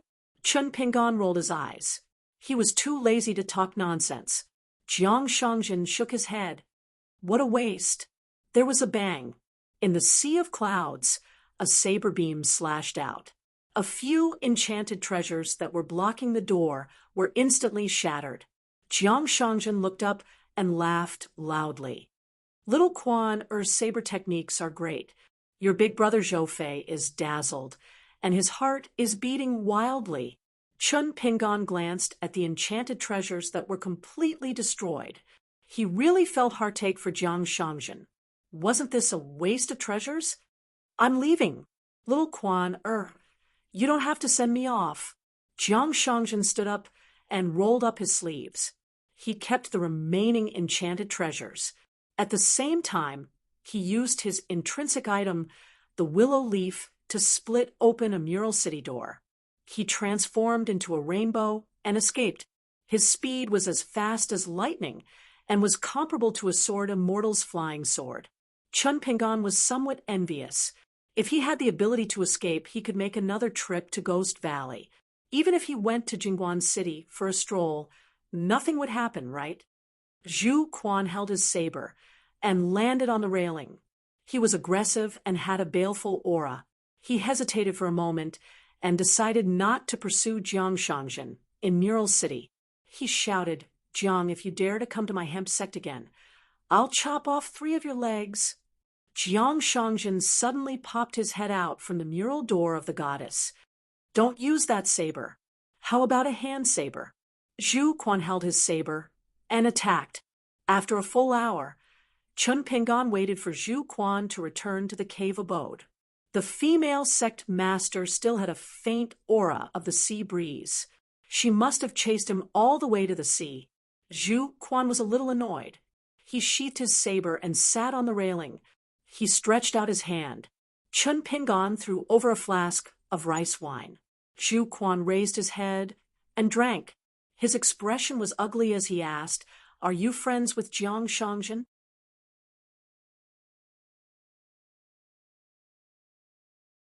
Chun Pingon's face did not turn red. He said righteously, We were once mortal enemies in a blessed land in the Tong Yi continent. Back then, his name was Zhou Fei. Zhu Quan glanced at Chun Pingon and sneered, A man's words are *king lies. Chun Pingon drank to calm himself down. Zhu Quan snorted, to be able to pee in the same pot as Jiang Shangjin. I think you're not a good person either. Chun Pingon just drank silently. Zhu Quan said angrily, You admit it? Chun Pingon shook his head and said, No. Zhu Quan's expression softened. If you didn't say that you're focused and can still be considered human, I would have stabbed you. Chun Pingon smiled bitterly. Zhu Quan said, You only need to travel north. I'll keep an eye on that Jingguan City.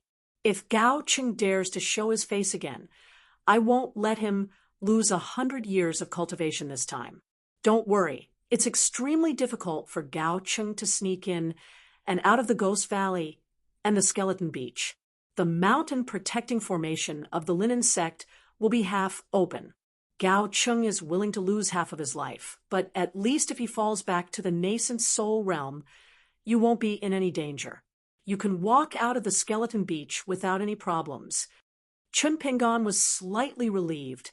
Zhu Quan laughed and said, If I were you, I would stand at the archway between the Skeleton Beach and the Gui Ming Valley, scolding Gao Cheng for 3 days and 3 nights. As soon as he shows his head, you can rely on our Mui Mountain's ancestral mountain's godly spirit to escape. As soon as Gao Cheng leaves, You will show your head and go back and forth, angering Gao Qing to death. Wouldn't that be great? Anyway, it's our linen sect that's spending the money. Besides, we're more than happy to spend it. Chun Pingon said, I'd better take an immortal ferry and go around the skeleton beach. After a few thousand miles, I'll disembark. Zhu Quan stared at him. You're not even as good as Jiang Shangzhen? If it were him, he would have gone even further than me to deal with Gao Cheng after suffering such a big loss. This guy's ability to disgust others is this. Zhu Quan gave him a thumbs up. Back then, there was a sect that had a great enmity with him. As a result, he blocked their path for 10 years, causing all the cultivators below the earth immortal realm to not dare to leave the mountain to travel alone. Before Jiang Shangzhen left, he gave them a big gift. Overnight, he erected 7 or 8 steels filled with profanities around the foot of the mountain. Then, he fabricated a story about all the sect's patriarchs and earth immortal cultivators, regardless of their gender. The content was extremely filthy, but there was some literary talent. Those erotic little books are still circulating on the mountain. Chun Pingon said helplessly, Why should I compare myself with Jiang Shangzhen? Zhu Quan thought for a while. You're right. Don't learn anything from this pervert. Chun Pingon felt as if a heavy burden had been lifted off his shoulders.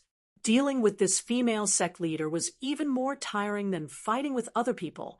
Outside the peach forest, a white-bone ghost in a green robe and holding a sword stood beside 2 steels. It did not enter the peach forest. A skinny old monk in a wide kasaya appeared in front of it. It was the white-bone ghost of White Cage City's city lord, Pu Chung. It said with a hoarse voice, You finally dare to come out and see me.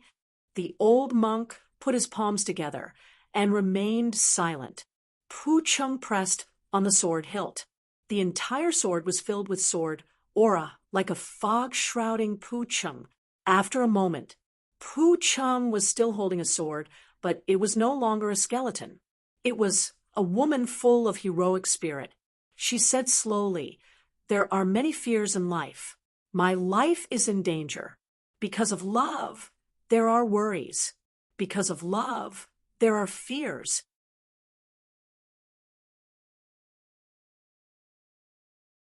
Even if I don't understand Buddhism, how can I not know this? I know that I delayed you from breaking through the last barrier. It's my fault. All these years, I purposely walked in the Ghost Valley as a skeleton, just to make you feel guilty. She used to be so straightforward when she was alive. Now that she was a ghost after death, she was still so decisive. Thinking back to when they first met, a young monk was wandering around. He happened to see a village girl working in the fields. She held a seedling in one hand and wiped her sweat with the other. Under the sunlight, the girl, who was not very pretty, was not only moving, but also shook the motionless Buddhism in the young monk's heart. It was like a dream, like dew, and like lightning. At this moment, the old monk looked down and put his palms together. He said softly, Benefactor Pu, you don't have to blame yourself. It's my own inner demons. Benefactor Pu, you only need to concentrate on the great Tao, and you can achieve immortality. Pu Chung smiled sadly. It's always been like this. She turned and left, the old monk chanted, and also turned to leave. At the fork of the road between the great round moon temple and the small Xuandu temple, the old Taoist appeared out of thin air. The old monk stopped. The old Taoist seemed to want to ask his old neighbor a question. The old monk seemed to have guessed it long ago. He said slowly that young benefactor once said, to be able to attain this fruit, one must have this heart at the bank of the Black River. Actually, there was something that I did not tell him. To have this heart, one must attain this fruit. The old Taoist asked, Why didn't you say it? The old monk smiled. Buddha is on Spirited Mountain. Don't ask for it from afar, and there's no need to ask for it from outside. The old Taoist shook his head and disappeared in a flash. The old monk still stood where he was. He bent down and stretched out his hand as if he was scooping up water. He murmured, "When you plant the seedlings in the fields, you will see the sky and the water when you lower your head." An immortal ferry at the Skeleton Beach did not go straight to the north. Instead, it went to the southeast coast. In the night, Chun Pingon was reading a book on the art of war under the lamplight.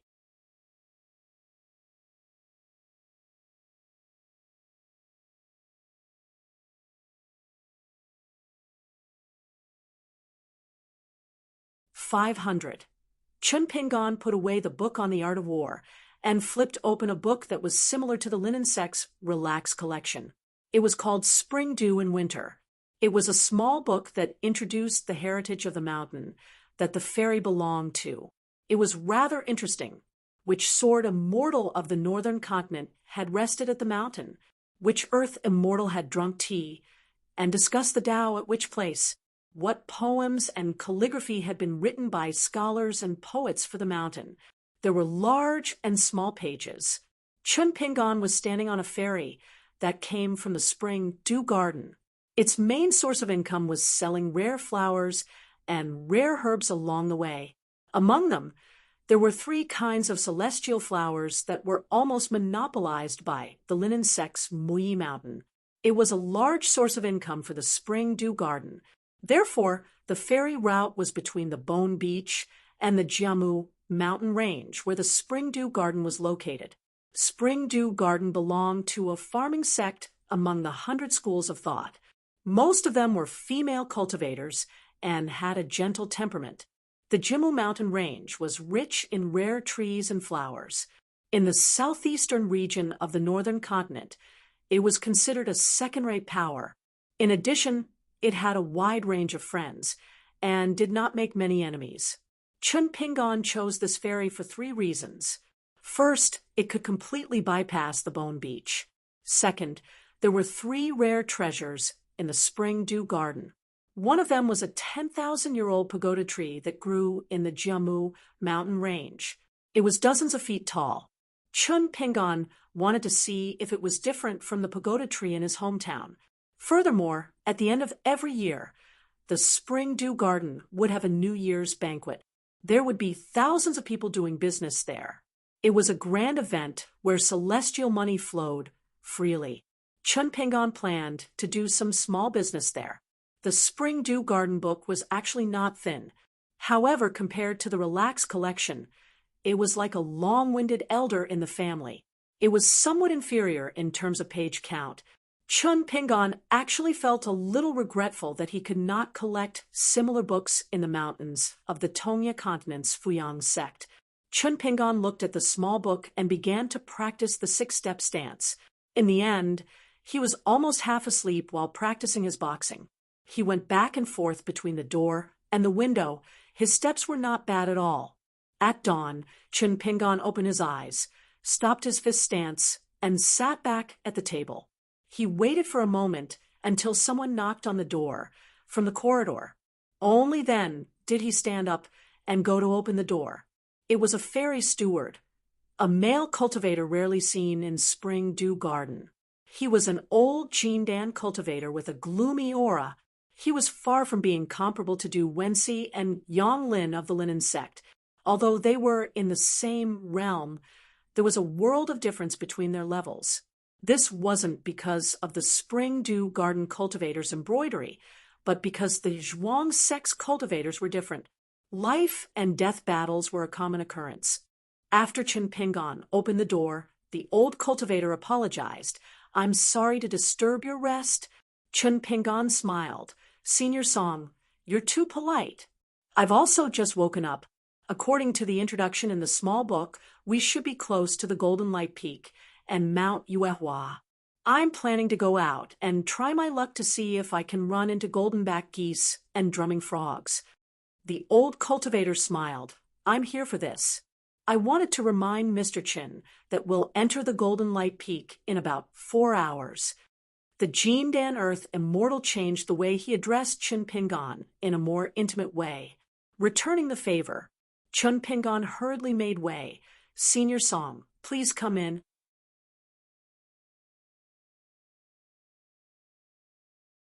The old cultivator smiled, knowingly. Between the cultivators on the mountain, if there wasn't much difference in their realms, they could just address each other as fellow Taoist.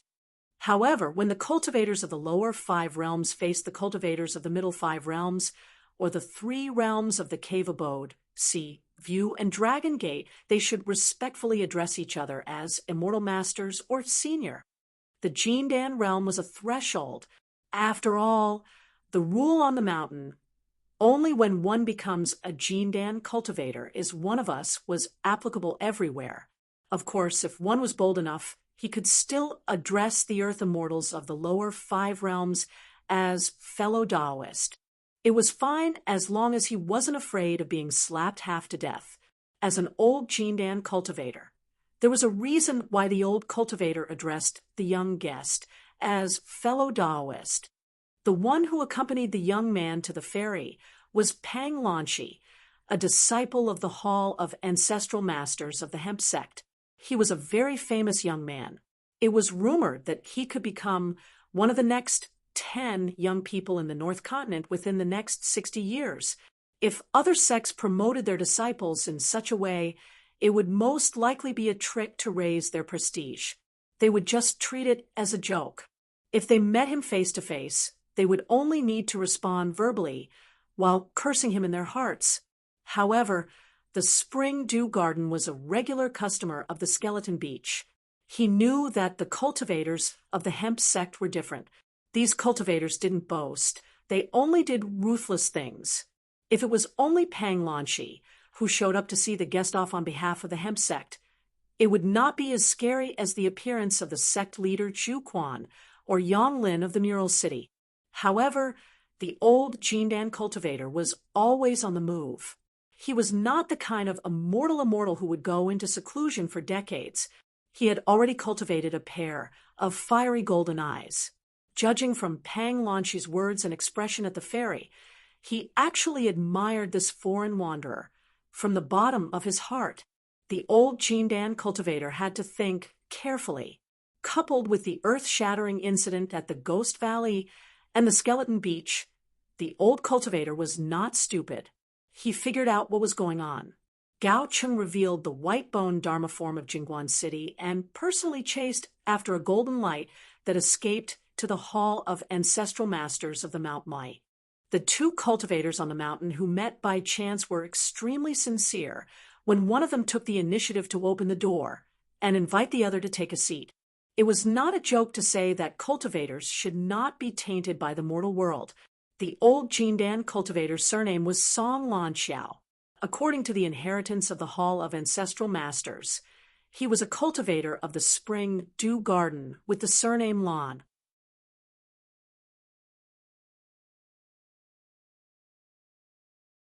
Since almost all the cultivators in the Spring Dew Garden were female, it was not unusual to have the surname Lan.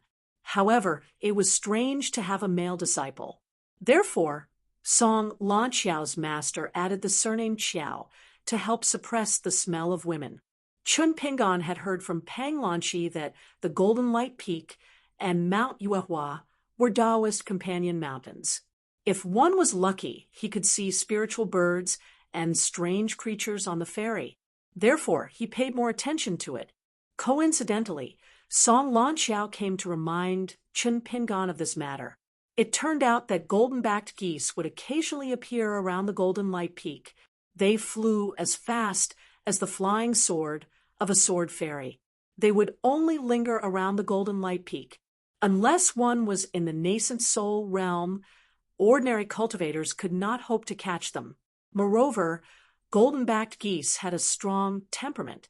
Once they were caught, they would burn themselves to death. Golden-backed geese liked to fly high above the sea of clouds. They especially liked to bathe in the sun. As their backs were exposed to the scorching sun all year round, they could innately absorb the essence of the sun. Therefore, adult golden-backed geese could grow 1 golden feather. 2 was already rare, and 3 was even rarer. In the southern part of the North Continent, there was a nascent soul cultivator who had been famous for a long time. Due to fate, when he was in the 5 lower states, He was recognized as the master of a golden-backed goose that was covered in golden feathers. That feathered beast's combat power was equivalent to that of a golden core cultivator.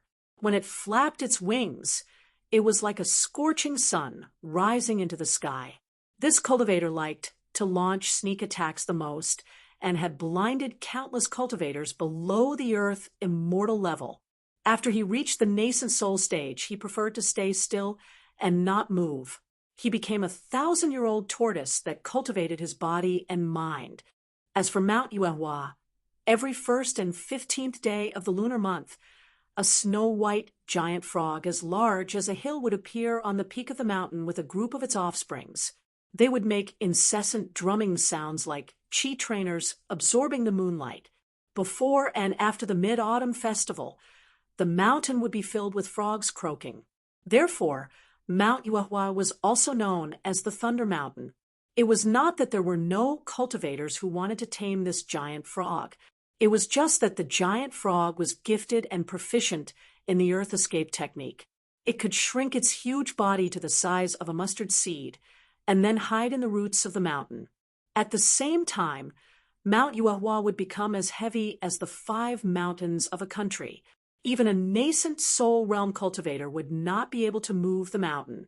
Therefore, most cultivators went to Mount Yuehua to try to catch a few 100-year-old snow frogs. If they succeeded, they would be considered lucky.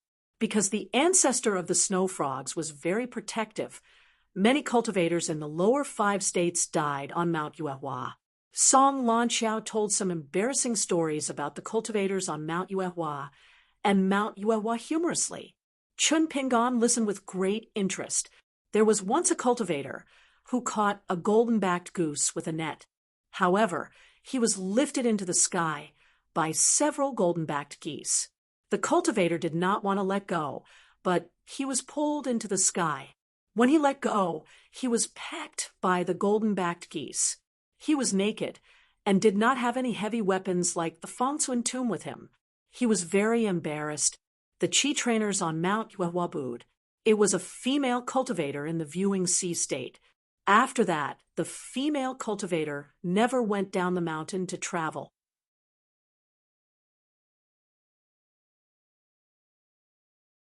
Chun Pingan asked curiously, "Are there no cultivators who built caves on Mount Yuehua and Mount Yuehua?" Song Lanxiao stroked his beard and said with a smile, "The sun essence on the Golden Light Peak is too hot, especially the sun essence that condenses on the Golden Light Peak. The sun essence flows erratically all year round, and there is no order to it. It is not a good place, unless the earth immortal cultivators can barely stay there for a long time. As for Mount Yuehua, it is a good place with feng shui of the 5 elements. It is a pity that the giant frog is the king of the mountain. He has thousands of disciples and thousands of disciples. The giant frog, who has enlightened his apertures early, hates chi trainers the most and does not allow chi trainers to go to the mountain to cultivate." Chun Pingan nodded and said, "There are thousands of monsters in the mountains and lakes. Each of them has their own way of survival." Song Lanxiao seemed to agree with him. He smiled and left. It was necessary to be warm and polite. If he was too polite, he would be at a disadvantage. After all, he was a Jindan stage cultivator. He still needed to maintain his dignity. If he was asking for help, it would be a different story. After leaving the house, Song Lanxiao shook his head. This young cultivator was still too shallow. The golden-backed geese on Mount Yuehua and the giant frog on Mount Yuehua were in the minority after all. How many of the monsters in the mountains were sold for money after they died? For example, the grass spirits and tree spirits in Mount Jimu were sold and died prematurely. It was already a great fortune to be able to be raised in the rich families of the secular dynasties. When the ferry passed by Mount Yuehua, it stayed in the air for 2 hours. However, it did not see any golden-backed geese. Song Lanxiao stood beside the young cultivator and explained that many cultivators who coveted the spiritual birds had been waiting here for many years, but they might not be able to see them more than a few times. Then the spring dew garden fairy slowly moved forward. It just happened to pass by Mount Yuehua in the night. It did not dare to get too close to the mountain. It circled around Mount Yuehua from 7 to 8 li away. Because it was not the 1st or 15th day of the month, the giant frog did not appear. Song Lanxiao felt a bit awkward, because the giant frog would occasionally show its head during normal times and sit on the mountain peak to absorb the moonlight. Song Lanxiao simply did not show up this time. He saw the young cultivator with the bamboo hat standing there until the fairy was far away from Mount Yuehua before returning to his house. Song Lanxiao smiled bitterly. This guy's luck was very ordinary. Normally, when the fairy passed by this pair of Tao companions, it was impossible to see the golden-backed geese. Song Lanxiao had been in charge of the fairy for 200 years, but the number of times he saw them could be counted on one hand.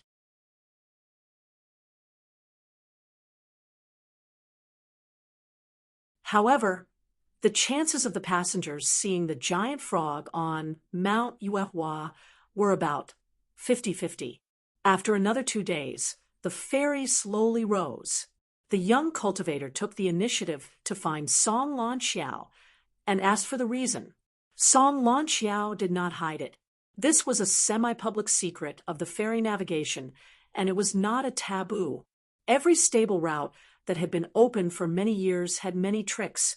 If it passed by a place with beautiful mountains and rivers, the floating height of the fairy would often be lowered in order to absorb the reiki of heaven and earth and slightly reduce the consumption of the fairy's immortal coins. When it passed by a lawless place with poor reiki, the closer it was to the ground, the more immortal coins were consumed.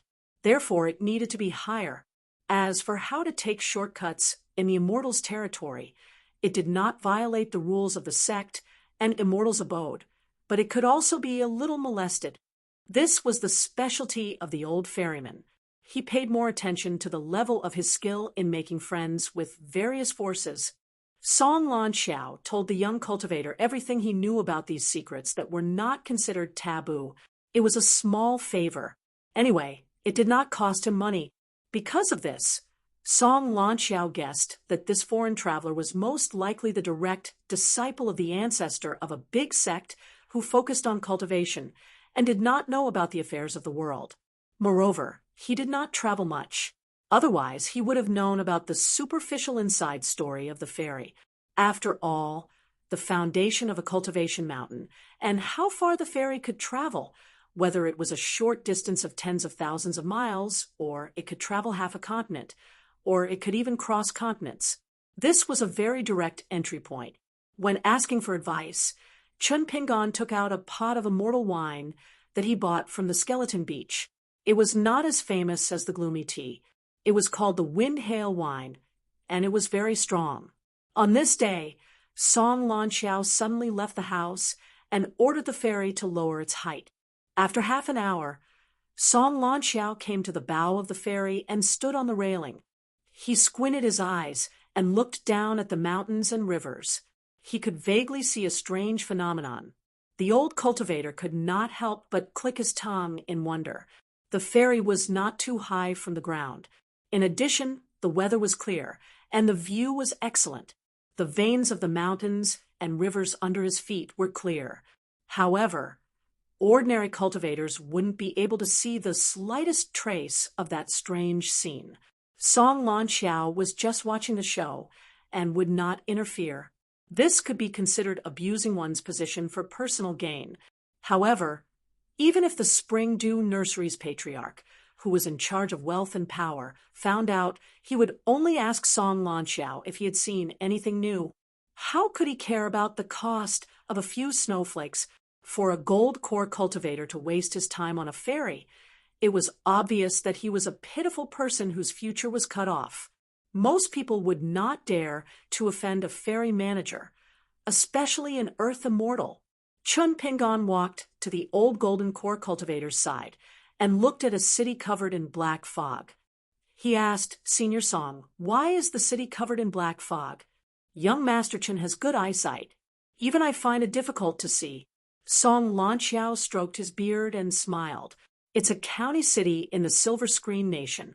There should be a disaster coming, which is why the phenomenon is so obvious. There are only two possibilities. The first is that there are demons causing trouble. The second is that the local god of the mountains and rivers, like Lord Xingwang, has been conferred a title by the imperial court and has reached the point where his golden body is on the verge of collapse.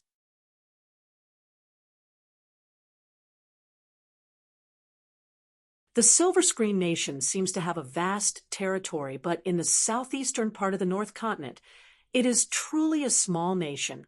The spiritual energy in the Silver Screen Nation is not rich and cannot produce chi cultivators. Even if there are, they will only benefit others. Therefore, a remote and desolate place like the Silver Screen Nation only has an empty shell. Chi cultivators do not like to wander there. It was obvious that he was treating the young cultivator as a fledgling. Song Lanqiao quickly realized the inappropriateness of his choice of words. However, when he carefully observed the young man's expression and saw that he was still listening attentively, Song Lanqiao heaved a sigh of relief. He was indeed a noble from the ancestral hall of the celestial sect of the other continents. It was fortunate that he was born in a friendly mountain like the Spring Dew Garden. If he had been born in a large mountain in the central and northern parts of the North Continent, once he saw through the other party's identity, he might have teased him for a while. Once there was friction between the two parties, and they were both angry, they would definitely find an opportunity to act as the rogue cultivator and destroy the corpse. This was a common occurrence. Song Lanqiao hesitated for a moment and swallowed the reminder that was at the tip of his tongue. The disciples of the major sects were most concerned about their reputation. He should not add fuel to the fire, lest the other party not only did not appreciate his kindness, but also bore a grudge against him. Chun Pingon surveyed his surroundings and adjusted his bamboo hat. He smiled and said, "Senior Song, I have nothing to do anyway, and am feeling a little bored. I will go down and have some fun. I might reach the Spring Dew Garden later. I will look for Senior Song for a drink then. If I leave the ferry later, it might affect the ferry's array formation." Song Lanqiao was stunned for a moment and was a little surprised. However, cultivators usually acted according to their wishes. This old golden core did not say much and only said a few words of good omen. Then, the old cultivator saw that the foreign cultivator with the surname Chen seemed a little awkward. Why did he not ride on his sword? Even if it was too eye-catching, how difficult could it be to ride the wind? Chun Pingon had no choice but to pat the blade-strengthening gourd. He supported himself with one hand on the railing and flipped over. He casually split open the ferry's array formation and went through it. His body shot out like an arrow. Then his feet seemed to step on the tip of a green sword light. He bent his knees slightly and suddenly exerted force. His body slanted downwards rapidly. The surrounding ripples shook violently with a loud bang. The golden core cultivator's eyelids trembled. What a guy! It was fine if he was a young sword immortal, but his body was as tough as a golden body martial artist, right? King. Sword immortal.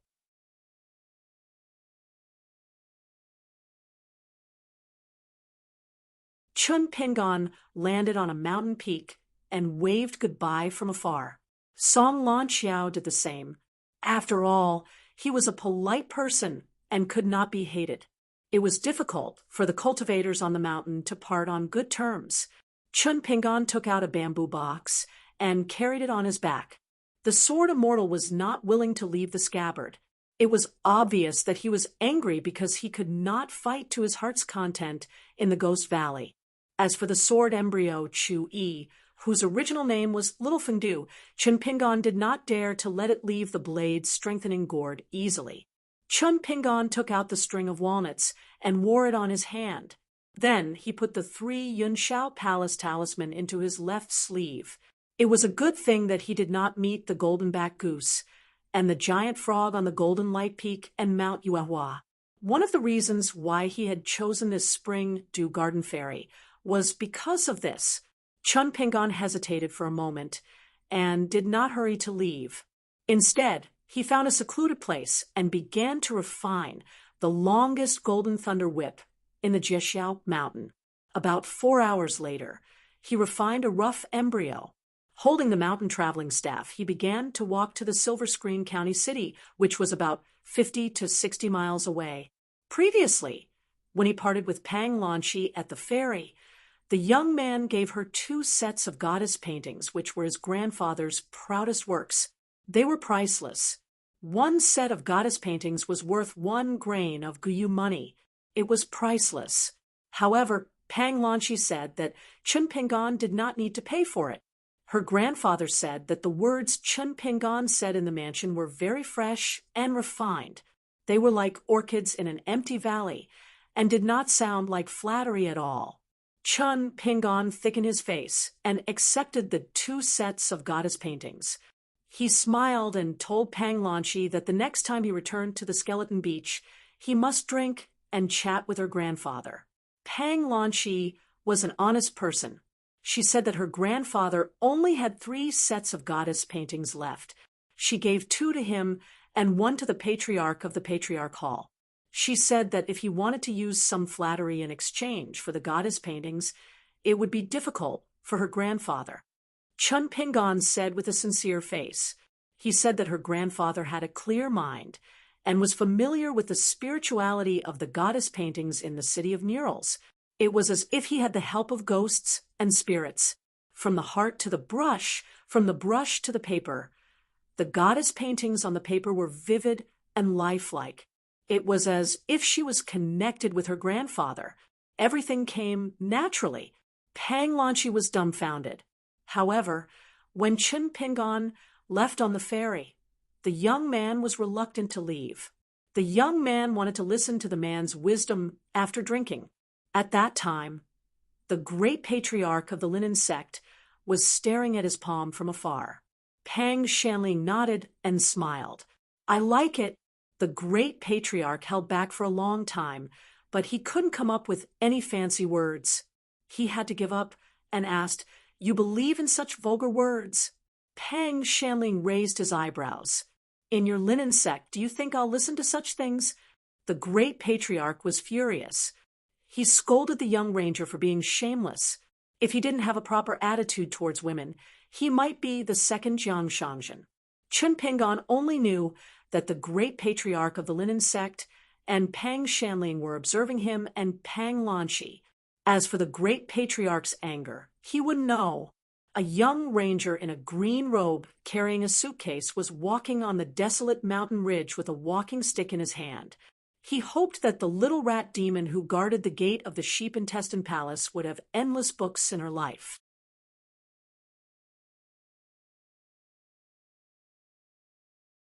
She would be able to travel safely between the Ghost Valley and the Skeleton Beach with her suitcase and return with a full load of books. He hoped that the 2 monsters on the Iron Chain Bridge would cultivate wholeheartedly without doing evil and achieve immortality. He hoped that the old turtle who went back to the temple to listen to Buddhist scriptures would be able to make up for his mistakes and achieve good results.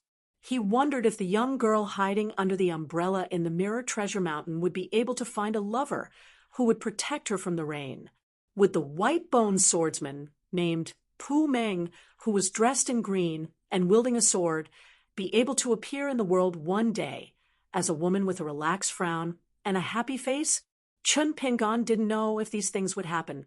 He did not know that in the eyes of the ignorant Pang Lanchi, in the eyes of the little rat, and in the eyes of the scholar Chao Qinglang in the Lotus Blossom Blessed Land, they had met Chun Pingon, just like how Chun Pingon had met Liang and Mr. Qi when he was young.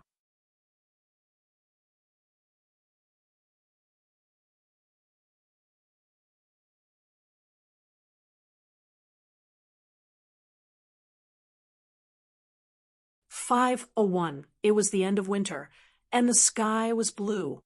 The mountains were frozen, but there were no clouds. Chun Pingon looked around and saw nothing but silence. This was the color of the human world. Looking down at the mountains and rivers from the celestial ferry, one would definitely not feel this way. Therefore, cultivating on the mountain was even more unaffected by the cold and heat of the world. Chun Pingan's mountain traversing staff that was refined using the Bayou Palace's celestial art showed a green color. This made the vein of the thunder pool look more like a bamboo whip. Otherwise, the gold color would be too conspicuous. However, as long as one restriction was removed, this temporary ghost-slaying whip embryo could be restored to its original appearance. There was one good thing about the North Continent. As long as one could speak the language of the continent, one would not have to worry about speaking the same language. In the Aquarius and Tonga continents, there were countless official languages and local dialects. It would be troublesome to travel around. Chun Pingan walked to the foot of the mountain. There was still no one around. He gently picked up a Yang Qi light-lighting talisman. It burned at a normal speed. This meant that the possibility of demons causing trouble in the county was lower. It was highly likely that it was the second situation mentioned by the Oris Kor Song Lan Xiao. A certain god of the mountains and rivers around the county was facing a tribulation. His golden body was about to collapse, and this affected the feng shui of the land. However, nothing was absolute. Chun Pingan planned to take things one step at a time. With the talisman in his hand, he walked slowly until he saw an ox cart filled with charcoal. A strong man in tattered clothes was leading a pair of children with frostbite towards the county. It was only then that Chun Pingan extinguished the talisman and walked quickly. The two children's eyes were filled with curiosity. However, as village children, they were shy and shrunk towards their father.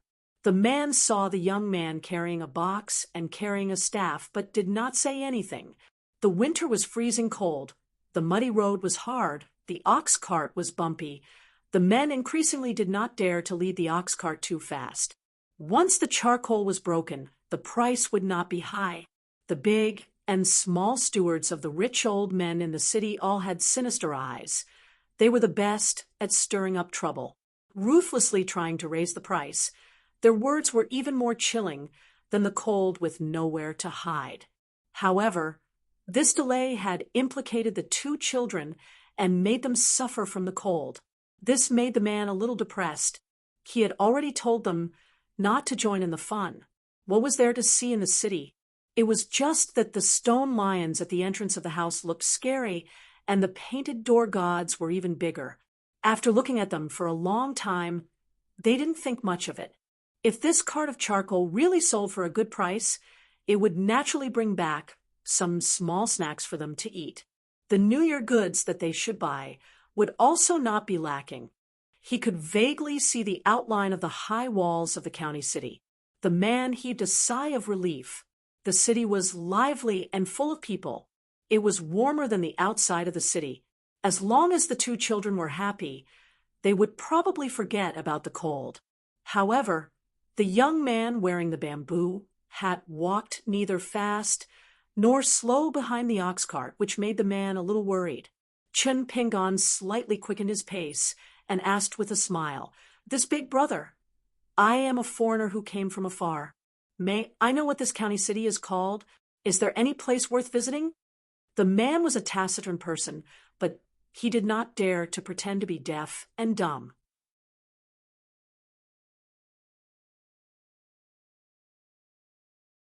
He forced a smile and said with a hoarse voice, in reply to Master, "The place in front is called Escort City. It is said that when the emperor went south, he accidentally caught a cold. After staying there for a while, he bestowed this name. I only know that the city god temple in the north of the city and the fire god temple in the south of the city are usually the most crowded. Master, you can go take a look. Okay, then when I enter the city, I will go to these two places to take a look."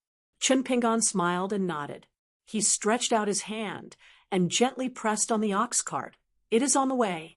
I am not in a hurry. Let's enter the city together. At the same time, I can ask Big Brother more about the matters in Escort City." Although the man was nervous, when he looked up and saw that the ox cart was getting closer and closer to the city gate of Escort City, he felt that nothing would go wrong. He seemed to be a little relieved. He tried his best to imitate the way the people in the city spoke, and said more beautiful words than, "I will tell you what I know. It is best if I can help master a little. I am not educated, and do not know how to speak. If there is anything wrong with what I say, please forgive me." Chun Pingon held the mountain walking stick in one hand and the ox cart in the other. He said, "That is good. Big brother, you can speak freely." Under the man's introduction, Chun Pingon learned that Escort City was located in the Silver Screen country. It was not a small city. In history, there was a prime minister. Therefore, the Kueishing building near the city god temple was flourishing with incense. The fire god temple was also very lively. It was said that it was very effective to ask for money. The rich people who did big business in the city loved to go there to burn incense. Therefore, the man wanted to pull the ox cart to the market near the fire god temple. After selling a cart of charcoal, he could directly buy New Year's goods from the nearby shop and go home. The two children had been secretly sizing up Chin Pingon. However, whenever Chin Pingon smiled at them, they would immediately turn their heads away, feeling somewhat embarrassed.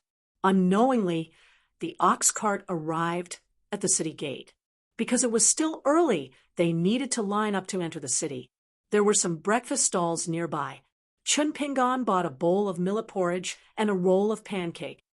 He took off his bamboo hat and sat at the table to eat. Not far away, the two children swallowed their saliva.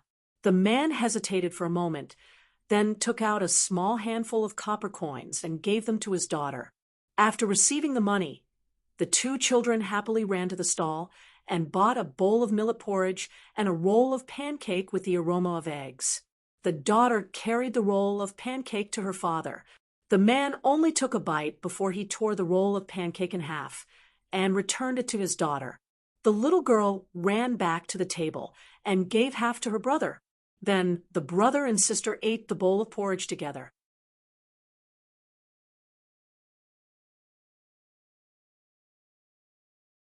The man was protecting the ox cart.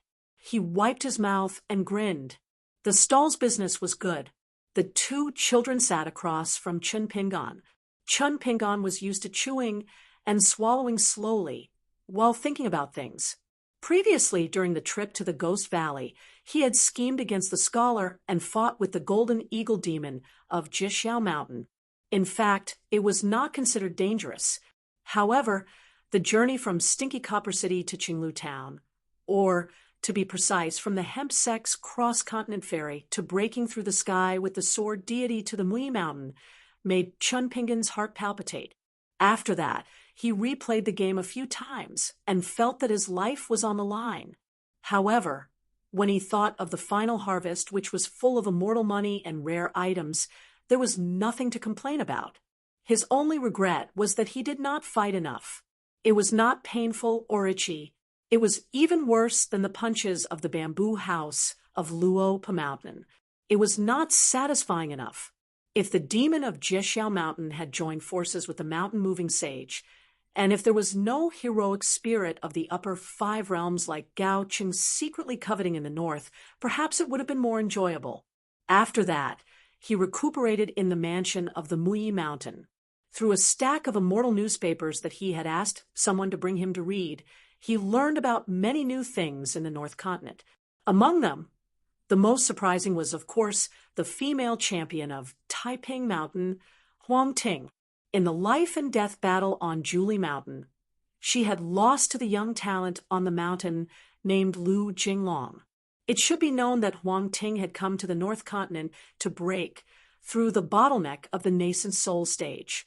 Although she was a new nascent soul stage cultivator, there was no doubt that Huang Ting's swordsmanship was high, above Lu Jinglong, who was roughly the same age and cultivation as Huang Ting.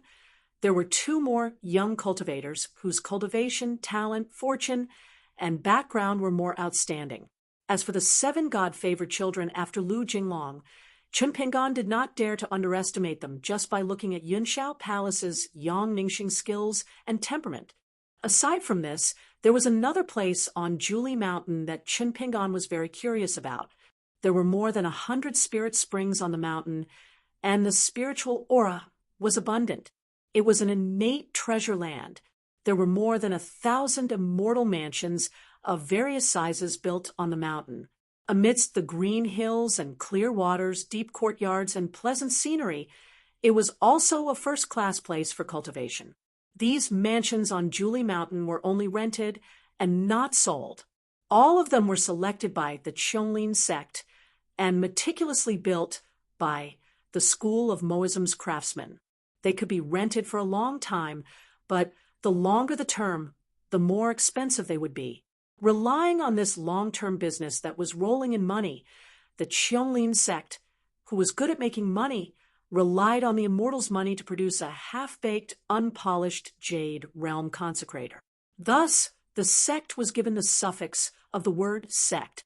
This sect had always had a bad reputation in the North Continent. They only recognized money and never talked about friendship.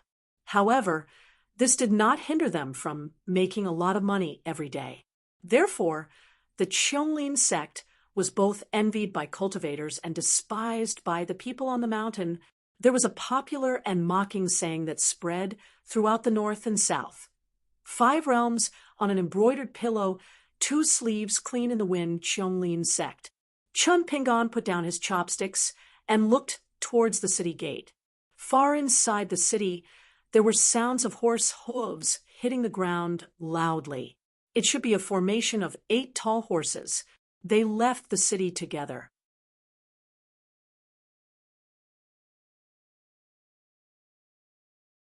When they approached the city gate where the crowd of pedestrians gathered, not only did they not slow down, each of them whipped their horses, causing the city gate to be noisy and chaotic. At this moment, the common people entering and leaving the city were hiding against the walls. The common people outside the city seemed to be used to this scene. They were experienced. Together with the man's bullock cart, they moved to the 2 sides of the road in a hurry, but did not panic. In an instant, they opened up a spacious and empty road. This was something that happened everywhere.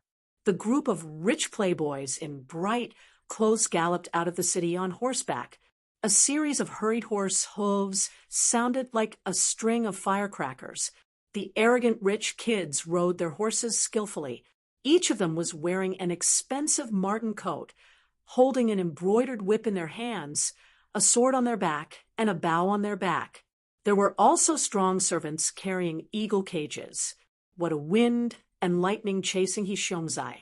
However, Chunpingan's attention was more focused on 2 young people sitting at a stall in the distance. One was a man, and the other was a woman. They were dressed in simple but clean clothes. Both of them carried long swords on their backs.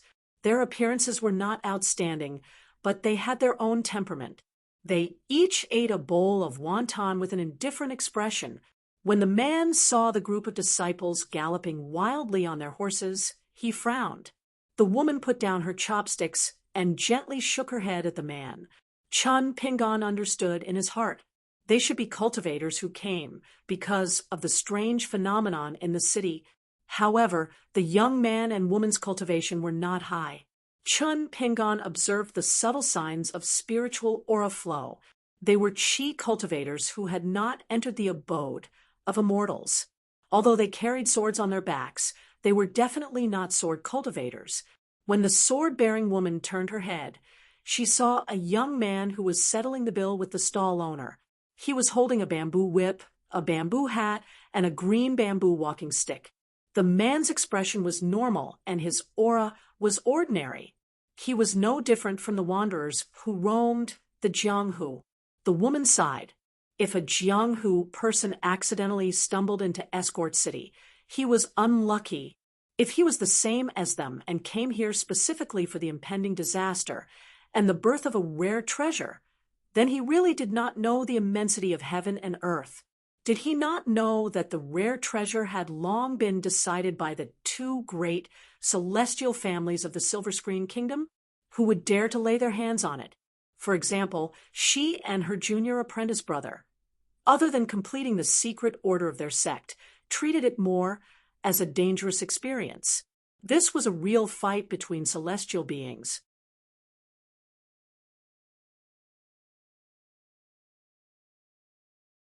If a mortal teacher got involved and accidentally blocked the path of a great celestial master, he would be turned into powder.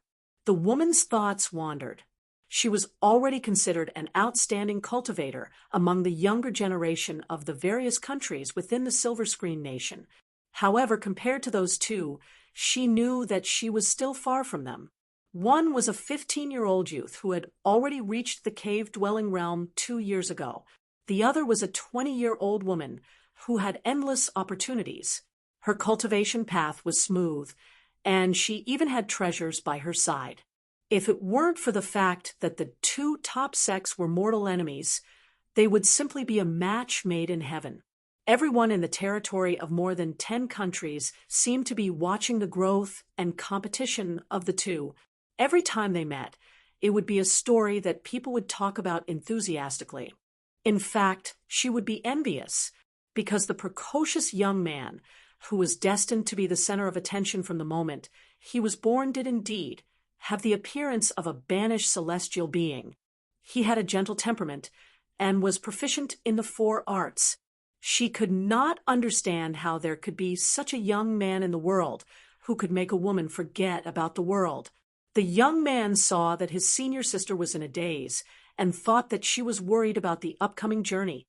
He comforted her. "Senior sister, if you're not sure, we'll leave as soon as we find the child. There's no need to worry about this inevitable disaster. Master once said that we, as cultivators, must know our destiny. Since Attendant City has enjoyed the blessings of the gods for hundreds of years, it's time for it to suffer this natural disaster." The woman nodded, and then reminded him, "Be careful, the walls have ears." The man smiled and said, "If you say that the city is full of crooks and dragons, and that strange people gather, I will believe it. But if you say that we can meet an otherworldly master at the city gate, I don't believe it. We are not a small sect, which one of the old celestial beings and young celestial masters on the mountain is not a familiar face. Could it be that the monkey is a celestial being who hides his strength, or that young ranger with the bamboo hat is actually a Jianghu grandmaster?" The woman's expression changed slightly. "Have you forgotten the teachings of the sect? You should be careful with your words and actions when traveling down the mountain." Even as she warned, the woman quickly glanced at the old man with the monkey squatting on his shoulder and the young man who was walking near an ox cart. Then her heart trembled. The young man was fine and was still ignorant of his junior brother's offensive words. However, the old man who was feeding the little monkey on his shoulder turned to look at her. The corners of his mouth twitched, and his expression was unfriendly. The woman stood up and made a fist salute. However, the old man did not appreciate it. His eyes wandered and looked at her from head to toe. Then he sneered and looked away. It seemed that he was disgusted with her beauty and figure. The woman didn't take it to heart, but her junior brother was so angry that his chest almost exploded.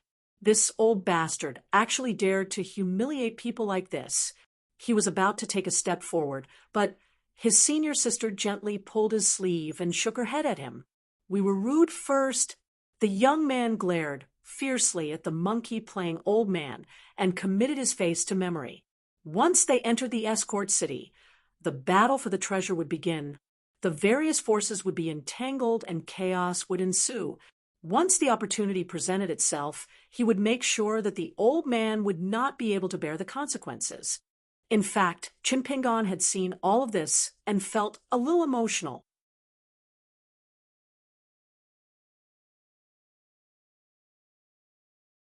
Both sides, who had inexplicably become enemies, really had bad tempers. In fact, the dozens of countries around the Silver Screen country were barren places with thin spiritual aura and were not suitable for cultivation. Most of them were martial artists in Jianghu. Song Lanxiao, who was on the ferry at the Spring Dew Garden, said that the chi cultivators here were a group of frogs at the bottom of the well. They liked to lie in the small pond and do whatever they wanted. The real cultivators outside did not care about the small benefits. The cultivators inside were also happy that there were no outsiders coming to make trouble. They closed their doors and did whatever they wanted. Two Jindan cultivators with lousy realms led a group of minions to fight with each other. It was said that they had been fighting for hundreds of years. However, Song Lanxiao said it lightly and casually. Chun Pingan was used to being cautious in Jianghu. It was better to be safe than sorry. The cultivators on the mountain had thousands of strange spells. Once they fought, the level of their realms and even the quality of their magic weapons could not be determined. The five elements restrained each other, the time and place, the change of fate, and the conspiracy were all variables. After entering the city, Chun Pingan didn't follow the charcoal seller to the fire god temple bazaar. Instead, he went to the city god temple bazaar first. Actually, Chun Pingan could tell that the man was a pure martial artist. He was around the fourth realm. After seeing his own figure, the man purposely breathed heavily, and his footsteps became light. Presumably, in the Jianghu of the Silver Screen Kingdom, a martial artist of the third realm who had a good foundation should have some fame. As for why he became a woodcutter in the countryside and sold charcoal, dragging his family along to earn money, he must have his own story. Chun Pingan would not investigate this. You are not a fish. How can you know the joy of a fish? After the two sides went their separate ways. The man led the ox cart. The two children were still carefree, looking around. The man smiled and turned his head to look at the back of the young paladin. He said to himself, he can't even see that I'm a Jianghu man. Then he should be a junior of the second or third realm. Sigh, why did he get involved in this muddy water? Those immortals on the mountain who practice magic are like dragons. How many people would be drowned by just a wave of their tail? Chun Pingan smiled. The man was a kind-hearted person. He purposely mentioned that there were more places worth visiting in the Spirit Treasure City in the north. He probably wanted him to leave the city as soon as possible. Coincidentally, the monkey playing old man and the young man and woman carrying a sword were on the same path. Like Chun Pingan, they were going to the Xingwang Temple first. Chun Pingan deliberately slowed down his pace and distanced himself from them.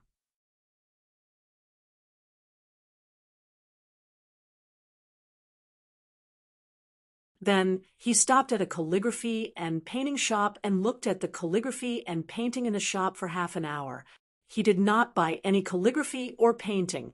Instead, he spent a few taels of silver to buy a few booklets that the shop originally gave as a complimentary gift.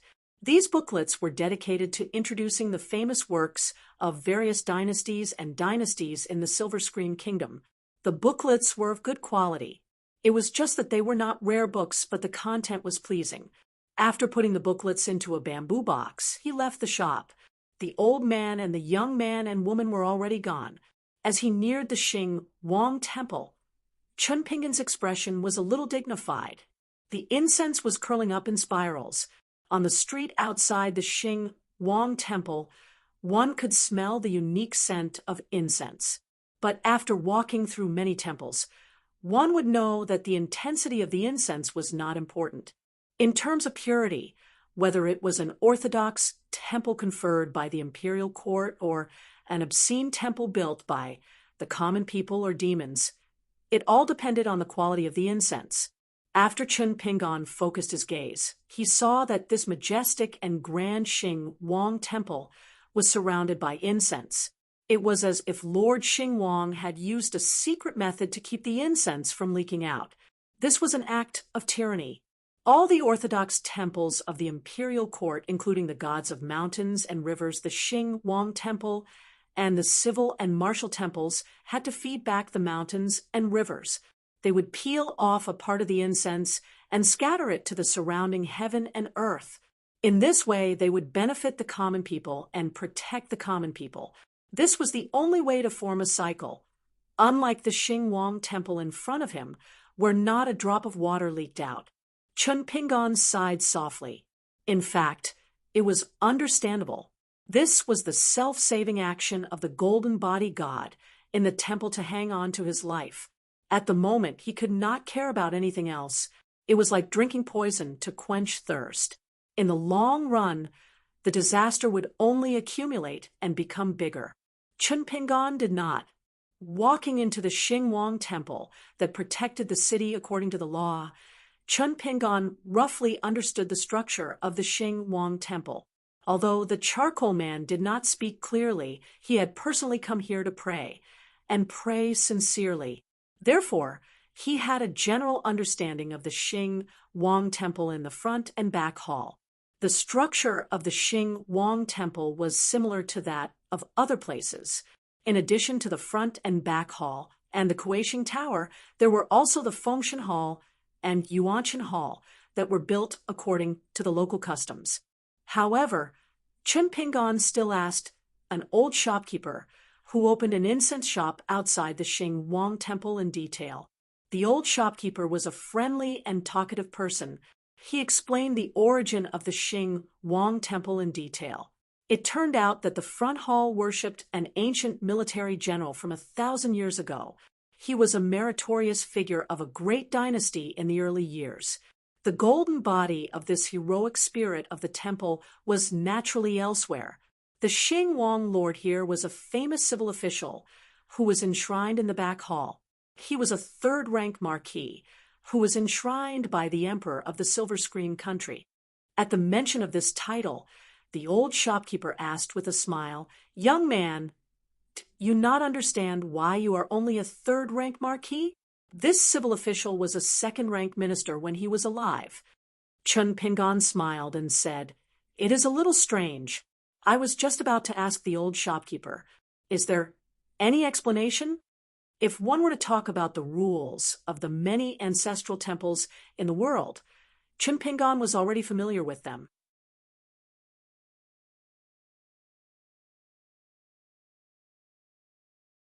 However, if he wanted to do as the Romans did, he had to ask about the customs first. The old shopkeeper smiled and did not speak. Chun Pingan hurriedly went to the incense shop and asked for a stick of incense. That was the way. The old shopkeeper laughed and began to talk about the inside. "Young man, you look like you are from Jianghu. Therefore, it is normal that you do not know about the officialdom.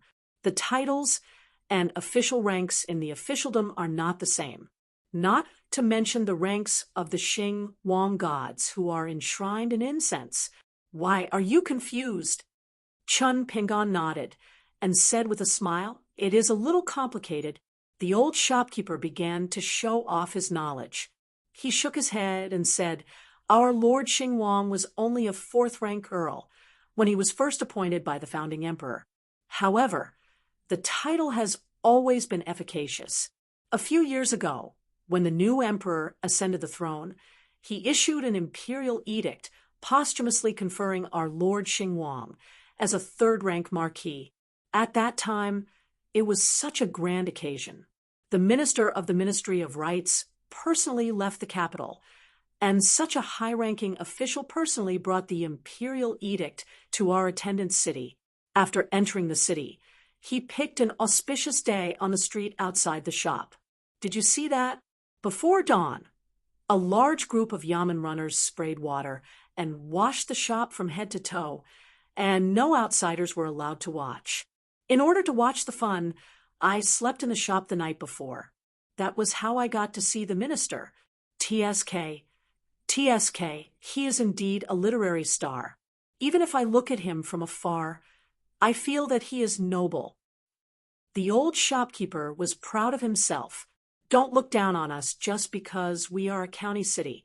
The treatment of our Lord Xinguang is equivalent to that of a provincial city's Lord Xinguang. Other than the Xinguang temple in the capital and the Xinguang temple in the capital, there is no one with a higher title. Young man, when you go to the temple, you must pray and kowtow more." Although the Xinguang temple has always been more efficacious for scholars to pray, for literary fortune Our Lord Xingwang's position is high and his abilities are great. I think that as long as you are sincere, he will protect you a little. Chun Pingon then asked some of the civil and military officials in the Xingwang temple. As expected, there were 2 judges. The 6 divisions of the Xingwang, the day and night wandering god, and the general shackle. All of the officials that assisted Lord Xingwang had their own backgrounds. The old shopkeeper was extremely familiar with them and spoke very logically. But when Chun Pingon asked if he had personally seen Lord Xingwang, the old shopkeeper was speechless. His expression was unnatural. He replied, "We are just commoners. How can we see Lord Xingwang's true body? Even if he is standing in front of us, we will not recognize him." Chun Pingon laughed. That should be the case.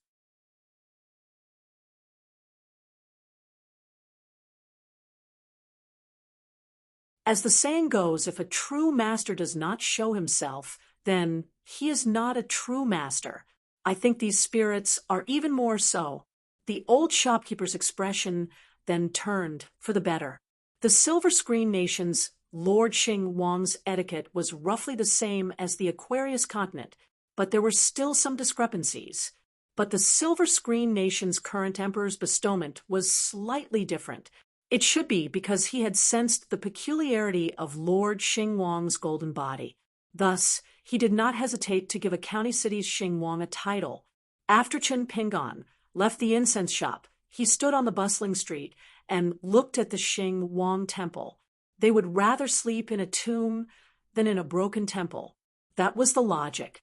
Once the spiritual chi of the world changed, it would easily lead to a situation where fortune and misfortune were reversed. Chun Pingon walked towards the fire god temple. The Xingwang temple's atmosphere did not show any signs of collapse and should be able to maintain it for a period of time. The fire god temple was also filled with incense, but compared to the chaos in the Xingwang temple, the incense here was clearer and more stable. But at the same time, he did not step in.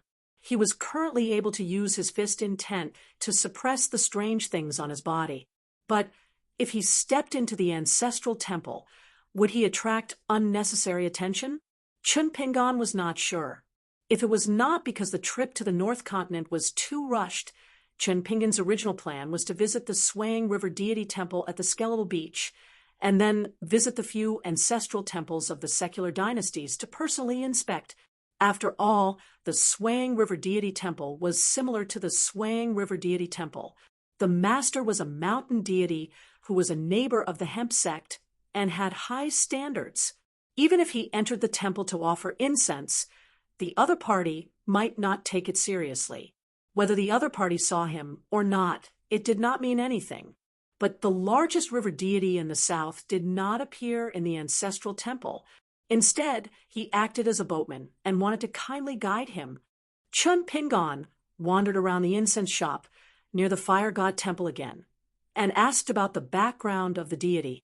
One of the rumors was that the master of the fire god temple once had some conflicts with the lake deity in the Tsangyan Lake that was constantly flooded 800 miles away. Because of the lake deity temple's jurisdiction, there was a canal master of the water fairy ancestral temple who once annoyed the master of the fire god temple. The two sides fought fiercely. The canal master of the Great Creek Canal was no match for the canal master, so he asked for help from the lake deity temple. As for the final result, it was actually a passing sword, celestial who had never left his name, who persuaded the two deities, so the lake deity temple did not use his magical power to flood the follower city. Chun Pingon thought about it and left the follower city directly. He chose a mountain path and secretly went to the water fairy ancestral temple in the jurisdiction of the Tsangyan Lake. If the deity who called herself the Canal Master, and whose rank was only equivalent to that of Granny He was still there, he could beat around the bush to see if he could find out the inside story of the follower city. If it was really a disaster that affected the whole city, he still had to take care of it. If it was a fight between deities in a small place, he would wait and see. In the night, Chun Pingon followed a wide stream and came to the side of an ancestral temple. The road was overgrown with weeds, and there were few people. It could be seen that the incense of the canal master's wife had withered. The ancestral temple was actually only dozens of miles away from the town.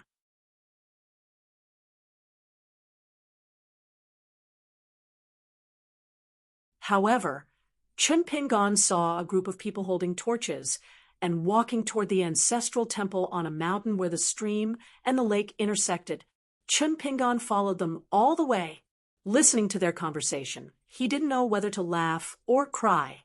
These youths from the marketplace who had nothing better to do were actually competing with each other in terms of courage and insight. They wanted to see who would really dare to flirt with the canal head after entering the ancestral temple. This kind of thing was actually common in the town and countryside. It happened in Chun Pingon's hometown. If there was a child who dared to sleep in the immortal tomb for a night, he would be a hero. There was once a boy of the same age in Apricot Blossom Lane who claimed that he had slept in the immortal tomb for a night. As a result, under the old locust tree, when he arrogantly mentioned this matter, he immediately won the admiration of many of his peers. After this battle, he became the king of the children in Apricot Blossom Lane. In the years after that, he took pleasure in bullying Chun Pingon and Song Jisen, his neighbors in Mudbottle Lane. Of course, he also wanted to play house and let GQ with a strange name play as his little wife. Unfortunately, he was scolded by Song Jisen. GQ always had a straight face and cold eyes. She followed Song Jisen back to the town. That boy of the same age followed behind them and threw mud at them. In fact, that night, Chun Pingon just happened to go there to worship the Bodhisattva and saw that boy of the same age from afar. He just took a few steps outside the immortal tomb and then rushed back home. Tonight, when Chun Pingon saw the group of 7 or 8 people, he did not want to treat himself unfairly and brought enough wine and meat. When these people entered the Narcissus ancestral temple, which was only 2 courtyards, the plaque was tilted. The temple had been abandoned for a long time and was dilapidated. The walls were covered with thick green cedar trees. Chun Pingon sat on a big tree not far from the temple and had a wide view.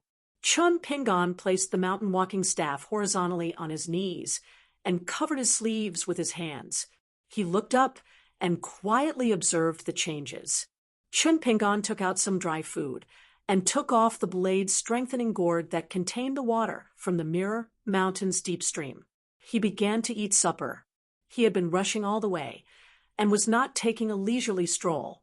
Inside the small ancestral temple, there were already several bonfires lit. They were drinking wine and eating meat. They were very happy and vulgar. There were 3 statues, 1 tall and 2 short. They were originally painted statues, but time had been merciless, and the paint had peeled off. In the middle was the wife of the canal master, and on the left and right were probably the maids. The 3 of them had similar features and were lifelike, especially the canal master. She was slender and had a beautiful appearance.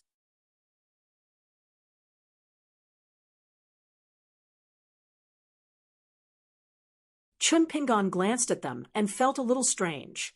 The 3 statues did not seem to be golden bodies that could hide the divine light. This was also the luck of those wastrels in the marketplace. Chun Pingon planned to make a trip to Songyun Lake after eating the dry food. However, this lake lord did not have an ancestral temple on the shore, so he had a headache. If it really didn't work, he would have to show up and ask those lustful fellows if there were any other water god temples nearby. Chun Pingon began to close his eyes and rest. He began to refine the gloomy water from the deep streams of the Mirror Mountain. At the same time, his mind slowly sank. Using the entry-level inner vision technique on the mountain, his Een spirit wandered into his own small world. The contents of some of the ancient books today could easily make future generations confused. For example, the bowing and leading officials sinking the white horse and worshipping the water god, Hebo. As for why it was a white horse, there was no explanation in the book, As for the saying that the water god was not to be seen, the big fish and the big flood dragon were to be seen. It was even more puzzling. In all the continents in the world, the gods of mountains and rivers and the golden bodies of ancestral temples were never rare. Chun Pingon suddenly opened his eyes and instantly restrained all his chi. He remained silent and motionless. He only looked at the mouth of the distant stream that entered the lake. There was a ripple that affected the subtle changes in the spiritual energy of heaven and earth. Then Chun Pingon quickly saw that the water was rippling. 3 women, 1 in front and 2 behind, were walking over slowly. The woman in the lead was dressed in colorful clothes. Her clothes fluttered in the mist. The 2 maids behind her were also dressed in the water fairy temple. However, they were actually more beautiful than the statue. On the other hand, the lady of the channel was far more beautiful than the statue. It was unknown what the skilled craftsman who opened the face of the statue of the channel master in the ancestral temple was thinking every time he cut it. When he shifted his gaze again, Chun Pingon began to admire the courage and insight of the group of people in the temple. One of the youths climbed up the altar, hugged the statue of the channel master, and gnawed on it. Vulgar words came out of his mouth without end, causing the entire temple to roar with laughter, strange cries, and cheers. When he was young, it was probably like this. He always felt that not following the rules was something that he was capable of. Also, when he was young, he met a girl that he actually liked. He bullied her a little, was scolded by her a few times, and rolled his eyes at her a few times. It was considered that they liked each other. After the 3 women from Tsang, Yun Lake approached the ancestral temple, they used an illusion technique and turned into a white-haired old woman and 2 young girls. The old woman sneered. After entering the ancestral temple, she had a benevolent expression. When the youths and strong men saw the old woman with white hair and wrinkled skin and the 2 young girls behind her, they were dumbfounded. For a moment, the ancestral temple was completely silent. Only the occasional sound of the fire branches cracking could be heard, especially the youth, who was hugging the neck of the statue with both hands and wrapped his legs around his waist. He turned his head and was at a loss. One of the youths gently nudged the young man beside him with his elbow and said in a trembling voice, "Could it be that the water god is really here to punish us?" The man shook his head and turned from astonishment to surprise. He chuckled and said, "Open your eyes wide and look carefully. How does she look like her? She's just an old nanny walking at night with her 2 granddaughters."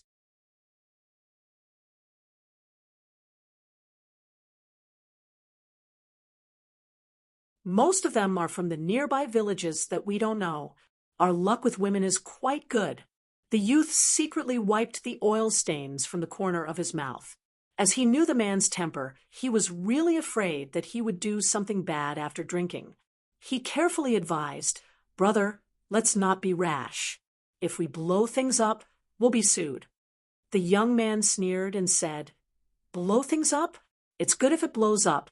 What's done can't be undone. I can marry her as my wife. Don't fight with me. I like those 2 girls. However, I'm kind. I only want the one on the left and the one on the right. You guys can slowly discuss it yourselves." The old woman pretended to be flustered and was about to leave with the 2 girls when she was surrounded by the man and his men. The youth who was the boldest to jump onto the altar had already slid down from the statue of the wife of the channel. He placed his hands on his hips and looked at the scene at the door. He said with a cheeky smile, "As expected, the foreigner with the saber is right. I'm lucky with women now. Lu San, one of you is yours, and the other is mine." Chun Pingon suddenly frowned. He looked at a beam in the temple. A person sat up. He was a burly man with thick eyebrows. He had a saber hanging from his waist, and his legs hanging down. He yawned and languidly tore off a piece of yellow paper talisman on his body. After it was torn off, the talisman burned to ashes. The old woman was shocked.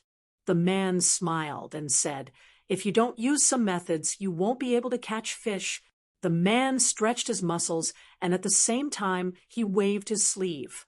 A stream of spiritual energy slithered around the walls like a spirit snake. Then he snapped his fingers. On the inner and outer walls of the temple, rays of golden light suddenly appeared. The talisman was like a talisman drawing was like a flying bird. Before the group of idiots from the marketplace set off, he had already sneaked into the water fairy temple. After he drew the talisman, he used a unique talisman and a secret technique such as the turtle breath concealment technique. Only then could he hide his chi. Otherwise, the wife of the channel would have been scared away. As for the talisman that was held captive, it was a good method that his sect relied on to become famous. It was called the Snow Mud Talisman, also known as the Flying Bird Talisman. After the talisman was formed, it was the most hidden and difficult to detect. It was like the flying swan that stepped on the snow mud and occasionally left a claw on it. But besides this ultimate technique in talisman puppets, his sect was a renowned military sect after all. Moreover, it was skilled in assassination and was unlike ordinary military sections. Thus, his fellow disciples were mostly the personal retainers of the generals, ministers, and ministers of the mortal dynasties.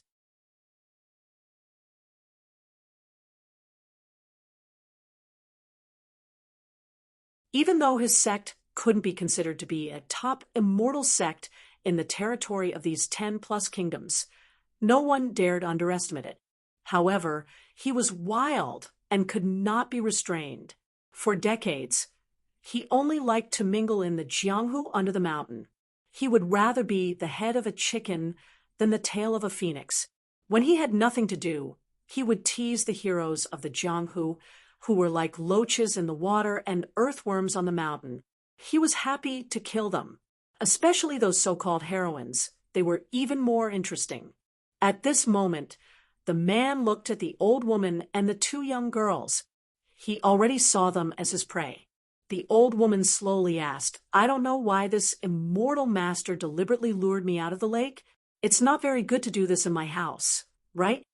The man reached out and grabbed a wine pot from beside the bonfire. He raised his head and took a big gulp. Then he suddenly threw it away and said in disgust, "This group of little bastards, what did they buy? It smells like urine.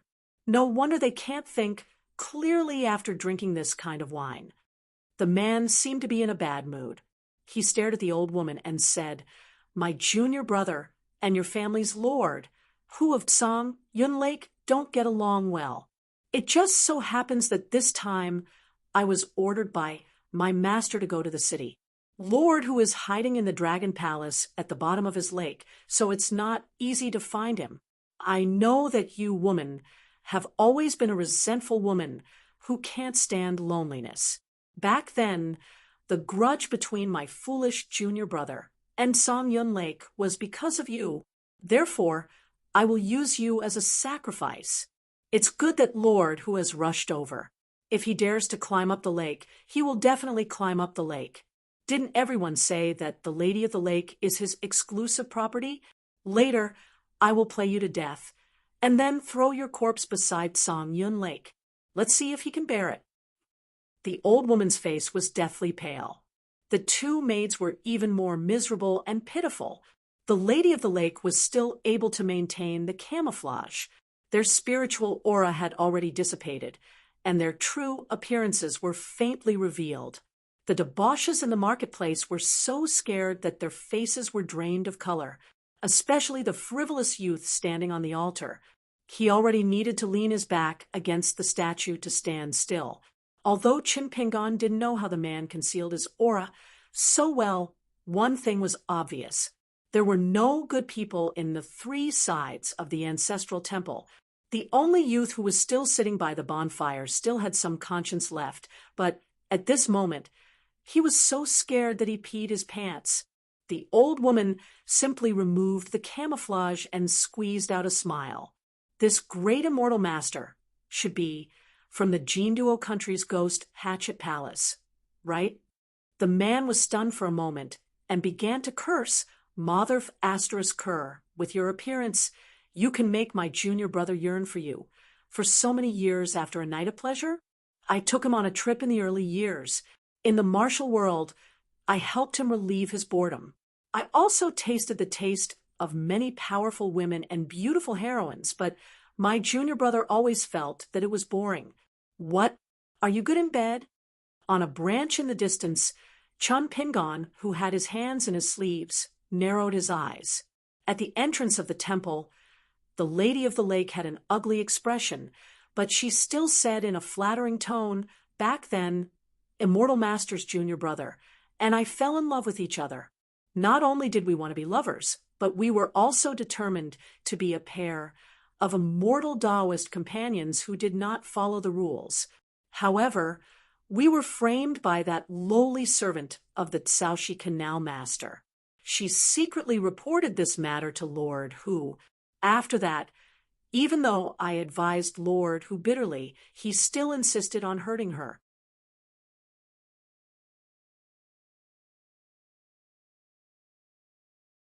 That was why there was such a misunderstanding. Immortal Master, please understand.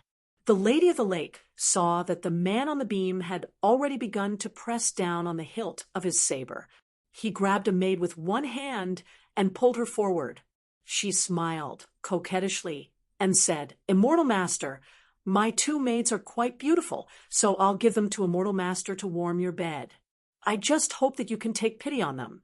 After you get tired of them next year, you can send them back to Tsangyan Lake. Ooh, the man asked, what about you?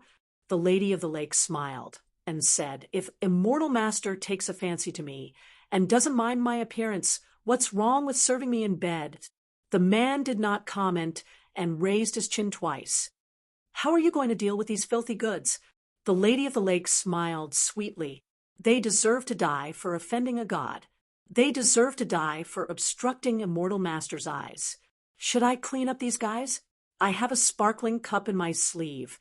I use the essence of Tsangyan Lake's water to make wine. I'll take this opportunity to invite you to drink to your heart's content. I'll personally pour wine for Immortal Master. These two maids used to be palace dancers when they were alive. After they undressed, they danced to liven things up. The man still smiled playfully and remained silent. This made the Lady of the Lake feel even more nervous. In an instant, the man slashed out with his saber without warning. The Lady of the Lake was so frightened that she shrank her head. Fortunately, the saber light did not take her head, but went out of the ancestral temple. The Lady of the Lake turned pale and turned her head to look. She saw that under the illumination of the saber light on a big tree, a young paladin wearing a bamboo hat raised his head slightly. One of his hands was still in his sleeve, and he only used one hand to hold the saber light. The saber light collided with the gang chi condensed near his palm, making the stranger look like a deity holding the moon in his hand. The man was surprised, but his expression did not change. He changed from sitting to squatting on the beam. He held the saber in his hand, and the blade was as bright as snow. He clicked his tongue in wonder and said, Oh, what a handsome technique. The gang chi is pure and condensed to perfection. When did such a young martial arts master appear in the Silver Screen country? I've dealt with the #1 martial arts master in the Silver Screen country. I can block the saber with all my strength, but I can't block it so easily. Chun Pingon gently retracted his palm, and the last bit of saber light dissipated. He asked, the talisman beside you and the painting of the talisman on the wall, are they secret teachings of the sect? Only the cultivators of the Ghost Hatchet Palace know how to use them? The man laughed and said, I only borrowed a lightsaber to greet you, and you want to pretend to be a master in front of me?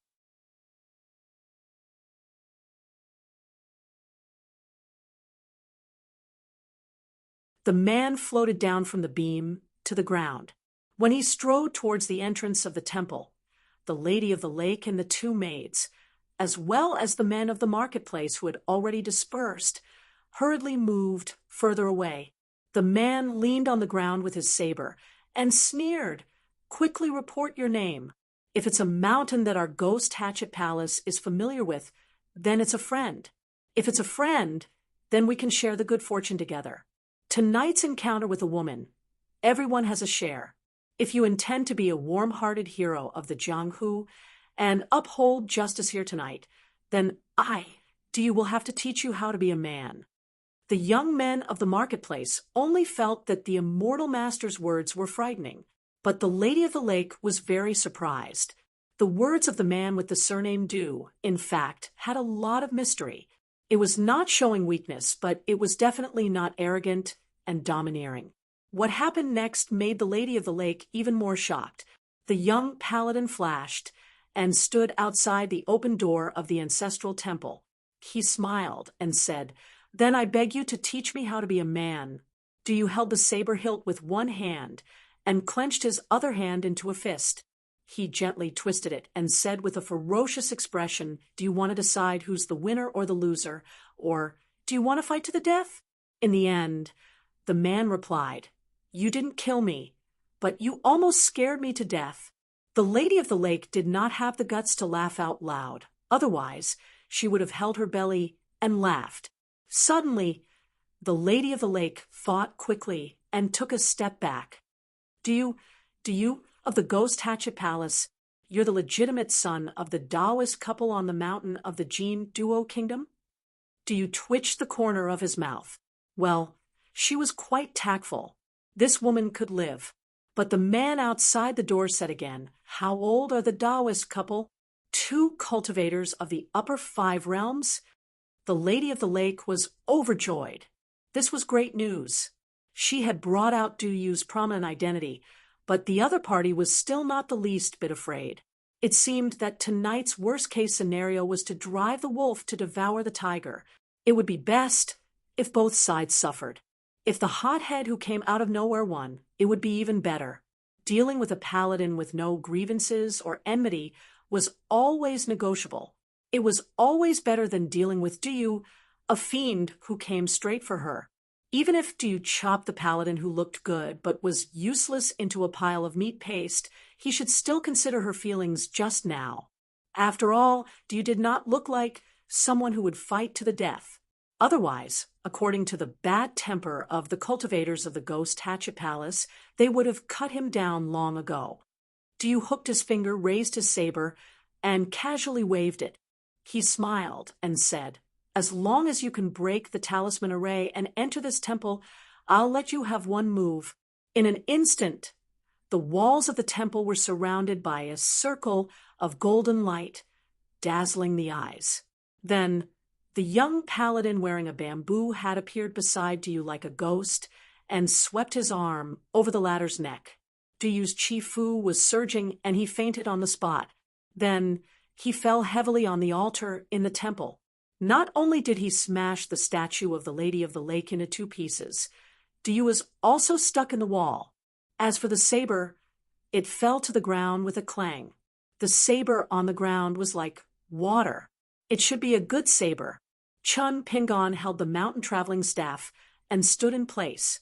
He changed the iron horse chisel formation slightly and used a mind talisman after breaking the formation and entering the temple. Naturally, he held back.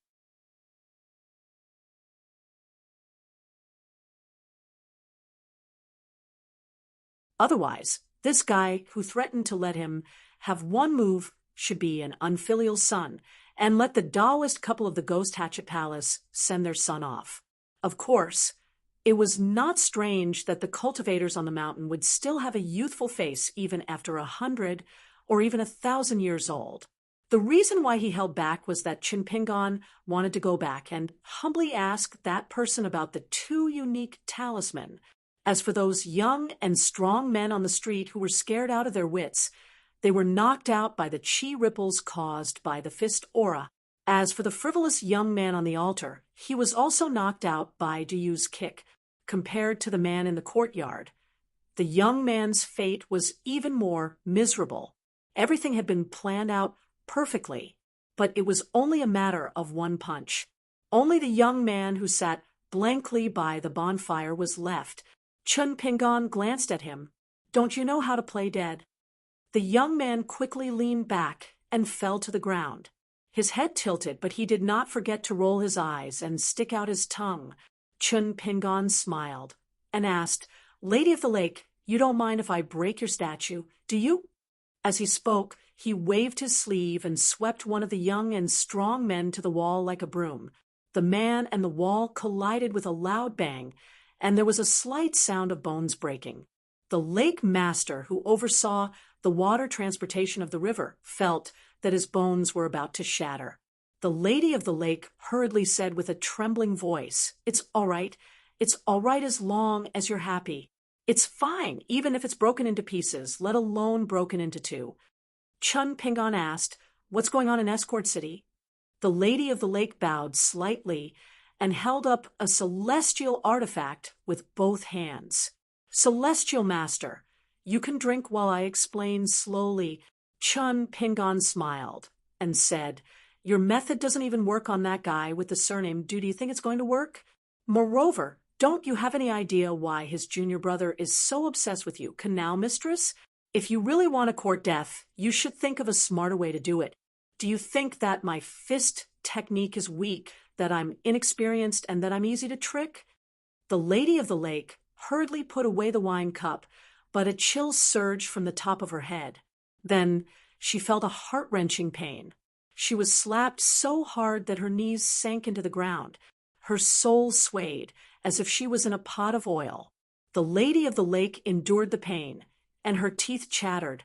Her voice trembled even more as she said, "Celestial Master, please have mercy. I won't dare to court death again." Chun Pingon waved his hand. "I'm not that guy with the surname. I don't have any grudges with you and Songyun Lake. I'm just passing by. If that guy with the surname didn't insist on letting me make a move, I would have been willing to come in. Tell me everything you know about the inside story of Escort City."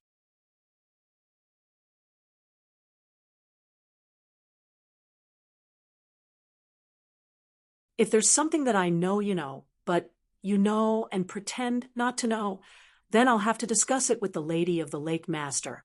The glistening cup that the Lady of the Lake Master deliberately put in her sleeve is actually a natal item that's similar to bewitching potion and luck and love, right? The Lady of the Lake Master's smile was uglier than crying. This guy was clearly 100 times more difficult to deal with than you. The Lady of the Lake Masters trembled as she recounted the disaster of her neighbor's Escort City one by one. As Chun Pingon listened to her, he quietly paid attention to the expressions of the two maids from the corner of his eyes. The city god of Escort City was indeed about to collapse. He had reached the end of the incense road. The so-called end of the road was nothing more than this. However, just like that person's fear of death, the city god was no exception. He had tried all means. First, he used up his connections and exhausted his savings to ask the imperial court for a title that exceeded the rules of etiquette. However, the effect was still not good. This originated from an old incident that no one cared too much about at that time, but it had a far-reaching impact. 100 years ago, there was an unjust case of a scholarly family in Escort City. In the end, in the eyes of the imperial court officials and the common people, it was considered a heavy injustice. However, the truth was far from that. At that time, the officials of the city god temple did not know that the consequences were so serious. Otherwise, it would have been a different scene. Song Yun Lake and Escort City were close neighbors. Lord Hu, who was in charge of a lake, 3 rivers, and 2 canals, was deeply rooted. Therefore, he knew a lot of inside stories. That scholarly family had accumulated good karma for several generations. However, in the family ancestral hall's horizontal board, a small incense person was about to be born. However, in one night, an unexpected disaster occurred, and no one was left alive. Lord Xingwang was furious and started to order the officials to investigate this matter. However, in the end, the investigation led to the Xingwang temple itself. It turned out that the head of the Yin Yang department, who was the head of the 6 departments of the Xing Wang Temple, was the first assistant to Lord Xing Wang. The head of the Yin Yang department, who was similar to General Xing Wang's assistant, colluded with General Xing Wang, who transformed into a human form and put on the skin of a handsome young man to seduce and humiliate the women of the family. General Xing Wang, on the other hand, took a fancy to the incomplete incense person and hoped to bribe a celestial cultivator so that he could take up a position in the Xing Wang Pavilion in the prefecture city and be promoted to a martial judge. General Xing Wang then blackmailed the head of the Yin Yang department.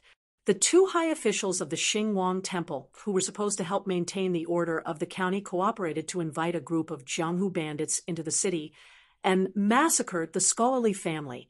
The head of the Yin Yang department had long hidden 2 beautiful women and hid them in a secluded house in the countryside outside the county city. If that was the case, Lord Xing Wang wouldn't have ended up like this even if he showed favoritism and gave a light sentence to the 2 assistant officials. Lord Xing Wang, who was good at fishing for fame, asked the ghost officials to help the government find the group of bandits and kill them on the spot. Then he secretly let the chief official of the Yin Yang department go and killed the General Jia Sua, who sided with outsiders. As for the 2 women, they couldn't escape death. However, they didn't expect that there was a child from the scholarly family who happened to be playing hide-and-seek with the servant girl of the mansion.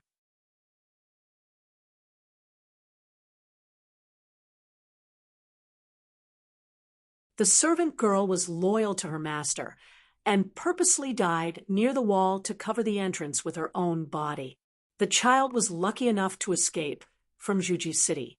More than 10 years later, with the help of an old friend of his, he changed his name and registered permanent residence and became the 2nd in the imperial examination. Another 10 years later, his official career was smooth, and he became the chief official of a county. He started to reverse the case and trace the clues back to the Qinghuang Temple. Then there was another tragedy. However, compared to the previous case where everyone knew about it, this time there was no news from the beginning to the end. The only news that the imperial court got was that a loyal county governor died in office due to illness. The scholar, who was supposed to have a bright future, had never married in his entire life. He did not have any attendants or maids by his side. One of them took up the post alone, and the other died alone. He seemed to have long sensed the danger in the city. Before he secretly sent a secret letter to his good friend in the imperial court, he was already prepared to die. Finally, on that day, he went to the mansion that had been abandoned for many years. In the night, the man took off his official robe, put on mourning clothes, offered incense, and kowtowed. Then he died. In fact, before he walked out of the county governor's mansion, the ghost officials of the city god temple had already surrounded the entire yamen. They wandered around day and night, acting as door gods.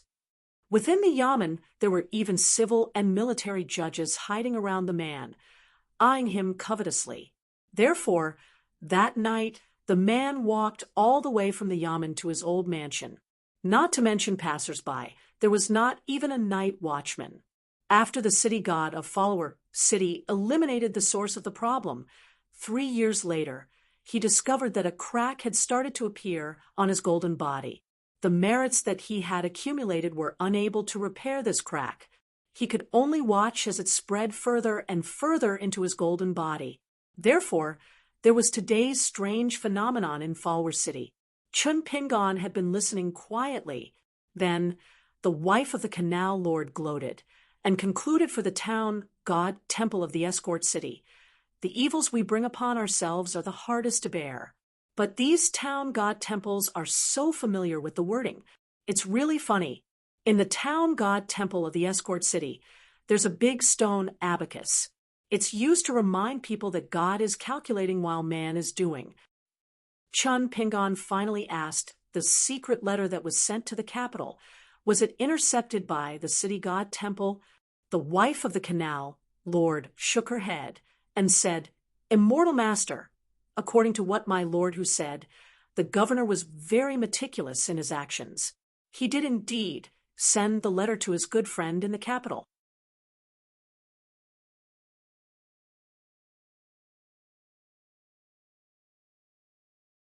However, for some unknown reason, it was like a clay ox entering the sea. After so many years, the imperial court was completely unaware of this matter. On the other hand, the person who received the letter had a smooth career in officialdom. He even became the Minister of Justice back then. Later on, his family prospered, and his descendants were very lucky in the imperial examinations and literature. Chun Pingon asked again, including this person with the surname Du, why did so many cultivators rush to Follower City? Could it be that the city god temple of Follower City wanted to help the city god temple by making so many friends on the mountain?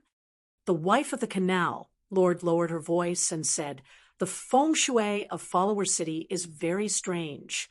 After the city god temple was in turmoil, it seemed that it could no longer keep the rare treasure. Every full moon, rainstorm, or snowstorm in the county city, there would be a ray of light from a prison. For so many years, many masters on the mountain went to investigate, but they could not find the source of the rare treasure. But some masters in geomancy speculated that it was a treasure of heaven and earth that had been nurtured by the fate of the mountains and rivers of the province for thousands of years.